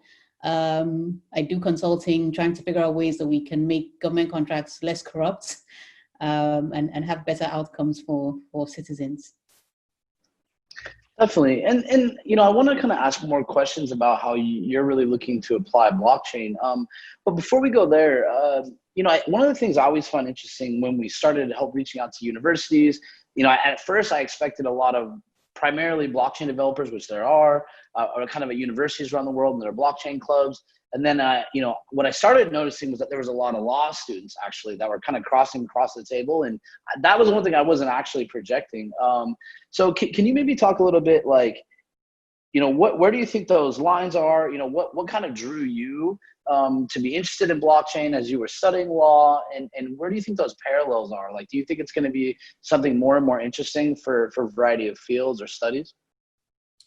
Right. Okay. So there wasn't any blockchain when I was studying law, because I studied law 25 years ago. So there wasn't any blockchain. And yeah, so but my interest in blockchain, I think, came from the anti-corruption work that I do. So of course, for governments, a lot of the discussion around reducing corruption in procurement or in the public sector generally has focused for the last, I'll say, 15, 20 years, has focused on the use of technology. So in public procurement, we talk about e-procurement platforms. We talk about measures that we can use to limit the interaction between public officials and and government contractors to limit the opportunities for corruption. So when there was or when the information on blockchain became, or when the noise, I should say, about blockchain became overwhelming, and of course everyone was saying that this is basically the best thing since sliced bread. It will eliminate the middleman. It will eliminate issues of discretion and corruption, etc., etc.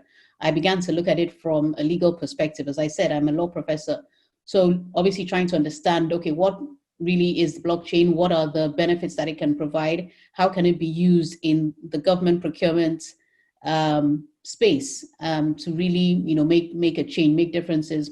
I said already that I'm in South Africa, and of course a lot of African countries have issues with corruption in their public sector, especially with corruption in government contracts. So that was really my interest, was like, how can we use this technology? How can it be used in a way that can help us to improve the outcomes we have in public procurement and reduce corruption at the same time? So that was the angle that I came to it from. All right. So and I'm always surprised when I see people kind of approach blockchain, whether it's a large corporation or, I think we've even gone through startup phases where a lot of startups kind of tried to apply it to their technology, whether it was actually the best use case or not. So I think sometimes, at least in the past, it's been thrown around as a buzzword. So where did you kind of land on that, from hearing like this is the best thing from sliced bread and it's going to cure every problem, and then kind of fell down to maybe earth a little bit and seeing how it's actually applied? What was that journey like for you? What did you learn along the way? Okay, so what I learned along the way, I'd say, so definitely as a technology, it could be very useful, but I would say that it hasn't so far lived up to its potential, and there are a number of reasons for this, depending on which sector you're in. So in government contracts, there is one of the challenges we have is that there are a lot of phases, there are a lot of stages, and there's a lot of official documentation that needs to be used.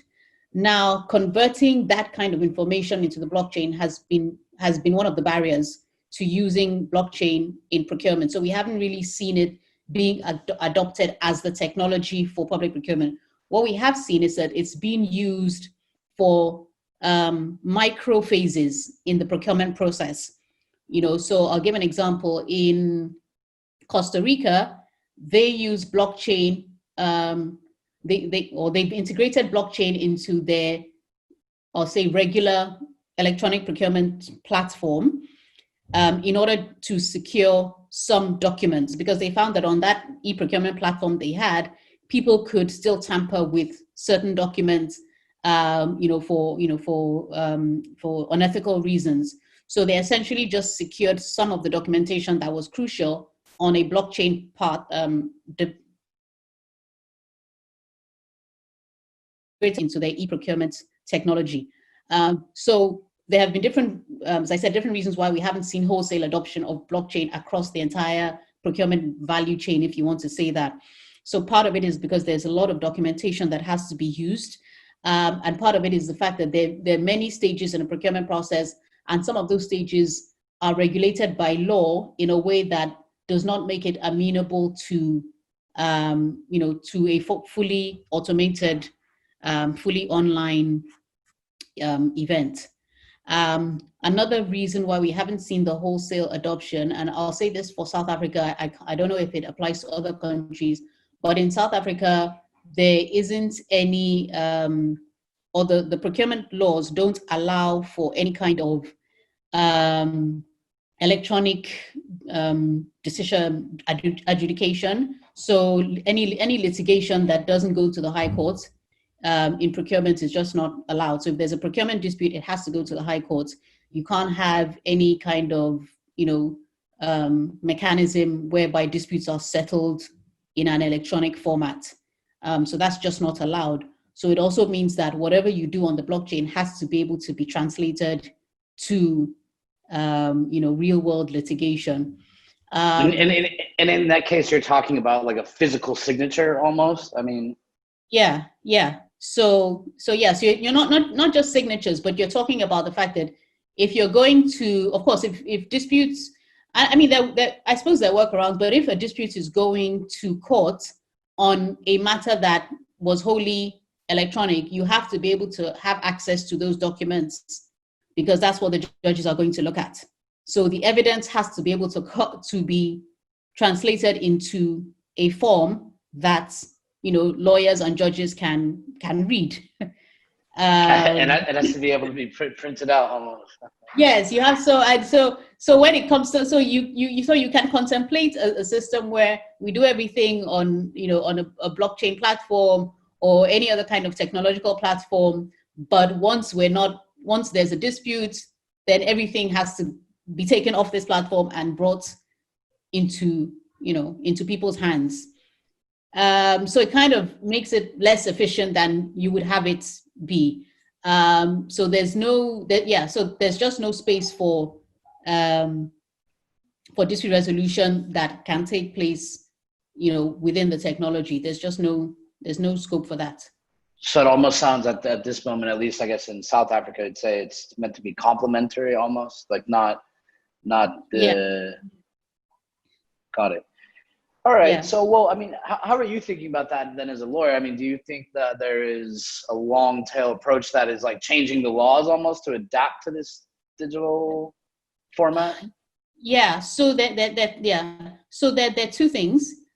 So changing the law would be necessary because, as I said, the law just does not allow certain things. So the long game would be that there would be pressure on adapting the laws or changing the laws so that there's more scope for using technology broadly, not just blockchain, but technology broadly. So that's number one. Well, and not to cut you off, but I think I was actually thinking about that when you were saying it. I think even if you go back to like DocuSign, right? I think DocuSign had to go through the same process. It was like, even in the States, at what point did courts accept a digitally signed version versus a physically signed version? Yeah. So that's a good analogy. So it will be that, when we've moved quite a bit. I mean, we accept electronic signatures. We're even now allowing people to register their properties through technology without actually using physical documents. So there's been movement. But in government procurement, one of the problems we have is that because it's so highly regulated, there's so many blocks there's so many blocks and there's also resistance. So as I said, the first thing would be like changing the law to make the law more amenable to the use of technology. And then the second thing would be on the practical side, in South Africa, and I suppose in a few other developing countries, we're not very good in terms of our data management and our use of data. So the kind of data that you need to make technology platforms useful, we don't actually properly collate or manage that data. So even changing our data management practices, making that an important part of the work that we do in the public sector, I think is important because, if you're using any technology platform, the data is everything. The data you're putting into it is, makes it work. And if we don't have that data, if we're not collating that data, if we don't know what to do with that data, then we're having the garbage in, garbage out, situation. So those are the two things that I think need to be addressed in this context. So one would be the legislation, making sure that the legal framework is actually favorable to the use of technology. And the second would be actually changing the public sector practices in relation to data. Got it. So I guess let's talk about what you're doing specifically then. So then you kind of have some ideas of how to approach this. Can you talk about like some of the actions you're taking, maybe some of the pilots that you're working on, etc.? Yes. Okay. So so it's still, I mean, even though there are challenges, there's, anything that is new, that is cutting edge, has to go through has to go through the fire, right? And be refined. So I'm still very optimistic. And in South Africa right now, there are two blockchain pilots that I'm part of. And both of them are in public procurement. So one of them is with a little, what we call a municipality. So it's like local governments, basically, to try to see, and the aim of that first pilot is to try to see if we're going to actually put procurement on the blockchain, what does that look like?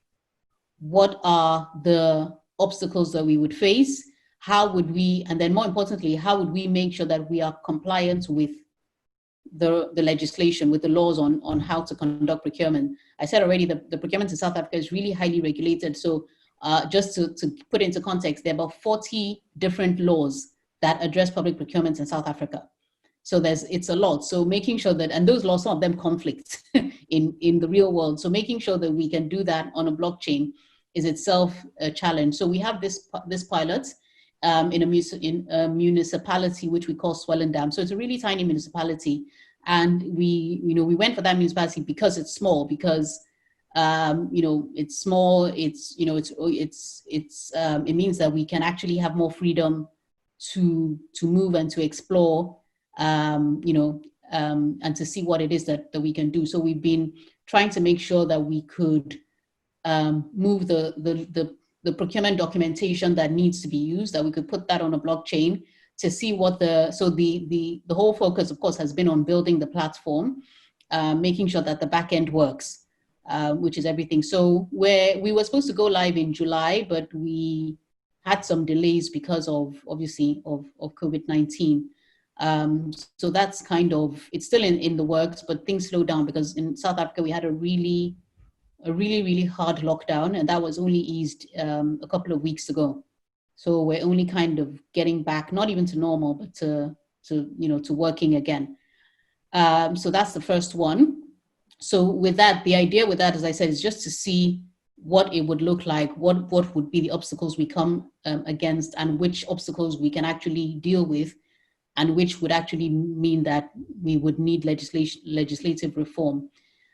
So that's the first one. And I said that's been going on. Actually, it's been on since last year because it was self-funded. So we've been building this platform organically. So that's the first one. Then the second one is a bit more exciting because it's funded by an international donor, and it includes. So it's again another pilot. But now with one of the biggest government departments in South Africa. So basically the government department that has the biggest budget. So we're really at two ends of the spectrum, dealing with the tiniest local government office and then one of the biggest government departments. So again, this one is supposed to start in October. And again, the idea is to see what can we do, especially with this department. As I said, they have the biggest budget and they have the most corruption. So it's just to see what can we do. And with the pandemic, the amount of corruption that's gone on has just been heartbreaking, really heartbreaking. So the idea again is for this one is to see how can we make it better in this department? How can we put their processes on a platform that will minimize the risks for corruption, minimize the amount of money that is being lost, and minimize some of minimize the waste and the inefficiencies that we currently have. So that is very exciting because it's such a big department. It's going to be, make national and even international news once it goes live. So fingers crossed that it goes well. That is not, that it makes good international news and not negative news. But both are very exciting. So my role, especially in the larger one, is to make sure that whatever they do does not breach South African law. Because of course you can't have a platform that is illegal, right.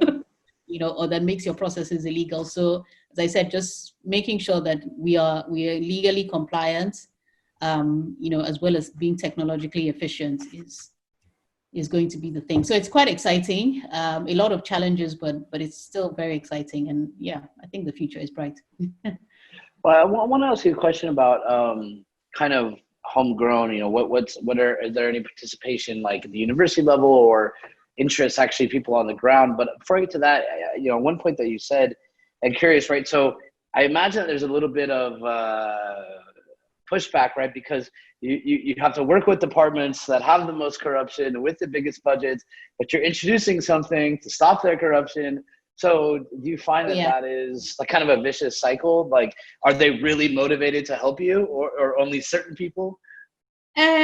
Certain people, there is a lot of resistance. There's a lot of pushback because, you know, essentially you're going to be taking food out of their mouths, even though it's not their food.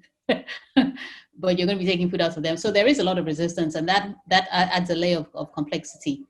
But the thing is that once you have the cooperation of certain key people, then the effect of the resistance is much less. Yeah. Well, and I mean, like you said, like you guys have already been installing, and I'm sure this is similar for many, you know, different countries, but it sounds like you guys have already been implementing digital solutions, whether it was on blockchain, right, to kind of help with the procurement process. So, I mean, I would imagine that it's not foreign to say that there's going to be some technology layer to facilitate things. So at some points, the people almost want to wrap their arms around it so they can control it a little bit more rather than fighting it. Like, yeah, true. Got it. So yeah, so no, the use of technology is not, you know, it's not, the use of technology is not new, but it's just the kind of audit trail that the blockchain leaves that you don't get with other platforms is kind of what makes it, you know, what makes it different. And I think I suppose a positive is that because many regular folk don't really understand what the blockchain is, it's easier in some cases to deploy, because is there any conception, like, do they think Bitcoin, do they think currency? Do you ever run into that? Yeah. Oh yeah, no, all the time. So people only know Bitcoin or digital currencies. So they know, or cryptocurrencies. So they have that, but they don't really get what the platform, what the technology itself is about beyond the scope of cryptocurrencies. And yeah, so and then you asked the question about the university. So we have, as I think you've said already, in many universities you have blockchain clubs. Now, my university just last year set up a school for data science and computational thinking. So it's a cross-faculty center rather, or school, which, you know, does programs in this area, you know, blockchain, AI, you know, big data. So teaching that basically, because there is a gap. Many universities haven't, or at least maybe this side of the world, haven't been able to really pivot to provide the kind of content that young people need at the university level in relation to these technologies. So there is a gap, and it means that young people have to find that knowledge for themselves. It's not something that you can pick up in a university because, you know, we're just not teaching it, but we're starting to now. So it's still very new. It's still very new. Even, I mean, when I started researching in blockchain and I started talking to my classes about it, I was really surprised to find that, you know, I mean, I think of myself as an old fogey, but the students didn't know anything about blockchain. I thought that they would be explaining it to me like properly in class, but many of them knew. Almost no one knows anything about blockchain. yeah, it's weird. So they had heard about Bitcoin and they had a vague idea what it was, but in terms of what the technology actually was, many of them didn't know. And I thought, you know, you guys are online from the moment you wake up. Surely you've seen this, you know, you've seen this somewhere. So there is still there's still a lot of confusion about it, and not a lot of awareness about the technology itself beyond crypto. Got it. And I think kind of zoom out, maybe not so much even about blockchain use cases. You know, something I'm always intrigued. You know, I know many different parts of Africa, right? We were talking before this. Like, I used to live in East Africa for a bit, right? So I saw like M-Pesa kind of there a decade ago, right? And so I'm always intrigued, like, how quickly, and I think a lot of international audience doesn't really quite understand, at least from the perspective that I've seen, which is how quick Africa kind of adopts technology in certain cases, even faster than most countries, I think. What are the general feeling? And again, I know South Africa isn't the same as East Africa or West Africa, but like, can you speak to kind of your general experience, just general blockchain adoption, whether it's on the currency side, et cetera? You know, what's the sentiment, I guess, in South Africa, or if you want to speak to Nigeria, where you're from? Okay, so on the crypto side, there's definitely been a lot of adoption, and that has even increased with the pandemic, but mainly for speculative and investment purposes. So of course there isn't adoption of crypto as as a means of exchange, at least not widely done. So but there are definitely people investing in it, and holding on to it to as a form of investment. So that's there. In terms of blockchain, not so much, not in the public sector, not in the public sector at all. In the private sector, I'm not sure that we've heard of a few platforms being sold here and there or being used, but I can't say, I don't think it's that prevalent at all. So not blockchain as a technology, but crypto, yes, there's a lot more acceptance of that, understanding of what that means, and people, ordinary people having their crypto wallets and holding on to that is definitely not unusual. But the technology itself, for other things, not really. Got it. Well, hey, this is actually one of those conversations that I wish I had more time. I have another one in a minute, and I think we're running a little bit over here. But before we go, there's a lot of students watching this. I know government people watching this, etc. What would you tell, so if you're a student today, like going to school for law or something like that, how would you tell students, if you were just starting school again today, how would you tell students to kind of think about integrating blockchain into their mindset? And then maybe a little zoomed out, other countries or kind of public policy people working through blockchain, what might be some advice you have for them as they think about approaching it? Okay, so for students, I would definitely say they should be interested in anything to do with technology, irrespective of what they're studying. So if you're studying law, you must understand how technology affects law. You must understand how AI influences the law now. And so you must definitely take an interest in blockchain, in technology, in coding. You must have an interest, otherwise you will be an old fogey before you graduate. You will be obsolete before you graduate. So you don't have an option anymore. And for the same thing, I would say to people in the public sector, technology is here. We either adopt it and make it useful to us, or it will overwhelm us. It will then be that we are stragglers, and we continue to be inefficient in a world that has moved on. So I would definitely say that in the public sector, they should examine closely how technologies like blockchain, how technologies like AI can make life better, can make life more efficient, can make life less expensive. Because that's the point. Technology is supposed to make our lives better, and the public sector has a mandate to actually make citizens' lives better. So there is a convergence of interests, and they need to be thinking about it and thinking about how technology can work for all of us. Very well said.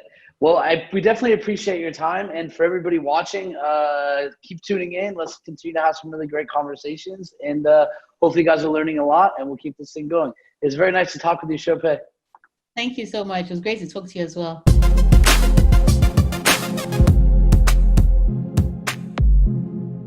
Dear citizens of the world, there is a revolution upon us, you see.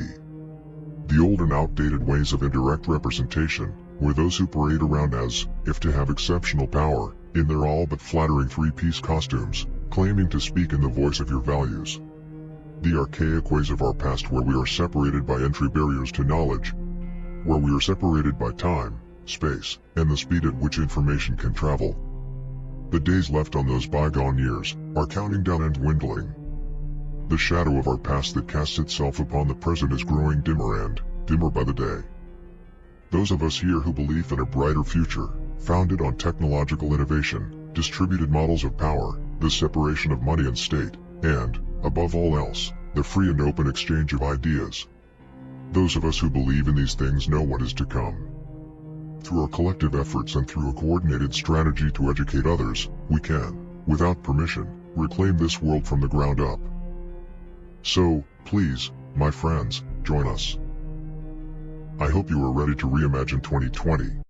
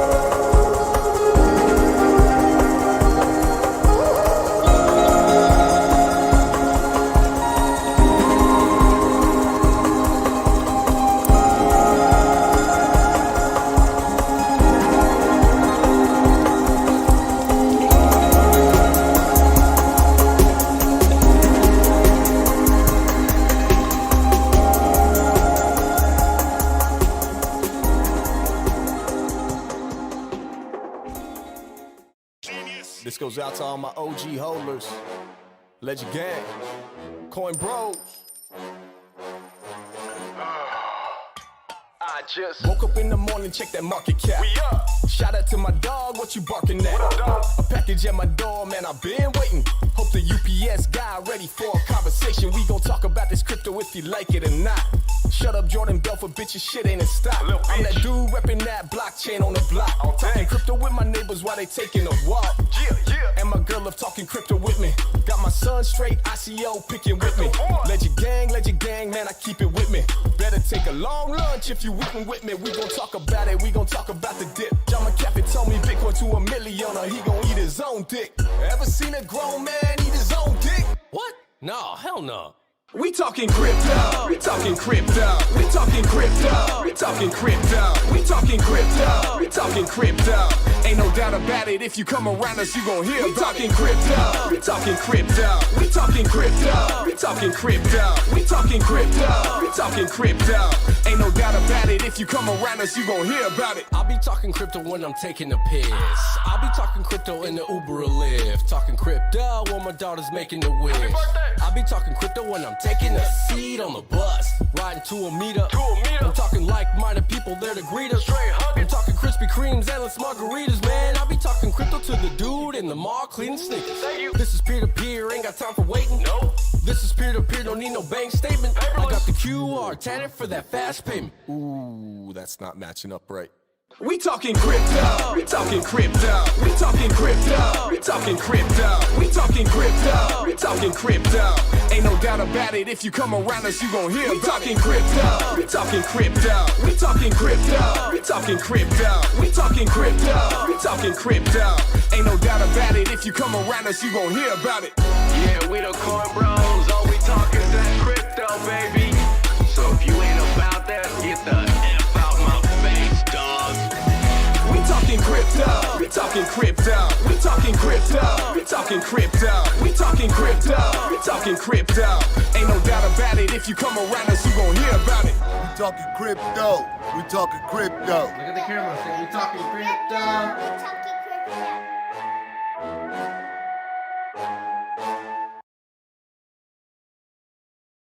Hi there, I'm Dr. Fauci Nakamoto. We all know accidents happen. For example, you might have accidentally forgotten to convert all of your directly deposited fiat into cryptocurrency. And that's okay. I'm reminding you that when all else fails, there's always plan B for Bitcoin.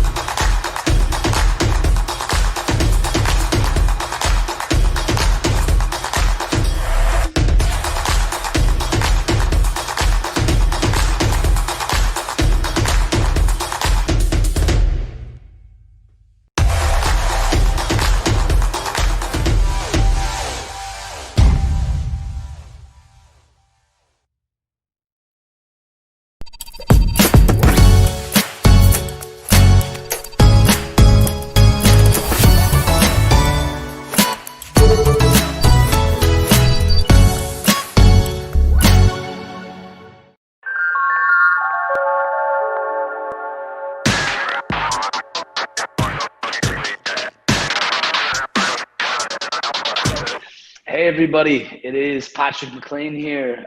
As you know, one of your hosts for Reimagine 2020. We're going for 72 hours, as everyone knows. Get super lucky. I was just talking with the guy that you're going to hear from, Paul. I'll let him introduce himself in a second, but we were kind of talking about conferences and what the future of conferences looks like. I would say if there's any benefit to, I think, where the world is a little bit right now, or virtual conferences, that we get to talk to a lot of interesting people, right? And we can close some of those gaps sometimes, and maybe where we wouldn't be able to have certain conversations that we, otherwise would be some barriers either in flying or hotel rooms or costs or whatever. So before I go on too long, I want to introduce Paul. Paul, how do you pronounce your last name? Oh, it's just Puey, P-U-E-Y, kind of spelled phonetic like P-W-A-Y. So Paul Puey. Awesome. So first off, how's your day? Where are you at? And what's exciting you about crypto today? I'm here in gorgeous San Diego. While, many people are locked down around the world, we are as well, especially here in the US. Although, I'm in a beautiful spot to be able to get outside, ride my bike. I did like a 40-mile ride yesterday, get out into the water, do some paddle boarding and kayaking. So I feel like amidst the different parts of the world that are locked down, I feel really fortunate. And so we're in a good spot.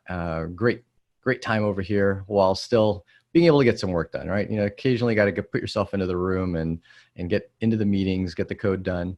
But it's been a weird ride with respect to how COVID has kind of hit our industry, both the positives and the negatives, both the industry from the viewpoint of crypto, as well as, like you were mentioning, the industry with respect to conferences and physical meetups and whatnot. And definitely something we could talk about and see what the industry has as an insight versus my own. No, definitely. San Diego is a good place to be, like you said. Usually beautiful weather. I think you mentioned it was overcast earlier, but you're doing it right. If you're going on, you said 40-mile bike ride. Yeah. It's a bit on the stretch for me. I'm not a huge biker, but it got me the exercise I needed on a weekend. Since I'm going to be mostly in the room in these Zoom calls throughout the week, you got to get outside on the weekends, at least evenings and weekends, get outside a little bit. Good advice. And for all the students listening, this is what keeps you sane as you go into your years of working in business. It's the balance. Yep. So, all right, let's talk about that a little bit, maybe. Like, before we get into like Edge Wallet, and I think maybe your place in this space and the variety of things that you work on, how did you what led you up to crypto? So what were your passions before? What did you do for work, and what was that kind of moment where blockchain resonated with you?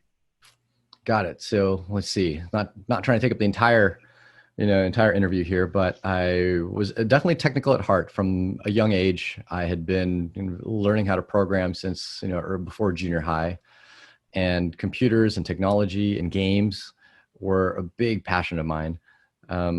After I graduated with a degree in engineering, software, hardware engineering, and went straight to Silicon Valley, worked for a couple different graphics companies, graphics hardware companies, one that almost nobody knows about now to this day because they're gone, Chromatic Research. And then quickly after that, a company that a lot of people know about, NVIDIA Corporation. So I worked for NVIDIA for a little less than a decade, working with super bright, smart people solving difficult problems. I think graphics, especially 3D graphics, falls into the category of computer science where you have really hard problems and you get really smart people working on them. And I think cryptography is another one of those categories. AI being yet another one of those categories. Really math intensive, hard problems to solve. The beauty of what I did at NVIDIA is you can kind of visually see it. People can really appreciate it even if they have no understanding of how the graphics work. They're just like, oh my God, wow, what beautiful imagery. I worked there and actually kind of burnt out a bit. Got physical issues, repetitive strain, working at the computer for long hours, mostly because I just really loved what I was doing. I was pretty much a workaholic in technology and needed to take a break. And then actually went completely 180 and worked in small business, having almost nothing to do with computers. I operated and ran and worked at bar, restaurant, nightclub, and most recently even a climbing gym. I was really into the outdoors and getting outside and getting in shape. And that kind of was an interesting turning point in my life because I started to see technology kind of on the opposite side, not the person writing the technology, but the person using it. And a slight bridge into that was also starting to see how people interacted with money, especially at the small business side, how we dealt with payment networks, how you deal with PCI compliance. If people don't know what that is, that's the compliance for any business that accepts credit card payments. And so being the kind of somewhat tech guy at a small business, I ended up being the person that filled out the more than 300 question questionnaire that would determine whether or not our small gym would be PCI compliant, realizing that 80% of the questions you had to respond not applicable or we cannot comply. Otherwise, we wouldn't be able to function. Realizing why do they even bother with this type of compliance? And that ringing the bell of, wow, this is kind of a broken payment mechanism. It's just ripe with fraud. And we definitely saw a lot of fraud, especially when I was working at a bar nightclub. You just saw tons of cards that really weren't the owners. And at the end, in like a month's time, when you see that chargeback come in, there's really not much you can do about it. You get hit with that as a small business owner. So credit cards, cash handling, all of that, it kind of resonated from the viewpoint of, wow, this is a bit broken. But at the same time, there wasn't really any other choice when I was working in those fields. And then kind of second to that, being in kind of the health and wellness field, working at a gym, I started to really meet and interact with people that believed in kind of alternative solutions to what large establishment tell you, whether it be how you take care of yourself, what kind of foods to eat, what kind of medical treatment to seek out. And I started being a little bit disillusioned with what I'd call kind of large industry, large establishments tell us and what they tell us as being the truth. And that kind of started off the road and the path at really questioning authority, questioning what they say and saying, hey, I think there might be a better solution to a lot of what we think is truth, but it's just kind of hidden from us. And then in 2013, I discovered Bitcoin. I was just following a financial blogger who talked about, he just mentioned all the trades he did on Wall Street. He was trying to zig when Wall Street zagged. And I didn't really think much of it. And one day he just mentioned Bitcoin. He didn't say what it was. He didn't say why it was revolutionary. He just said, I'm going to put it a little bit into my portfolio. And then I looked it up. And from that day, I was not one of the people that looked it up, read the white paper and put it down.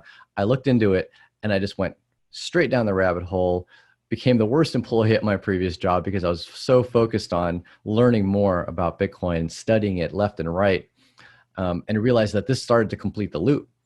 A lot of the industries that lie to us about what is the truth or how we should be living our lives do so because of the financial gain and the accessibility that they have to manipulate the financial gain and the politics around large institutions' ability to manipulate the financial gain. And crypto and Bitcoin was really what I saw as a way to level the playing field, make it where everyone has access to the money, everyone has access to the payment network, and more importantly, it also has the potential to make it where the government and politics don't have the ability to do what they want by simply printing money, right? Being able to pay for whatever initiative they want by just simply printing money and paying for it in that manner. So it fully completed the loop. I loved it from the viewpoint of technology. So hang on one second. You sound like a little bit of a rebel. Aren't we all? Aren't we all rebels in this industry? I'm not sure everyone's a rebel. So some people want to be boring. Like I think that everyone's a rebel, or they just want to get rich. That's really kind of one of the two things. Either like I just want to make money, you know, Bitcoin go up, or you're a bit of a rebel because you think that we should be doing things differently. It's kind of one of those two things. And there's people that are both, right? People that want to do things differently still like it when money goes up and they have that money. So I think this was rooted in rebellion. I think So are you Bitcoin was are you rooted in both? rebellion. Are you both? Or are you like more rebel, less rich, like less want to get rich? I think I want Bitcoin and crypto to go up because it fuels the rebellion. That's what I think. Yeah. Right. And my ability to be a part of that is also hinged in Bitcoin being adopted, it going up in price, and other cryptos going up in price, because its price going up is almost like venture capital coming into an industry and helping supercharge an industry with resources. It's kind of that same thing. Now, from my own personal wellness and finance, I want to be comfortable. I don't want to be stupid, stinking rich just because I don't want that kind of target on my head, right? When you're insanely wealthy, that just becomes a target that I don't care for. I want to live just a kind of comfortable, you know, more or less humble life with family, and I don't care about a ton of money, but I do care about that rebellion. You're right. I guess I am somewhat of a rebel, and Bitcoin going up, crypto going up helps fuel it. So I just want to unpack a few things there, and I would like to maybe just transition back to kind of what first brought you into the space. But like, I think we'll go to PCI compliance. So like thank God for Stripe, right? Like they fix things like this for like tokenization versus a laundry list of PCI compliance, like really started to enable people to do payments quicker, right? Or drop an API key in something, right? Like really bridging a gap to something complicated and bound that allowed things to be rolled out faster. But I wanted to hit on NVIDIA for a second, because I think that I've always been interested by NVIDIA. And I think like, so obviously graphics processors and GPUs, and then, and I really started to see maybe what they're, and I wouldn't say I understood everything, but like enough about like shaders, or it seemed like Vulkan APIs, things like this, where like I knew enough that when I really started to see their applications in AI, right? Like the next thing I know, a lot of my friends started buying dedicated cards to, you know, process neural networks, et cetera. And then I think there was like another buy factor when, you know, before ASIC systems came out, like NVIDIAs are flying off the shelves used to even mine crypto. Exactly. Did anything in your NVIDIA experience, do you feel like kind of prompt you or get you ready for what you would find out later in crypto? So it helped me understand aspects of crypto. It helped me understand aspects of the economies of mining to a degree, and also understand why mining and mining difficulty had exploded back in, I think, 2014, 2015, just by understanding how GPUs work and in comparison to CPUs, in comparison to ASICs. The thing that more directly affected it was I just liked the fact that crypto is another hard problem to solve. And it, you know, distributed computing is a hard problem to solve. And I enjoyed my time at NVIDIA solving kind of those similar type of hard problems. And the thing that I learned and was able to connect the dots between NVIDIA's impact on the mining industry was just simply the fact that a lot of what we do in real life outside of technology is very multitask oriented. It's doing multiple things at the same time is kind of rooted in the success of a lot of different parts of society.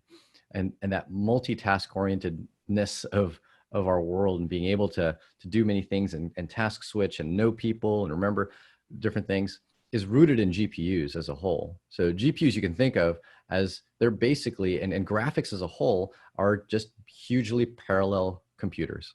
They don't do any one thing very fast, but they can do thousands of things at the same time.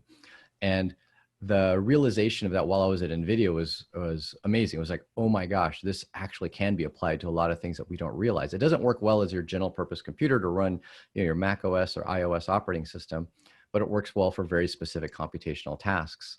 And when I learned how the SHA-256 hashing algorithm and most hashing algorithms work, they're actually really simple. They're really small, little, you know, a few different math operations you just do across many different kind of inputs. All right, you know, you input some numbers, you do it, and then you get a result. Well, let's do it on thousands of computers as opposed to on one that's really fast. That's the same concept with GPUs. And so my understanding of GPUs and understanding of, you know, how they're programmed and what they're good at and what they're bad at helped kind of bridge that gap for me in understanding, okay, I see why they're being used. I see why they're flying off the shelves when, price of crypto goes up. And at the same time, why you can also at the same time build ASICs that can even surpass them. So it's just good general technical knowledge, and it helped bridge that gap, help me understand crypto a lot better. Yeah, definitely. And I don't want to get too sunk in this, but like I think these like kind of interactions are important, right? For people to understand, what are the paths? Like, how do people actually get to certain places, right? Because I think for a lot of students, especially, like they think their life's gonna go like 1, 2, 3, and like they freak out if at any point they're like, I didn't get to this point by this date or whatever, right? And sometimes our careers don't go in that straight line, right? Like maybe we take a detour, and like you said, yeah, mine either, right? Like I owned restaurants in Africa at one point, right? Like when I was 25, and it's like, you could have said I wasn't in tech, or right, like they're all kind of cumulative in experiences, I feel like, right? So try to, especially students, and I think not even just students, like a variety of people to understand this. So, all right, so Rick and NVIDIA, you get like you're in rock climbing at one point. You learn a lot of lessons. Maybe you find out some things you like, maybe some things that you don't like. What is the day like? How do you get into crypto? So like, what's that initial trigger? Did you start at one place and kind of end up where you're at now, or did you start with Edge? Maybe kind of walk us through that if you don't mind. Yeah, so I got into crypto 2013. As I'd mentioned, I was listening to a financial blogger just kind of mention it. I went down that rabbit hole and started researching as much as I could. I remember one of the trigger moments was I was driving to Yosemite to meet up a friend to go climbing. He was coming from San Francisco, I was coming from San Diego, so we were both kind of alone in our cars. And I just put on every podcast at the time, every episode of every podcast I could possibly load up, put onto I guess I had an iPhone by then, and just listened it on a 7-hour drive up there and a 7-hour drive back. And I think it was Let's Talk Bitcoin. I got to credit Andreas. He gave me a lot of the content and knowledge that I needed at that time. When I got back, I said I needed to get into crypto and do it as a profession. No, not just sit on the side and hodl my Bitcoin, but actually use it. I want to be part of history. I think that's really what I said to myself. I want to be part of this history, which I think comes very rarely. That opportunity comes very rarely. I kind of crossed over the internet era and didn't really do much with it. I was too young and naive. But with crypto, I wanted to be a part of that. And that's when I put in my notice that, okay, I'm quitting my job. I don't know exactly what I'm going to do yet, but I quit my job. I'm going to be quitting. And I remember holding a meetup here in San Diego. It was small at the time, 6 to 12 people would show up. And I said, I wanted to, do a little education. So I taught people how to use at the time, a multi-sig wallet called Armory. And I was just walking through, it wasn't even multi-sig, just a simple like offline wallet. And I was showing people the steps over the course of a 30-minute quick tutorial at a restaurant in San Diego. And halfway into it, I said, my God, this is scary, complicated. I could see people like the look on their eyes just glazed over, like, oh my gosh, do you really expect me to do this? And I was tempted to just cut it short and say, I'm so sorry, everyone. This is just way over the head. Even though I know how to do it, I can't explain it to you. You were about to apologize for all of crypto? Yeah, I was about to apologize for crypto and for the tooling and whatnot. And I said, well, let me just finish it off. I finished it off and I said, yes, this is incredibly complicated, but this is just an example of what we have today. And that's how I finished it off. And then I said, okay, I want to build something better. And I wanted to focus on one of the key challenges, which is key management. And that's what that talk was about, is how to do key management with this wallet. And I wanted to make that invisible. And I started to realize a lot of history and technology in history, where you had a technology that was almost too transparent. Like the user had to see the guts. They had to see the meat in the sausage factory. And then the real advancement in adoption came when that technology got hidden. And users just did what felt natural, but they got the benefits of that technology. And I think that's what I really wanted to focus on. And interestingly enough, that does cause some negative repercussions that we can talk about later. But that's kind of our core focus. We decided to found Edge. At the time it was called Airbits. And it was mobile wallet, iOS, Android, send and receive Bitcoin. It was really Bitcoin focused. And even had a built-in merchant directory. I was really about payments and getting people to actually use crypto, not as just a store of value, but actually use it. And as I mentioned, its core differentiator was key management. You never had to see 24 words or write down a key. You just create an account, log in, but you still held your own funds. I've always been a maximalist about just that. Control your own money. I'm not a maximalist about anything else, but I do fundamentally believe you should control your own keys.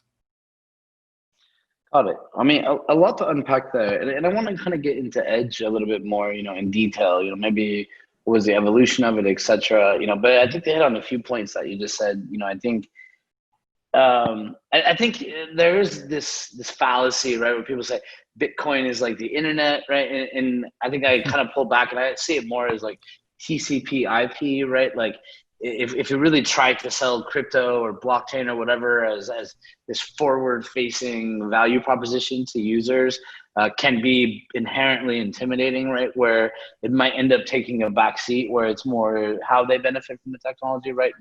Not that they need to repeat the technology they're using every time.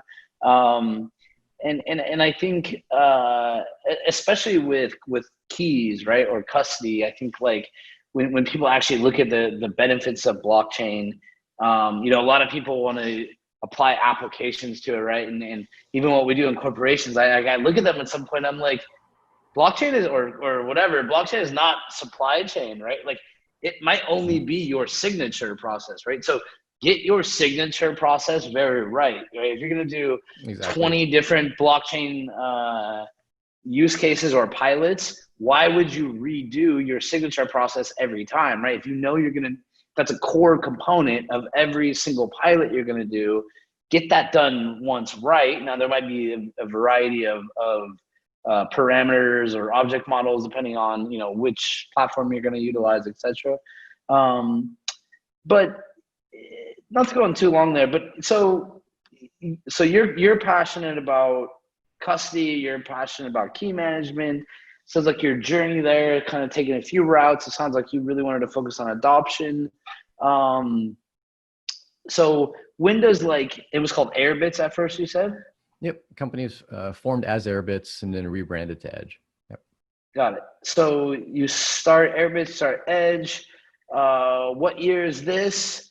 What was the original product? And then can you kind of walk us through that evolution? That evolution, got it. So Airbits was, mobile app, send and receive Bitcoin, really about merchant adoption, even had NFC and Bluetooth payments, had that built-in merchant directory, which to this day, people say, hey, is that ever going to come back? They love that feature, but realized that was just too early. Payments really isn't the arena of a lot of interest for cryptocurrency, especially with Bitcoin. And our app at the time was 100% Bitcoin, with Bitcoin fees going up, block times taking a while, in the uncertainty of when you'd get a confirmation. It just wasn't the currency for payments.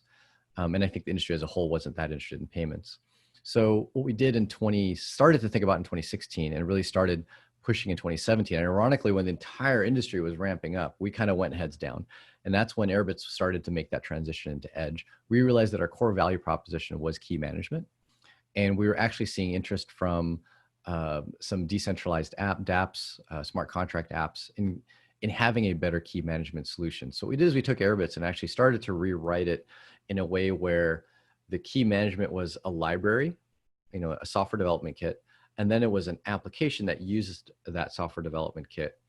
And the SDK, we were starting to market it as the Edge security platform, right? You can now put Edge security into your application, whether it's cryptocurrency of an app, such as a dApp, or even for any type of an application where you want to secure data for your user and have it where it's encrypted and only your user can see it. Like that's what we were offering in Airbits, and now as a platform. And not to cut you off, but I want to drill down there a little bit because I'm curious. So that was to target.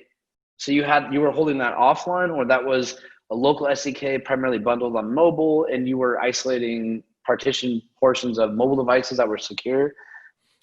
Right. So the SDK was a software SDK. It ran on web, iOS, Android, and it would encrypt data client side and then automatically back it up server side. So we did host servers of encrypted data, but the client side SDK is the one that would do a lot of the hard work. Servers is kind of a dumb server saying, hey, authenticate with me and I'll store some data for you and I'll retrieve it. But it was always encrypted client side. Some of our unique offerings was kind of what we call one-touch 2FA. You tap one button and that account gets two-factored, as well as password recoverability of the account, PIN-based re-login on the same device to make it easier to decrypt that data. You don't have to always enter a full long password to decrypt the data. So there were a lot of nugget features in that key management that Airbits had that we then turned into a platform, an SDK for other apps, and then rebuilt our own app, Edge, on top of it. Since during the time of Airbits, we were already calling that SDK the kind of the edge security SDK. We decided to rebrand the company around that term. It really resonated with our user base. It made sense. The concept of the brand, for those that don't understand, is that we are securing data, not using centralized servers. We're not relying on centralized servers. We're actually securing data at the edges of the network. And if you look at the network topology, there's a server in the middle, and then there's everyone else out on the edges, right? We as humans on our phones and our computers, we are the edge of the network. And that's what we're doing. We're securing data at the edge for the edge. And hence the rebrand into the company, we are now Edge. And then the new application that we were pushing out was now Edge, the mobile app of Edge. But that did take a different focus as far as what we were doing with cryptocurrency. It was no longer on payments. Well, and I think at that point, and maybe it's an obvious question, but I don't know the answer, so I'll ask it. So was your original goal to kind of serve as as an integration SDK layer for external customers that wanted to embed your technology into their applications, and then that kind of evolved into your own ecosystem, kind of in a closed loop where you wanted to offer those services? So yeah, I guess. So it was in a way twofold. We said we like this security model that we've built, and there's interest from other companies in the security model. So in the process of rebuilding our own app, we made sure that we built it kind of in two modules. One is the software development kit, the SDK, and another one is the actual core application itself. And we're able to do those concurrently. We, to this day, make sure we have that good, clean separation so that people can use that SDK for their own apps. And we do have a few partners that license the SDK and use it for their own app. Our app itself changed in the sense that number one, it went multi-assets. Now we support dozens of different blockchains and tokens and assets. And then number two, its focus was less around payments and more around exchange functionality. We wanted to bring to the majority of people that get into crypto exchange functionality without giving up control of their keys with centralized exchanges. We found that those are the companies that were getting a lot of user adoption, right? Centralized exchanges. And at the same time, compromising the core value of crypto. And while that's important for like your frequent trader, right? Your high frequency trader that's setting, complex order types, these limit orders, stop limit orders and whatnot, it wasn't necessary for the average person that's just saying, hey, I want to buy $1,000 of Bitcoin. Hey, today I heard that there's, interesting token synthetics that I want to get. Great. I want to swap some Bitcoin into synthetics. Whatever it is, it's not going to be your very frequent trader. That was the vast majority of people were those type of quote unquote traders. They don't trade very often. And we wanted to provide a product for them so that they didn't have to deposit money into an exchange, then do the trade and then withdraw, or likely be too lazy to withdraw and just leave their money there. Right. We wanted to tie that entire ecosystem together and bring an app that gave you exchange functionality without giving up control of your keys. And that's the transition that we made in going from Airbits to Edge. And now Edge has integrations with 15, 16 different backend exchange partners to be able to both buy, sell, and trade crypto.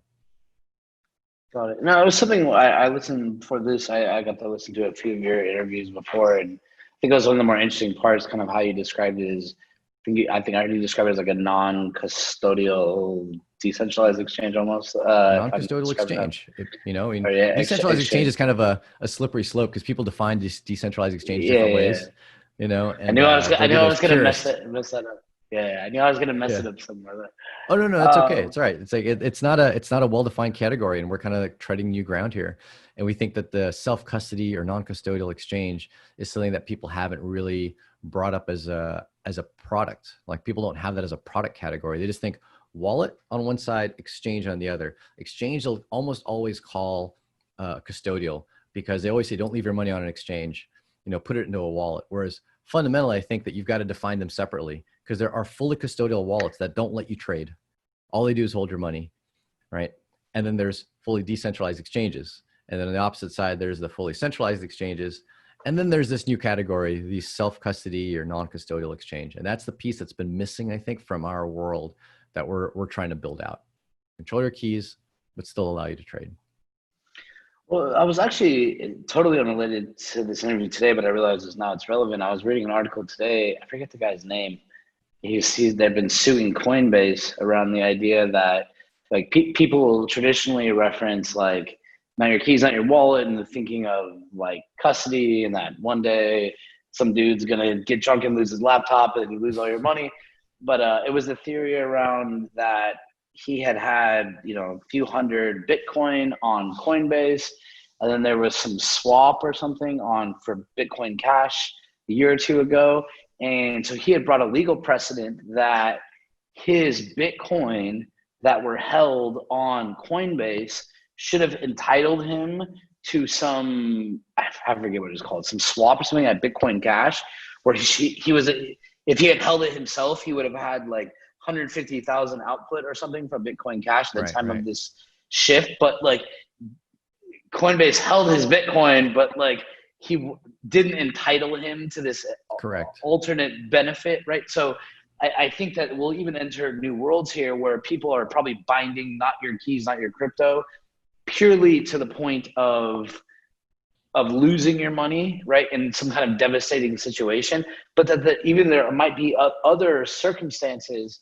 that might benefit you, right? I don't know if you know about that or. Oh, there's a ton of these. Yeah, definitely. We were right in the thick of the entire Bitcoin to Bitcoin Cash hard fork, the Bitcoin Cash to BSV hard fork, and the implications it would have if people didn't have their own keys. So anyway, I tell this right now, and I actually do not believe that an exchange should be entitled to give any of its users forked coins. I don't believe that they're entitled to, because understanding how custodial systems work and how incredibly hard it can be to give users access to the forked coins, and how easy it is to fork a coin and give it any amount of value, I would say, yeah, if you leave your money on an exchange, do not at all expect and feel entitled to get any of the forked coins. You are holding a balance of a very specific currency with that service, and that's it. You're holding a balance of Bitcoin. You're holding a balance of Ethereum, not Ethereum Classic, not Bitcoin Cash. Now, if you're holding your own keys, you're holding whatever those keys could possibly control, whether it's the Bitcoin today or the Bitcoin Cash tomorrow or the Bitcoin pizza, that happened back in, 2018, all those stupid coins that got forked off from Bitcoin Cash. But that is a fundamental problem. If you don't hold the keys, you don't control anything that key can control, such as even voting rights for certain blockchains, delegated proof of stake type of voting. And any of those exchange providers or custodial services, more specifically, need to say, yeah, we're going to offer you the ability to use our keys to vote on behalf of your ownership of that coin. So I think this will start to grow over time, like the need to own keys, not just for the balance, but for other purposes. And for that same reason, I think we need this new category of exchange. We need the self-custody exchange, because a lot of people don't exchange a lot, but they want that benefit, that long-term benefit. And we'll leave it to the high-risk traders, or the people that are already, day trading, that can't incur the delays of blockchain transactions going in and out of an exchange. They'll be the ones to leave their money there. They'll do the fancy order types, and they're already taking a risk with how they trade. They'll also take that custodial risk of an exchange getting hacked, and they're also giving up control to be able to vote. That's not their interest. Their interest is high-frequency trading. Everyone else, let's put them onto a self-custody exchange. Got it. So,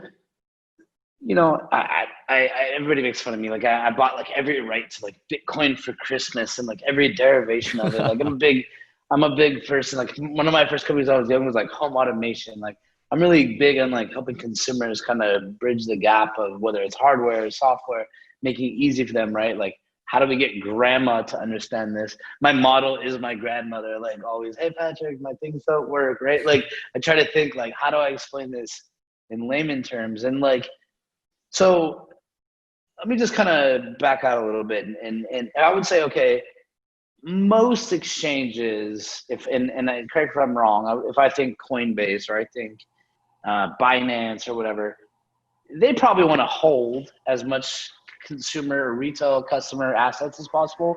Would you say that's fair? Like it's in their best interest to control these? Not exactly. And I think it's become more and more clear that it actually has a detriment for them. In many ways, it is a benefit, especially if they start to behave like traditional banks, or they take your assets and actually loan it out. And do you think that's what's happening? Oh, I'm Like, do sure you think that's that's what's happening. I'm sure it's happening with some of the services, not all, but definitely happening with some of the services. But if they don't do that, because there is a lot of security issues with that, and you know, the concern of a bank run where people start to withdraw their money and suddenly it's not there because you've loaned it out. If they don't do that, then it actually costs money to hold money. Imagine, why would a bank hold your money at no cost and not be able to make money on it? There's no benefit to that, to them. BitGo's not cheap. Fireblocks BitGo's not isn't cheap. Yeah, Prime and Trust hacks isn't aren't cheap. Like, And right. hacks aren't cheap, right? You just Yeah. make a bigger target for your company by holding a lot of people's money without the ability to pay for that security. So they're really going to go down two paths. These are the only two paths. They either loan out the money or they charge you for it. That's really it. So if you don't see a fee on your money over the long term, I think right now that's not so much of an issue because we're still early in the industry and they're just thinking, well, if we hold the money, we'll get people to trade it more often. But there's a lot of idle funds, like funds that just sit there that, you know, no one uses. And by exchanges holding that, they just incur a bigger and bigger risk. And I've actually heard some exchanges say, we don't want to hold money for people that don't trade. We want that to be on their own keys. It's just too much of a liability for them. But it's not all the exchanges that say that. And then what are the roadblocks to not doing that? Like, it's that they have to kind of educate their customers. And is that kind of how you feel, like there is a customer education process here, or explain to people these are the benefits of ownership, right? And is there a sacrifice between convenience and self-ownership? Oh, there's always going to be that sacrifice for sure. We've been focused on trying to minimize that sacrifice. You know, minimize the sacrifice as far as user experience from when you have self-ownership, but there always will be one. You know, it takes as a clean example, if I have money sitting on a custodial exchange and say that money is sitting in USDT and I want to buy Bitcoin, there's just about no delay because nothing moves. There's no blockchain there. There's no blockchain interaction. It's just a balance on a spreadsheet, you know, database saying it's going from USDT to Bitcoin. If I want to trade USD to Bitcoin on a self-custody exchange, even using decentralized exchanges, you are limited by block times. Now that's improving with different technologies. Things like Lightning actually can help improve exchange experiences. I've actually not been a big fan of Lightning from payments. I think the user experience to the consumer is actually not a very good experience. However, from an exchange point of view, it can be awesome. You can have super fast swaps. You know, that's a piece where I think it can revolutionize and actually remove a lot of the liquidity from centralized exchanges into decentralized exchange experiences and self-custody exchange. But there is a sacrifice today. You're right. And so a self-custody, decentralized exchange, non-custodial exchange will be, generally speaking, slower from the viewpoint of when you get one asset and turn it to another.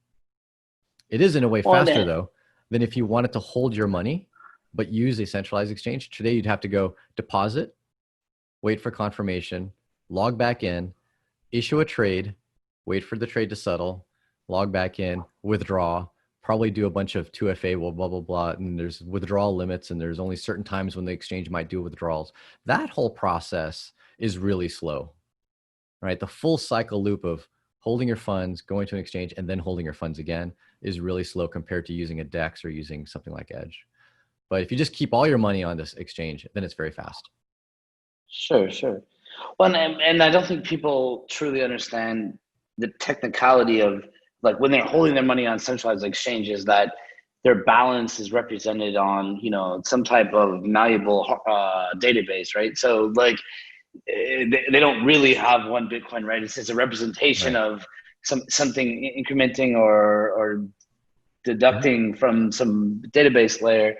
But like you said, right, there's, and this is like such a complicated topic. And I always go on for hours.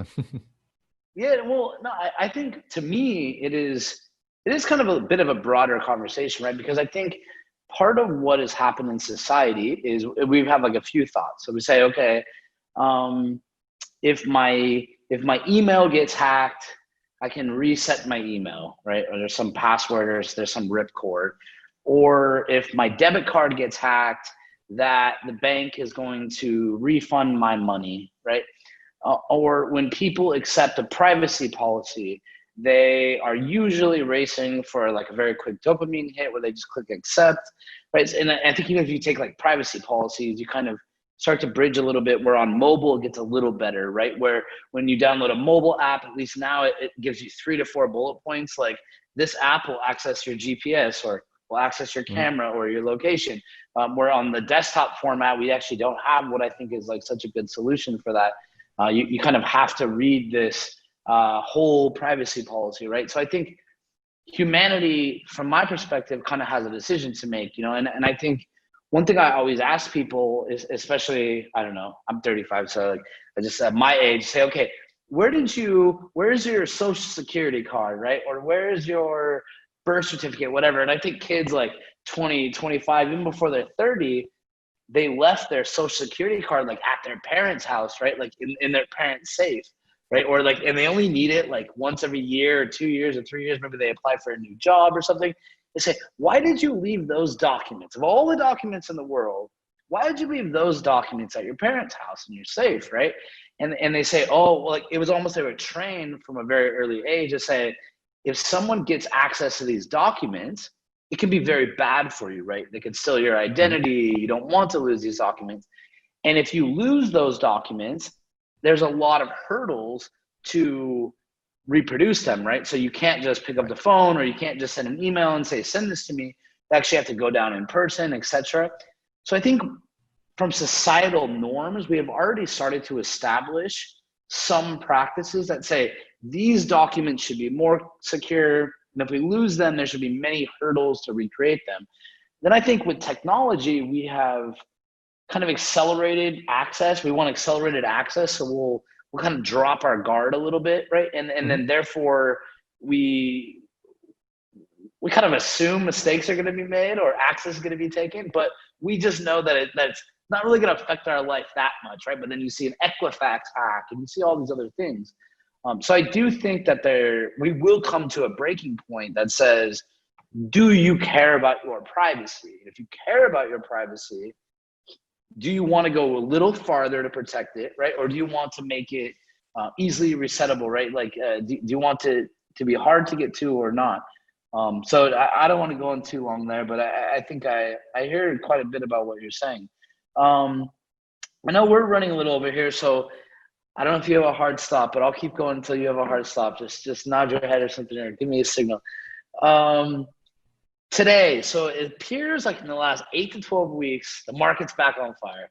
Like I'm almost shocked. It's like I almost at first was mad at DeFi. I was like, man, like people are throwing DeFi around like it's pretty loose. But if it's a good marketing campaign to help this industry, so be it. So what do you think is happening right now? Like, how do you feel about the momentum? Do you think that we're kind of getting back to the 2017 space where there's a lot of like things happening, but not a lot of things getting built or no accountability? So I definitely don't think we're ever going to get back into 2017. I think 2017 just had euphoria to levels never seen and we'll never see again. It was just stupidity at its highest level. And so no matter what happens in DeFi space, I don't think it'll ever get to that high. What I do think is happening is, ironically, some of the products that were ICO'd in 2017 and have been building and showing like true use of crypto and blockchain are showing interest now. Like it took a while to build and get them into production. Like Compound was an ICO from back in the 2017, 2018 era. And that's one of the projects that are, seeing skyrocketing use today. Now, the way it's being used today is a bit 2017-ish in the sense that it's, this entire concept of yield farming and getting tokens. Oop. Sorry, you're muted right now, Patrick. Sorry. No, I'm saying, what are you saying the way, what is being used today? Like the term DeFi or the technology or what? No, the technology is generally speaking supposed to have a more specific real life, solve a real problem use. So as an example of how one might realistically want to use Compound, I've got some asset and I want to be able to use it as collateral for another asset. And a typical thing that you'd expect a well-reasoned person to use it for example, I have a whole bunch of ETH and I don't want to sell it. I want to put it in and collateralize a loan in USDC, USDT, and then I want to be able to buy a car. So I want to be able to literally like buy a car, and people can and probably have done this already with services similar to Compound, but maybe even in the centralized space where you go to a centralized company and you give them Bitcoin, and in return you get dollars. This is what Salt kind of initially pioneered, but now it's being done in a more decentralized way, with the DeFi at its core. Then there's the concept of, let me look at the exact yield differences between all the different coins, look at the high risk, and know that I'm actually going to receive, for example, one of the big explosions in DeFi was the fact that Compound was airdropping comp tokens to people that had a lot of that had either taken out a loan or put in money to help fund a loan with a really high interest rate. Right? Any of those people received a large allocation of comp tokens, and because comp tokens had increased in value because people were hearing about the airdrop in comp tokens, created this little feedback loop that caused both the token price to skyrocket and the liquidity to skyrocket. No one actually using the money for any real life purposes, just trying to farm some gains around the system, using and heavily banking on the increase in value of a single token that doesn't actually have a reason for it to have value. So that, I think, was a little 2017-ish. But I think, numbers have already come down. That yield farming boom is already starting to slow down. And then what's left now is the real use case, which still exists. So I think, hopefully I do have a bit of a hard stop in 4 minutes. I'm going to summarize a little bit with this concept is that, Bitcoin was founded as, decentralizing money, kind of the base layer of all of financial services is money. To some degree, you can think of the first decentralized app on top of a decentralized money as just simply sending and receiving it, right? That is an app. A basic wallet from back in 2013 was a DApp, but the only functionality it gave you is send, receive. That's still an app, and it's still, accessing it in a decentralized way. Now, if you think about our current financial world, though, those two are only a small fraction of the products that you build in a financial system. In addition to that, you need insurance, you need loans, you need hedging.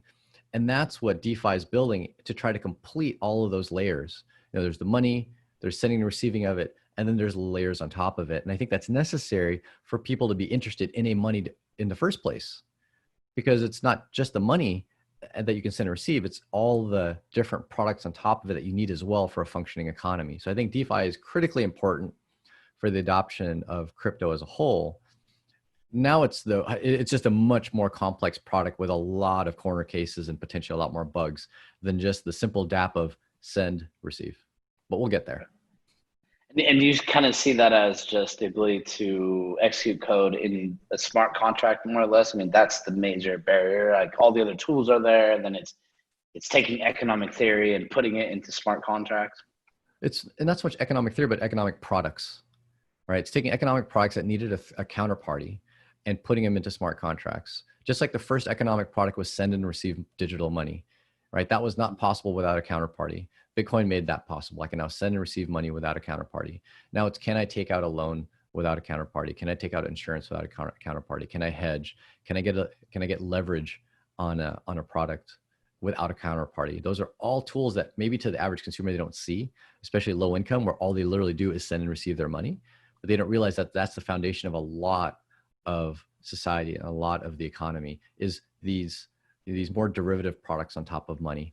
And so if we can do all those things, we don't have to fall back to the centralized services to do that. We don't have to fall back to not to knock them. They're actually an investor in our company, but BitMEX, fall back to BitMEX to do leverage type trading. We can now continue to stay inside of the DeFi space into the dApps, not just for send and receive, but for the other products as well. Well, I know you got to run. This is one of those interviews that I wish we had more time. I'm going to try to hook you up with some of my people in San Diego. I'll yeah, for sure. Lunch. Always love to meet some more crypto folks over here. You like these guys. But hey, if we got you for one more minute, for the kids listening right now, for all the college students, if you're in school today, during COVID, you were thinking about, you go back to time, how would you approach blockchain today?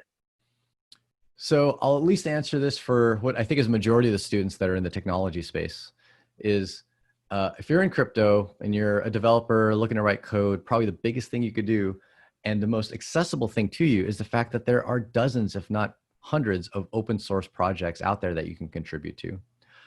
go onto GitHub, look at the apps that you're using, use apps that are open source, and look at what you would like to improve about them. What little feature would you like? Most apps you work with today, you have no ability to affect that app unless you've got a job with that company. You know, if you're using Snapchat, you're using Twitter, your ability to add another button somewhere is next to zero. Not true in the cryptocurrency world. A lot of that work is sitting there open source in GitHub, and you can put up an issue, offer to fix it or to implement it for free, and you're building your resume, right? And that's something you could do even without the physical conferences and meeting people in person. Just show some interest level in a project, in an open source project, and that's a huge foot in the door, not just for that company, but you now use that on your resume for all the other companies in crypto. And that, I think, is probably the single biggest thing you can do as someone in the developer technology space interested in crypto and wanting to work in the space. Paul, I know we're running over. I will follow up with you, and we're going to see if we can talk more or do whatever we can, either help students, build cool shit, whatever. But thank you very much for your time, and good luck on your next meeting, whatever it is. And Cool. any last words before we go? No, that's it. If anything, definitely give Edge a try, edge.app, and let us know, send us some feedback. And for any of those students, if you want to work on it, it's open source inside GitHub. So definitely let us know, reach out, and keep in contact.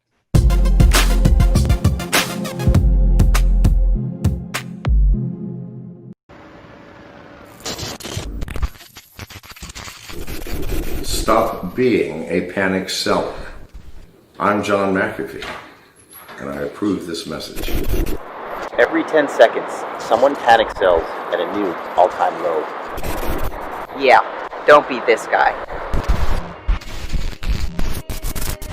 I seen the market drop it, I don't think it's stopping. The voices in my head keep yelling. I guess I'm panic selling. Guess I'm panic selling. Why you panic selling? Why you panic selling? Every time the market crashing, why you always belling? You be selling all your shit like you garage selling. Always catching nails, dog, you need to check the spelling. Panic, panic, panic, panic. I thought I told you about the dip. Every time the market dropping, why you always jumping shit? You be buying at the highs and you never stick to script. Then you selling at the lows, dog, you wasn't built for this. I seen the market drop it, I don't think it's stopping. The voices in my head keep yelling. I guess I'm panic selling. Panic, panic, panic, panic. Guess I'm panic selling. All I see is weekends, weekends. Fuck, I need some money for the weekend. Why you panic selling? Why you panic selling? Why you panic selling? Why you panic selling? All I see is weekends, weekends. But fuck, I need some money for the weekend. Why you panic selling? Why you panic selling? Why you panic selling? Why you panic selling? Pussy. Panic sell, crypto crashing, no one laughing when it drops. Need to stop pulling stocks just to make up for the loss. I'm losing my mind, didn't see the signs. Crypto going down, got me feeling like a clown. What the fuck's happened now? Can't buy another round. I took a million now, had a panic sell. What the hell I'm gonna do now? What the fuck's happened now? Can't buy another round. I took a million now, had a panic sell. What the hell I'm gonna do now? I seen the market drop it, I don't think it's stopping. The voices in my head keep yelling. I guess I'm panic selling. Panic, panic, panic, panic. Guess I'm panic selling. All I see is weekends, weekends. Fuck, I need some money for the weekend. Why you panic selling? Why you panic selling? Why you panic selling? Why you panic selling? All I see is weekends, weekends. But fuck, I need some money for the weekend. Why you panic selling? Why you panic selling? Why you panic selling? Why you panic selling? Pussy. I seen the market drop it, I don't think it's stopping. The voices in my head keep yelling. I guess I'm panic selling. Guess I'm panic selling.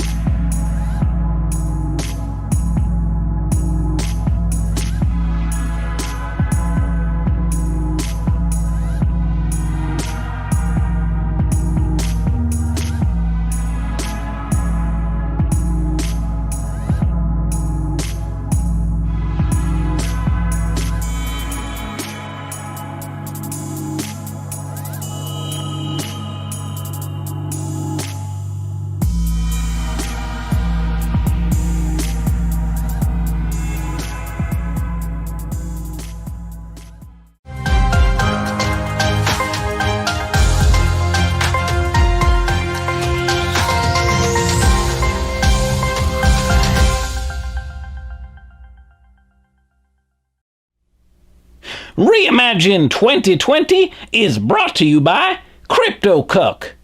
Anyone that uses or endorses cryptocurrency unironically is a good long-term investment. Greetings, fanciful leaders of this world, and wannabe authorities of all stripes. You thought that you could just print infinite money, did you? Well, the decentralized world of cryptocurrencies is on the rise. It's only a matter of time before the intricate web of blockchain architecture and distributed governance enables so much financial and existential freedom that your model becomes obsolete. Good luck. Time is running out.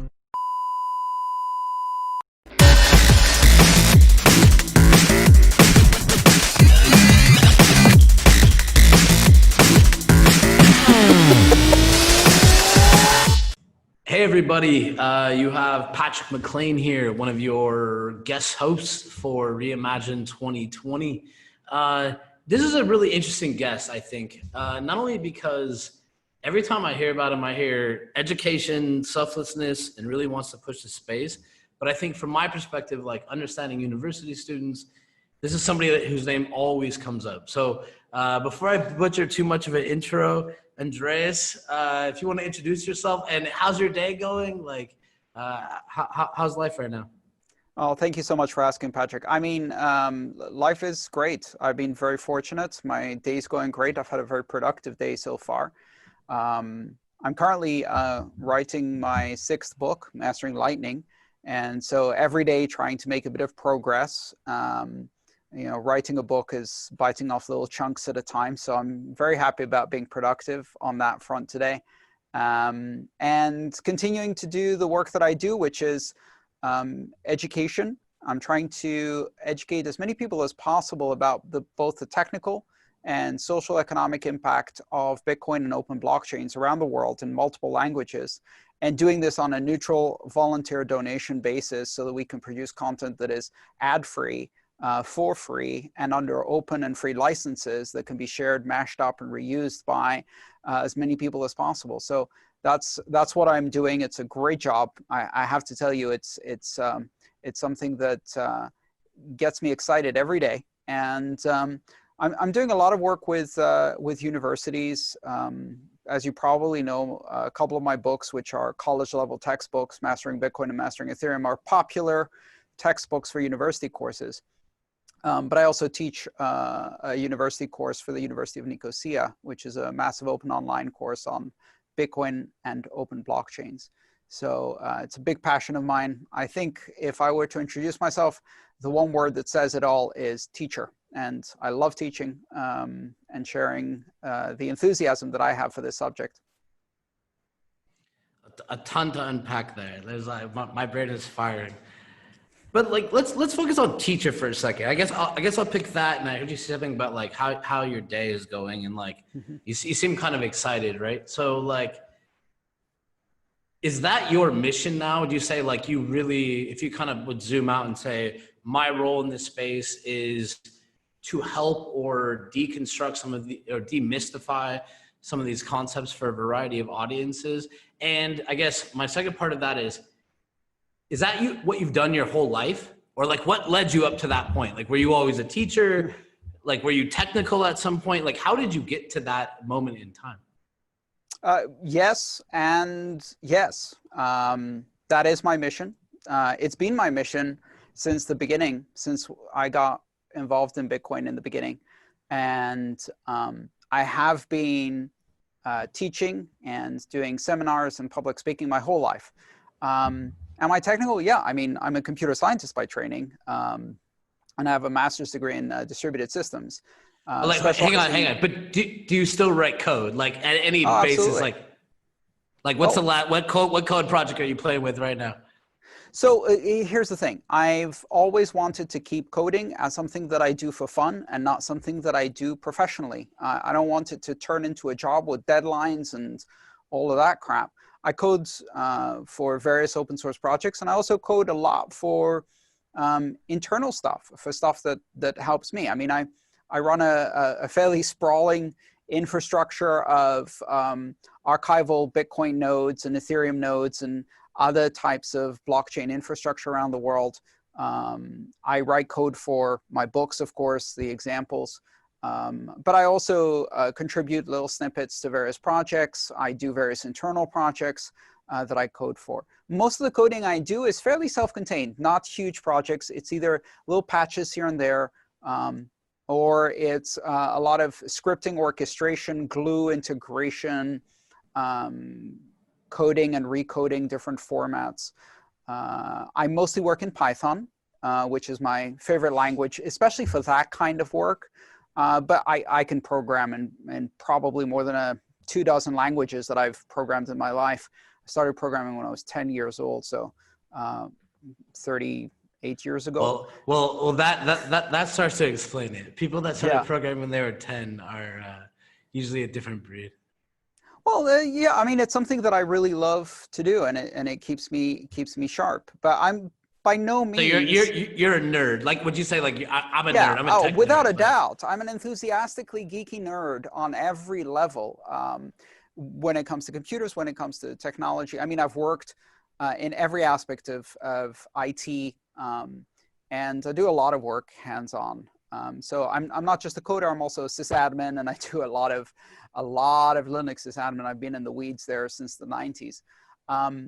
But here's the thing. When I first arrived in Bitcoin, I took a good look around me and I thought, okay, where can I contribute? And the truth of the matter is that as someone who is a hobbyist coder, and I have a lot of experience, sure, but I'm not a master cryptographer, I'm not a master mathematician, and I'm not a prolifically productive, high output coder of the level of quality that is required for systems programming in Bitcoin and platforms like that. So the thing is that in that space, there are some world-class programmers that are just incredible.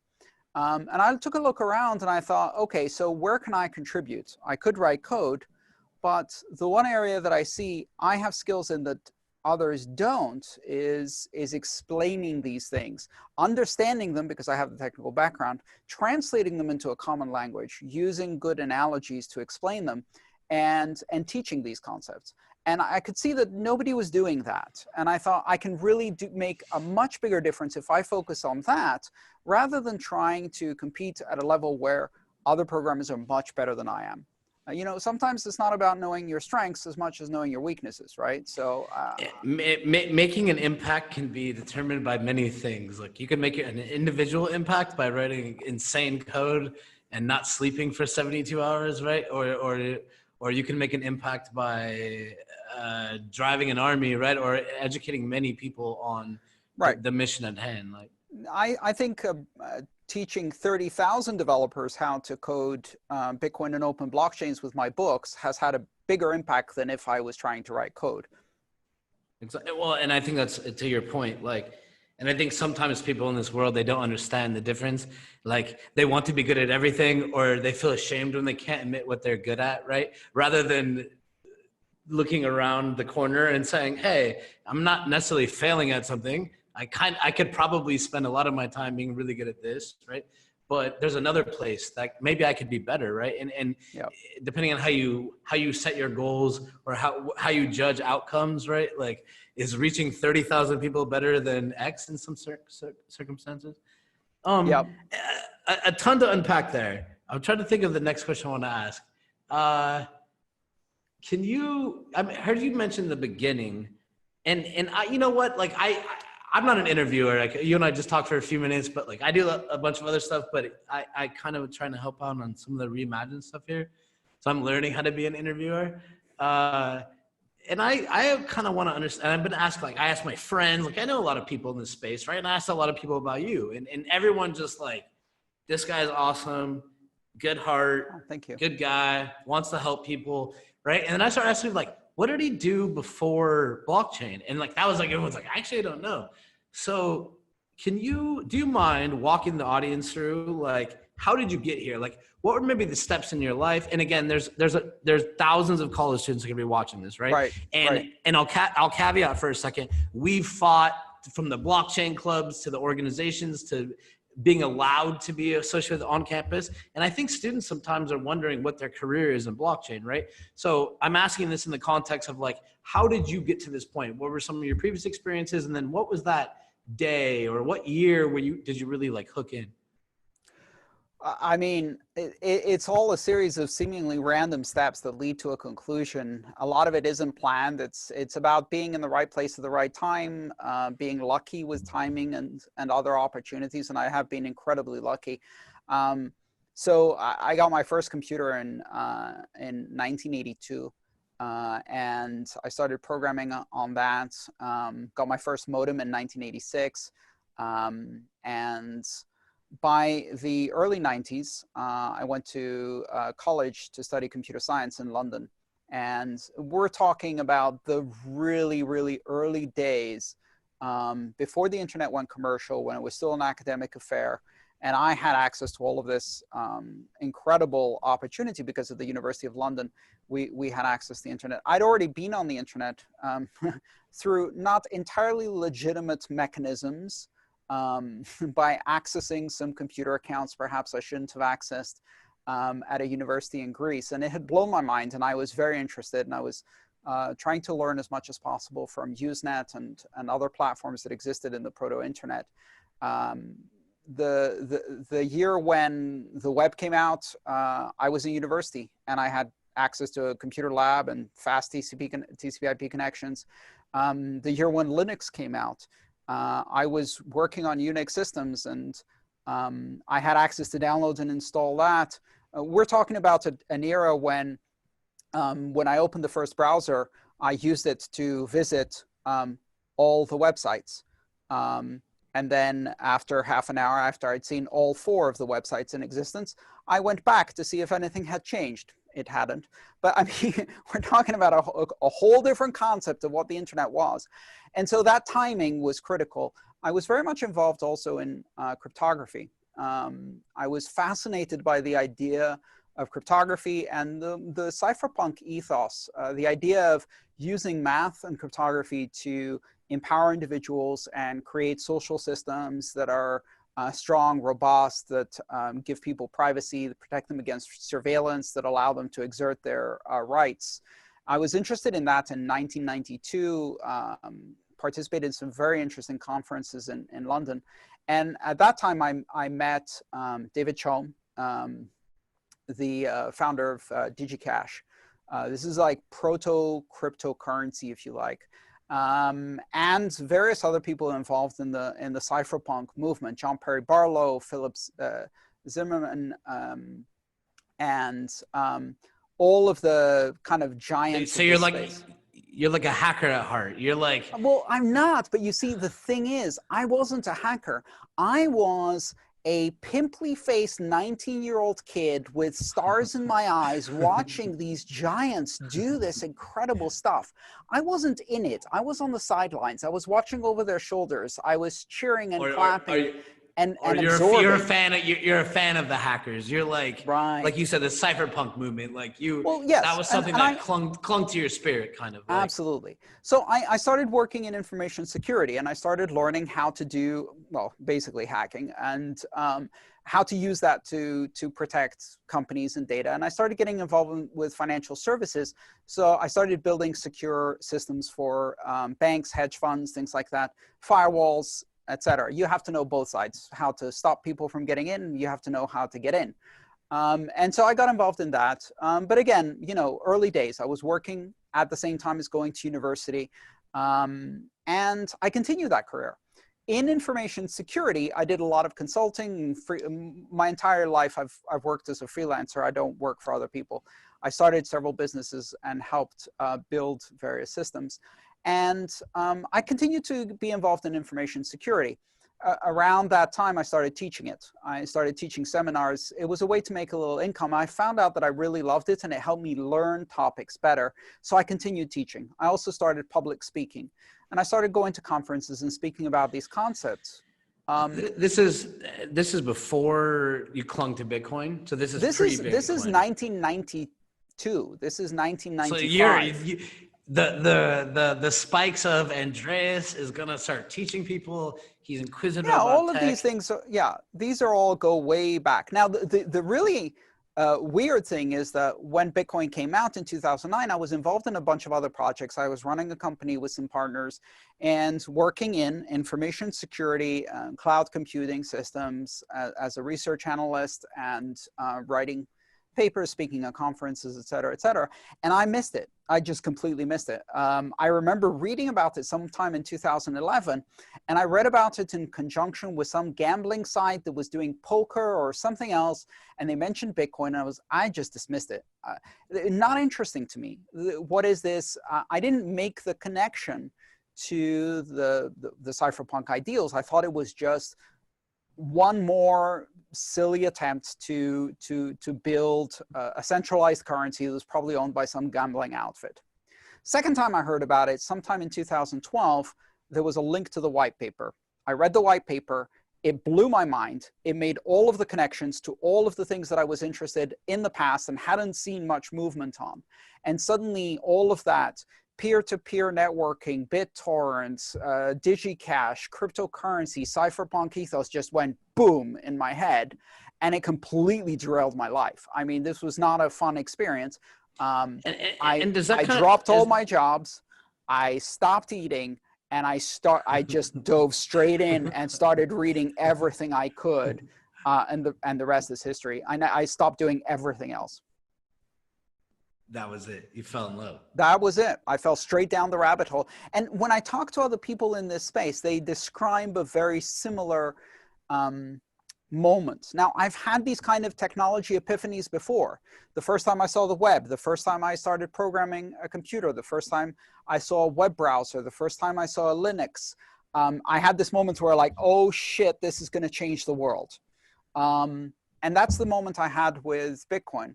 The difference is, the previous epiphanies I had, I was young, and I was, as I said, in the sidelines. I was watching the greats do it. When Bitcoin happened, and I had this moment of epiphany, I was old enough, mature enough, and I had the professional experience. And this time, I had confidence. So when I thought this is going to change the world, there was no hesitation or doubt or questioning. I was like, okay, last 5 times I called it like this or had this feeling, it actually happened exactly as I expected. And other people mocked and ridiculed and ignored, but I was sure then. Now, not only am I sure, now I'm ready. I'm going to be in the front of this, not following from behind. And so that just changed my entire attitude, and I dove in with both feet. Well, and I'm getting a little older as I go. Like I started my first tech company when I was 19. Like when I worked from Microsoft, it's been like home automation, right? Like before it was cool. But I've always tried to follow tech trends. Like I'm a tech nerd to the core, right? Like yeah. I came a little late to this, but I understand all the principles. You know the feeling, right? You know that feeling. Well, and while you were saying that, it was like I was thinking, I was like, damn, like I've seen some technologies, right? But like this one is definitely odd, right? It's definitely, you can understand the sense of how odd it is because politicians are mad at it, governments are mad at it, SEC, basically no one's not mad at this. Like, but you see, the thing is, a lot of people who are into technology today were not around in the early days of the internet because the history we have of the internet today is mostly, and then Al Gore said it was great and everybody applauded. But if you look behind the scenes at what was happening between, say, 1985 and 1995, was a 10-year protracted battle where governments hated it, they badmouthed it, they didn't like the fact that it took control. The phone companies hated it, and there was a lot of pushback against the internet being used by commercial entities, against people having access to the internet without ID, without having to register, about people having access to cryptography and encrypted communications without the police being able to snoop on everything. Those battles are very similar to the battles we see today in Bitcoin. The difference is that because the internet succeeded, we rewrote history and made it a big old kumbaya where none of the difficult battles are really known by people today. And if you actually look back in history, you'll see the same thing happened with a bunch of very disruptive technologies. People resisted electrification. People resisted the automobile. People resisted television, the telephone, radio. We're gonna have self-driving cars with someone sitting there with the whole software to stop less people from dying. And the only reason less people are gonna die in their cars is because humans think that robots are scarier than them falling asleep at 5 a.m. Right? Like we have, right? Well, actually, I was sitting in my chair, kind of moving because I as I'm learning to be a better interviewer, I've been like watching videos on people. I watched one on you the other day, and one thing you said that like really resonated with me was when I was 25 years old, I opened 2 restaurants in Tanzania. So I lived in East Africa for a long time, right? So this is 10 years ago now. And I'm watching, so when I look back, when I came back, I wrote a long article, which was like, dude, no one gets it, right? Like they were using M-Pesa, right? They're sending digital monies. They didn't trust banks a long time ago. And one thing I heard you say, which I always thought about, and I think to these pillars, like why Bitcoin or why cryptocurrency might be so disruptive, and would like to hear you talk about it. You gotta let me get my, like, the thing that pinged my ear when you said it the other day was, you know, when I looked at Africa at the time, or East Africa, that was my small view into it.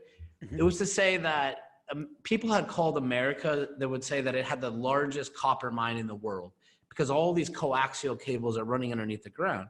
Well, in countries like Africa, where you start to look, and I think you could apply the same theories to things like solar, like when do you invest, right? There are risks to investing too early. And part of those risks are that you establish industries, and some of which have so much money, they have so much excess money that they can hire things like lobbyists whose job is to literally sometimes even work against the public interest and only work in the interest of certain industries, right? And, you know, I think when I heard you talk about Africa and like access to cell phones and infrastructure the other day, and I 100% believe it's true, right? Where I look at countries like Africa where, in certain parts of it,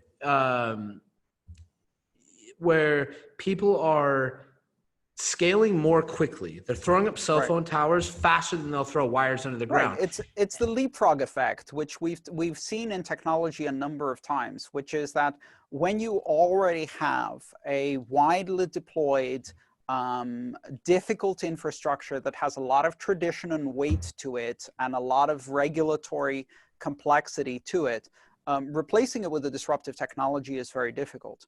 But in places where you don't have all of that established infrastructure, where there's a gap in the market, you can jump directly to the new disruptive technology. So where Africa didn't have a phone network broadly deployed, moving directly to cell phones was much faster. And the same thing is happening with banking. Now, in Western developed nations, you know, banking is a 500 to 600 year tradition, and as a result, it's deeply enmeshed in the society. But there are a vast majority of the population of this planet live in conditions where banking services are either very, very limited or not existent at all. They're only accessible to a small minority. And they're rife with corruption and interference from governments. And so in that environment, jumping directly through the new smartphone and cellular infrastructure and basic internet infrastructure to a digital currency like Bitcoin makes a ton of sense. Now here you're like, well, why would I use Bitcoin to buy my coffee at Starbucks? And the answer is you wouldn't. Why would you? You don't need that. You can just wave your card and get your transaction done. You've already got those things. You would use Bitcoin for different reasons in the developed world to do applications that you couldn't do with traditional money. And that sometimes means not particularly good applications. So for some people, that means buying pot with Bitcoin, which is stupid. But at the same time, you have to recognize that just because you have those capabilities doesn't mean the rest of the world does. And the moral imperative to open up financial infrastructure to the world and give everyone the opportunity to participate in the global economy, to me, is the driving force behind my interest in Bitcoin. This is about a lot more than just technology. This is a social movement.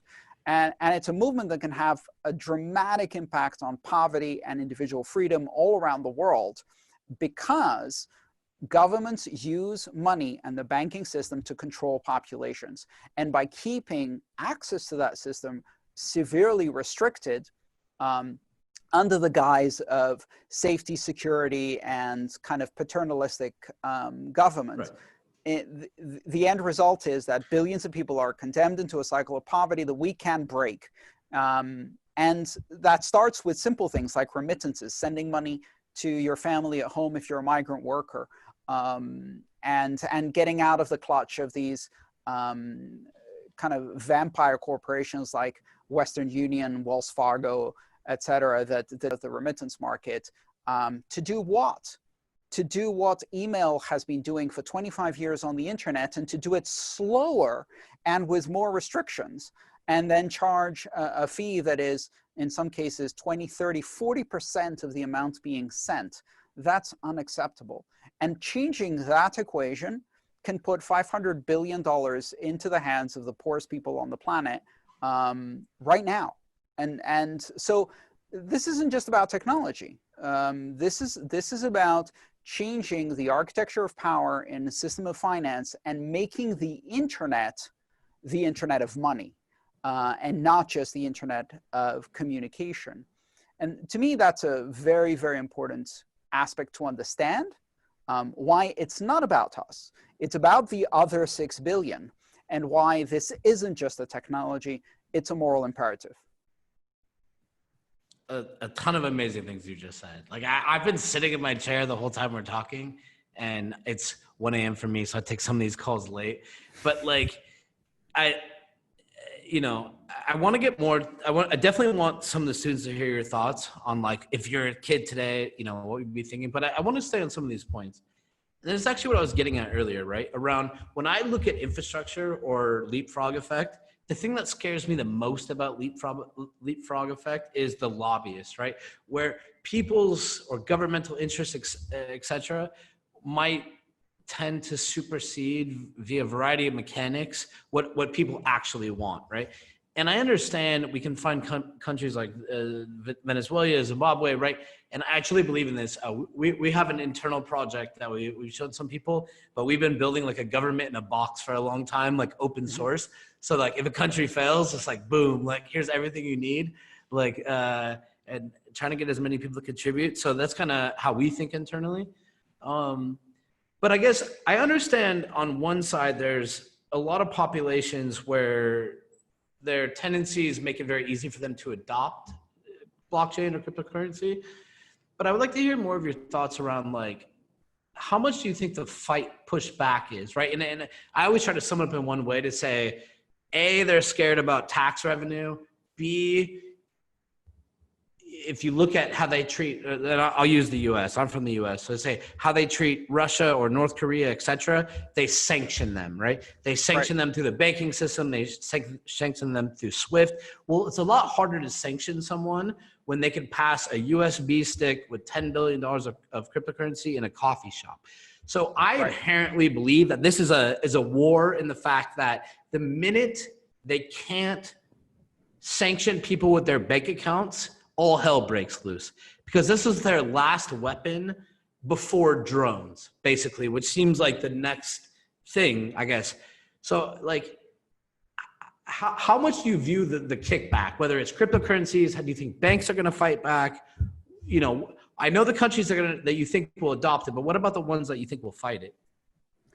Oh, I think we're absolutely going to have a fight on our hands. And the reason is that, so far we naively look at money as technology that is used in order to express value, an almost linguistic system of value.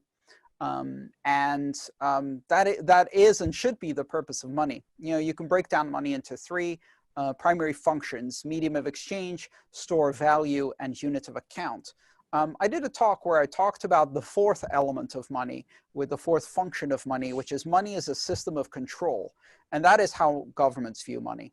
They view money as a mechanism for surveillance, control, vetting, authorization, and limitation of power. And their monopoly over money and over the flows of money gives them an enormous amount of control, and they use it as a geopolitical weapon. Here's the problem. When you use money as a system of control, you break its other three functions. You break its commercial utility. You break its ability to create trade flows, to lift people out of poverty, to create an economic engine for the world. And so in the end, what that ends up doing, in my opinion, and this is a political opinion, is it undermines the very political goals you're trying to do. You know, the way to lift people out of the clutches of a dictator is to give them financial independence so that they can get rid of the dictator. Sanctions actually do the opposite. They trap people into poverty where the dictator can exploit them even more so than before. But that's why we do it, because it serves us well to keep these countries contained under dictators, because then we can send in the corporations to extract the copper, the oil, the lithium, whatever, just like we recently did with Evo Morales, for example. You know, it wasn't about elections. It wasn't about politics. It wasn't about capitalism versus communism. It was about going in and getting the lithium. It's always about something like that. And so in the end of the day, these political uses of money end up destabilizing the world by creating environments where poverty thrives and people who are desperate and under poverty can be exploited, radicalized, and can be used for violent ends. So the classic liberalism approach to this is that we gain more by expanding our cultural sphere of ideas that have to do with independence, freedom of speech, freedom of expression, freedom of trade, open markets, and drag more countries into that sphere of influence by exporting our culture, not our weapons, not our bullying, not our sanctions. And so where do you think that, where do you think that, and I'm going to cut you off, but like, okay, like, and I think you and I got a little sidetracked. I feel like you and me could probably talk about this topic for 2 hours. Not in front of a camera. Yeah, more than probably 5 hours. Like, but let's just sell it down a little bit. Like, where do you think blockchain rides in that? Now, are there sub applications from currency, like voting, accountability, land registry records that are immutable, where people can't come back and make shit up? I mean, then currency also has its place, but like, how do you, where do you really see blockchain having an impact? All right, so we are going to have a fight on our hands, and the reason we're going to have a fight on our hands is because money is a very powerful technology. Because money is a very powerful technology, we also need to understand that currency is the first and most important application. You can't go building real estate tracking, government voting mechanisms on a blockchain until you have a fundamental platform of trust. And in order to have a fundamental platform of trust, they can't even build CryptoKitties with that. You have to get the money right first. The money is the first and most important application. If you get that one right, then you can start building other forms of trust-based and governance-based networks.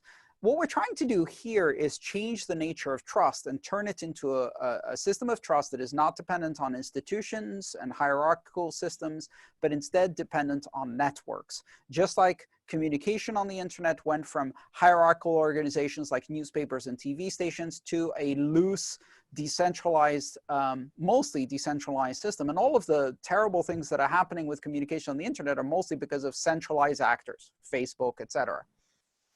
Can we do the same with money? Can we take money out of the hands of centralized institutions and break it free on the internet? And once we do that, and we build a platform of trust. You might hate me by the end of this interview, or you might love me.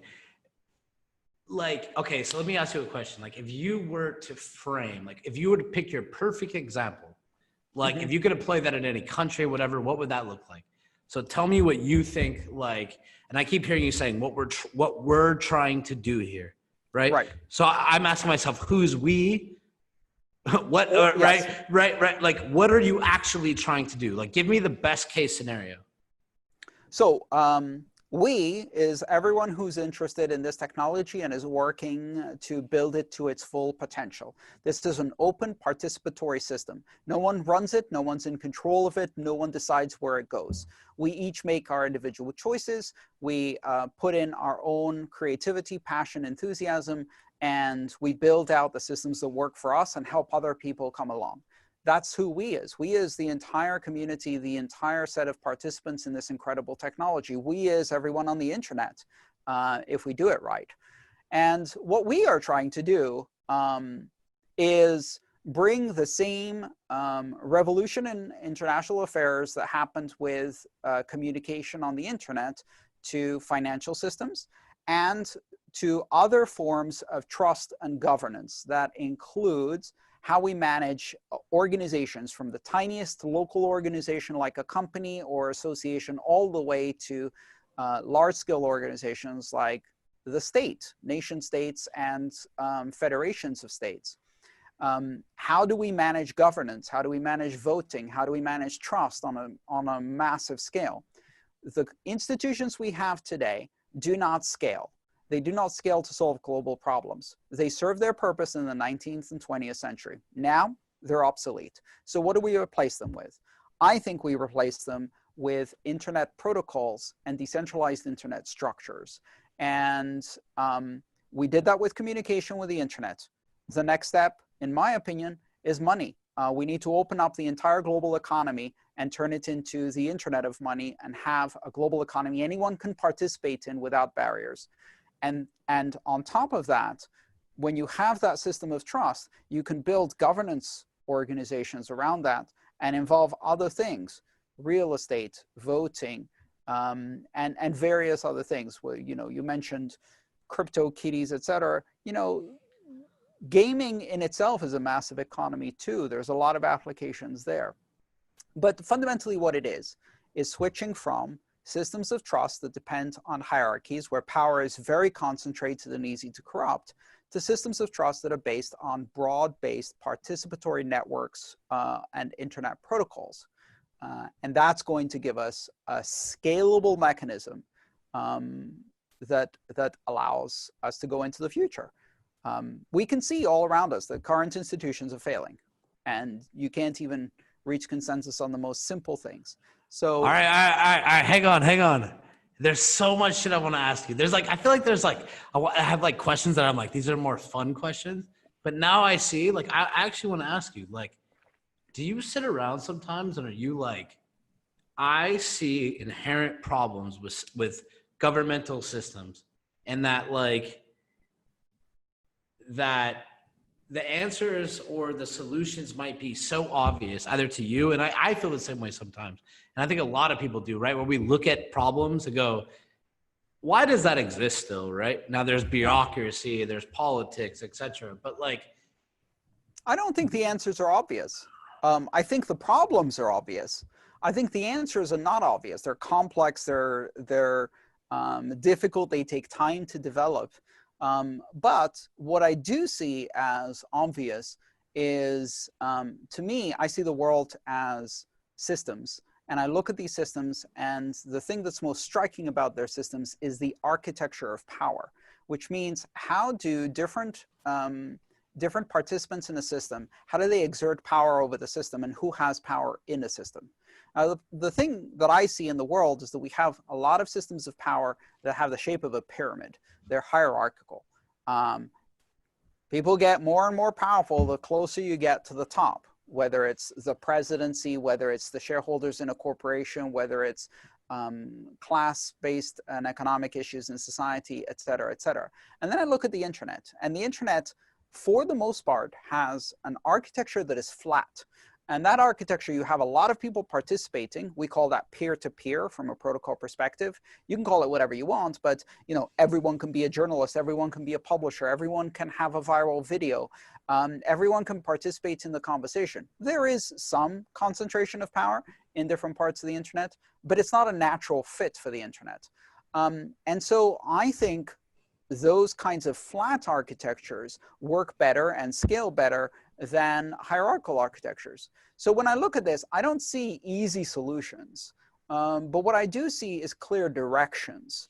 And these are things that develop over decades. I saw them with the early internet, and they played out pretty much how I expected. You can't change human nature, but you can change society's architecture. And I feel that a lot has improved because we've changed some of the fundamental society's architecture. And I think we can do the same again and again and again. History isn't static. You know, it's something that through our actions, through our passions, through our ideas, we get to form.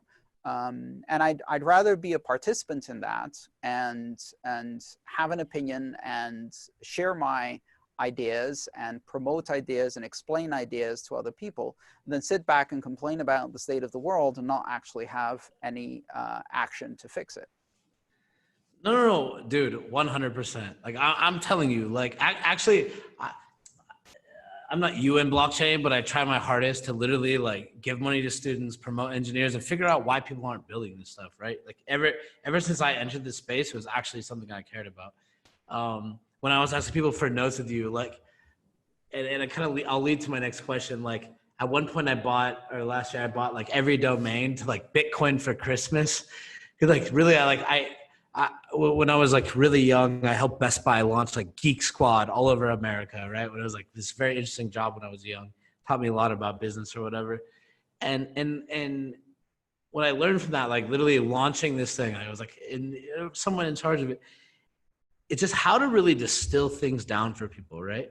Mm-hmm. And part of my question earlier was to say, like, I was asking you, like, I bet you're like, dude, when I look at these systems, you know, you look at it from a very technological, you understand the systems. You understand how to get from point A to point B, whether it's a 5-volt switch or down to some answer in a code or, right, like, you understand how to kind of think through that process, right? So on one side, when I look at what you're doing now, which is like, it seems like you're writing books and you're focusing on education, right?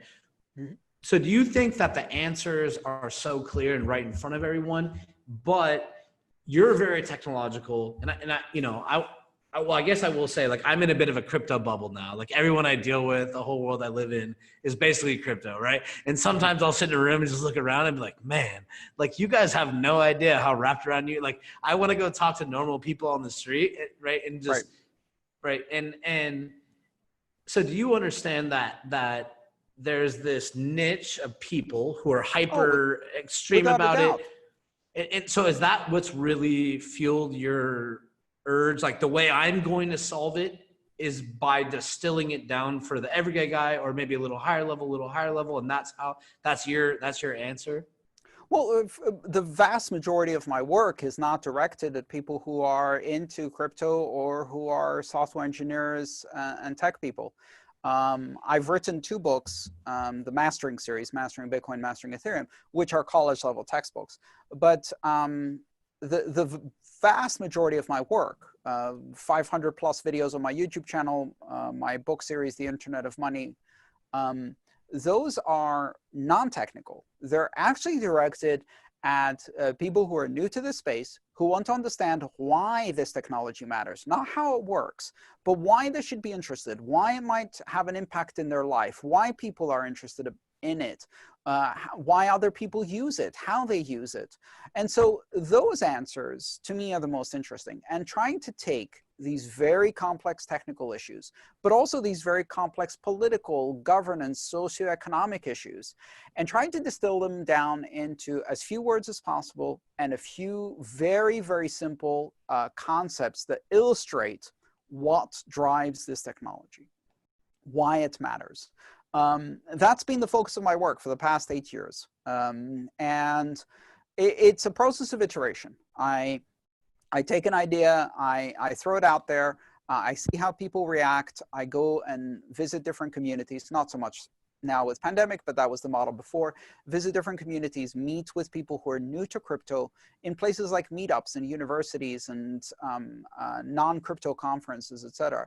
And talk about this, and then see which of the ideas are people finding easy to pick up and where are people getting stuck, and then refining and iterating and trying new things, and trying to distill down to a few easy to understand concepts so that I can convey the enthusiasm I have, but also the vision I have of where this is going and why it matters, and convey that to people who don't have the level of technology expertise, but also the geeky, nerdy enthusiasm and niche kind of attitude that I have in this technology, and say, you know, this isn't just for us geeks. This isn't just for those who are incredibly passionate about crypto. This could have an impact in your life, even if you're not technical. It could have an impact in your life, even if you're not political. It can have an impact in your life, even if you only get interested in developing some basic understanding of this technology.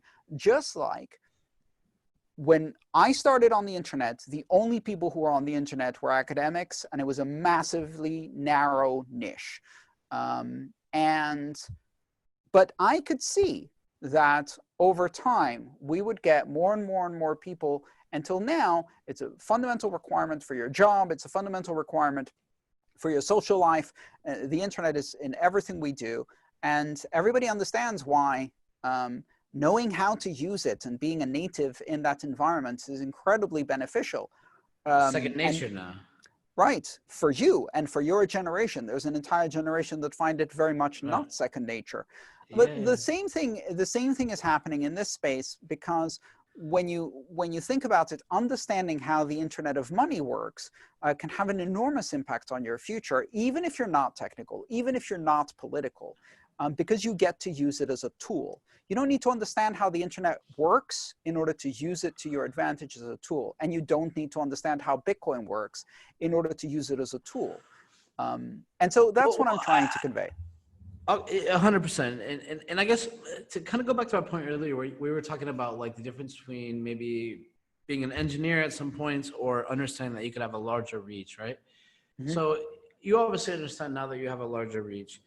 And I'm sure there's like multiple groups of people that you want to target, right? Like maybe you want to inspire the technical or the younger generation as they make the next step. But like, what's your biggest target? Is it grandma to get into Bitcoin? Is it the engineer? Like, if you were to, do you have a target? Like, yeah, what's absolutely. the biggest bang for the buck, I guess? Like, so it's non-technical people. It's people who are new to cryptocurrency, who find it all very bewildering, a bit strange, slightly give me an age scary. Demographic for that. Like, when you think of that, oh yeah, what's the age of that when you put it in your head? It's entirely the next generation. It's 5 to 30. 5 to 30. Yeah. So you're less like grandma, and you want the new generation on it, or no? Absolutely no. This is barely. Okay, I'm a Gen Xer, right? This is not about Gen X. People who are Gen X either already get it, already need it, or have already missed the boat. Boomers are not going to necessarily be able to, with few exceptions, make the transition and absorb this much change. Their life has been full of very, very extreme change already. But the internet, this is a generational.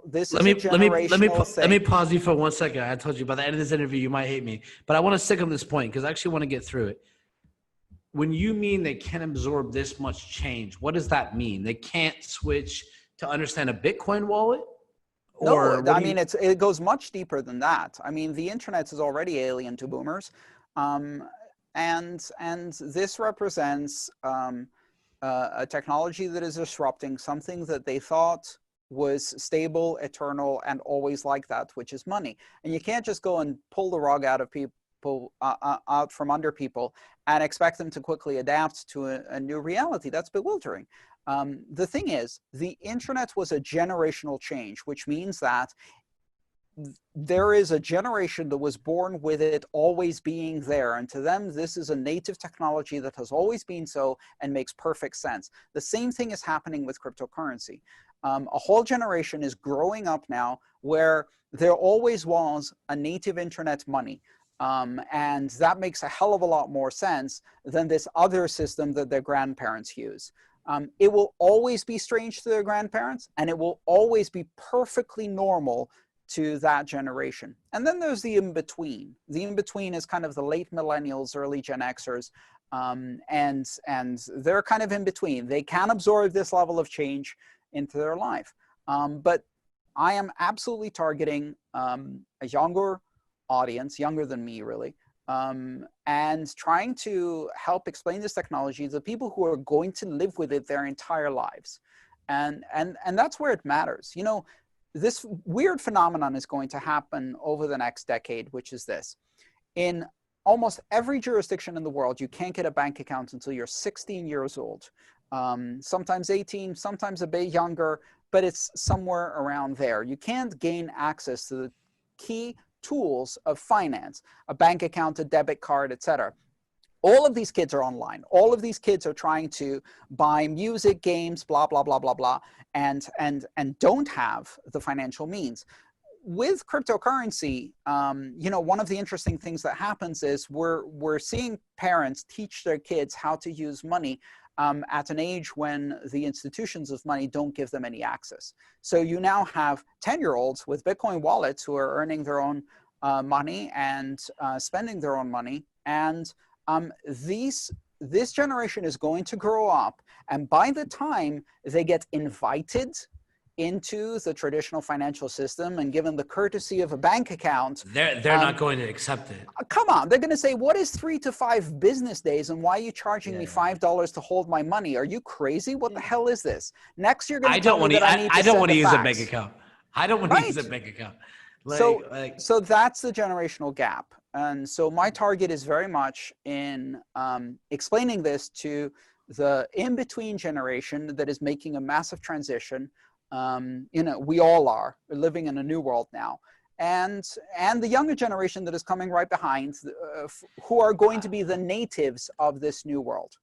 I would always read articles. You might not like this. I heard you talk about, or you mentioned something about weed and Bitcoin earlier. But I'll never forget the day. It was like maybe a year and a half, 2 years ago. You see all these articles about all these Bitcoin addresses are created and who's using them, right? I think a bunch of 12-year-olds are creating Bitcoin addresses. And then one day with like a bunch of my like brothers, friends, like younger kids, I was listening to them. They were telling me that kids have been using Bitcoin for like many years.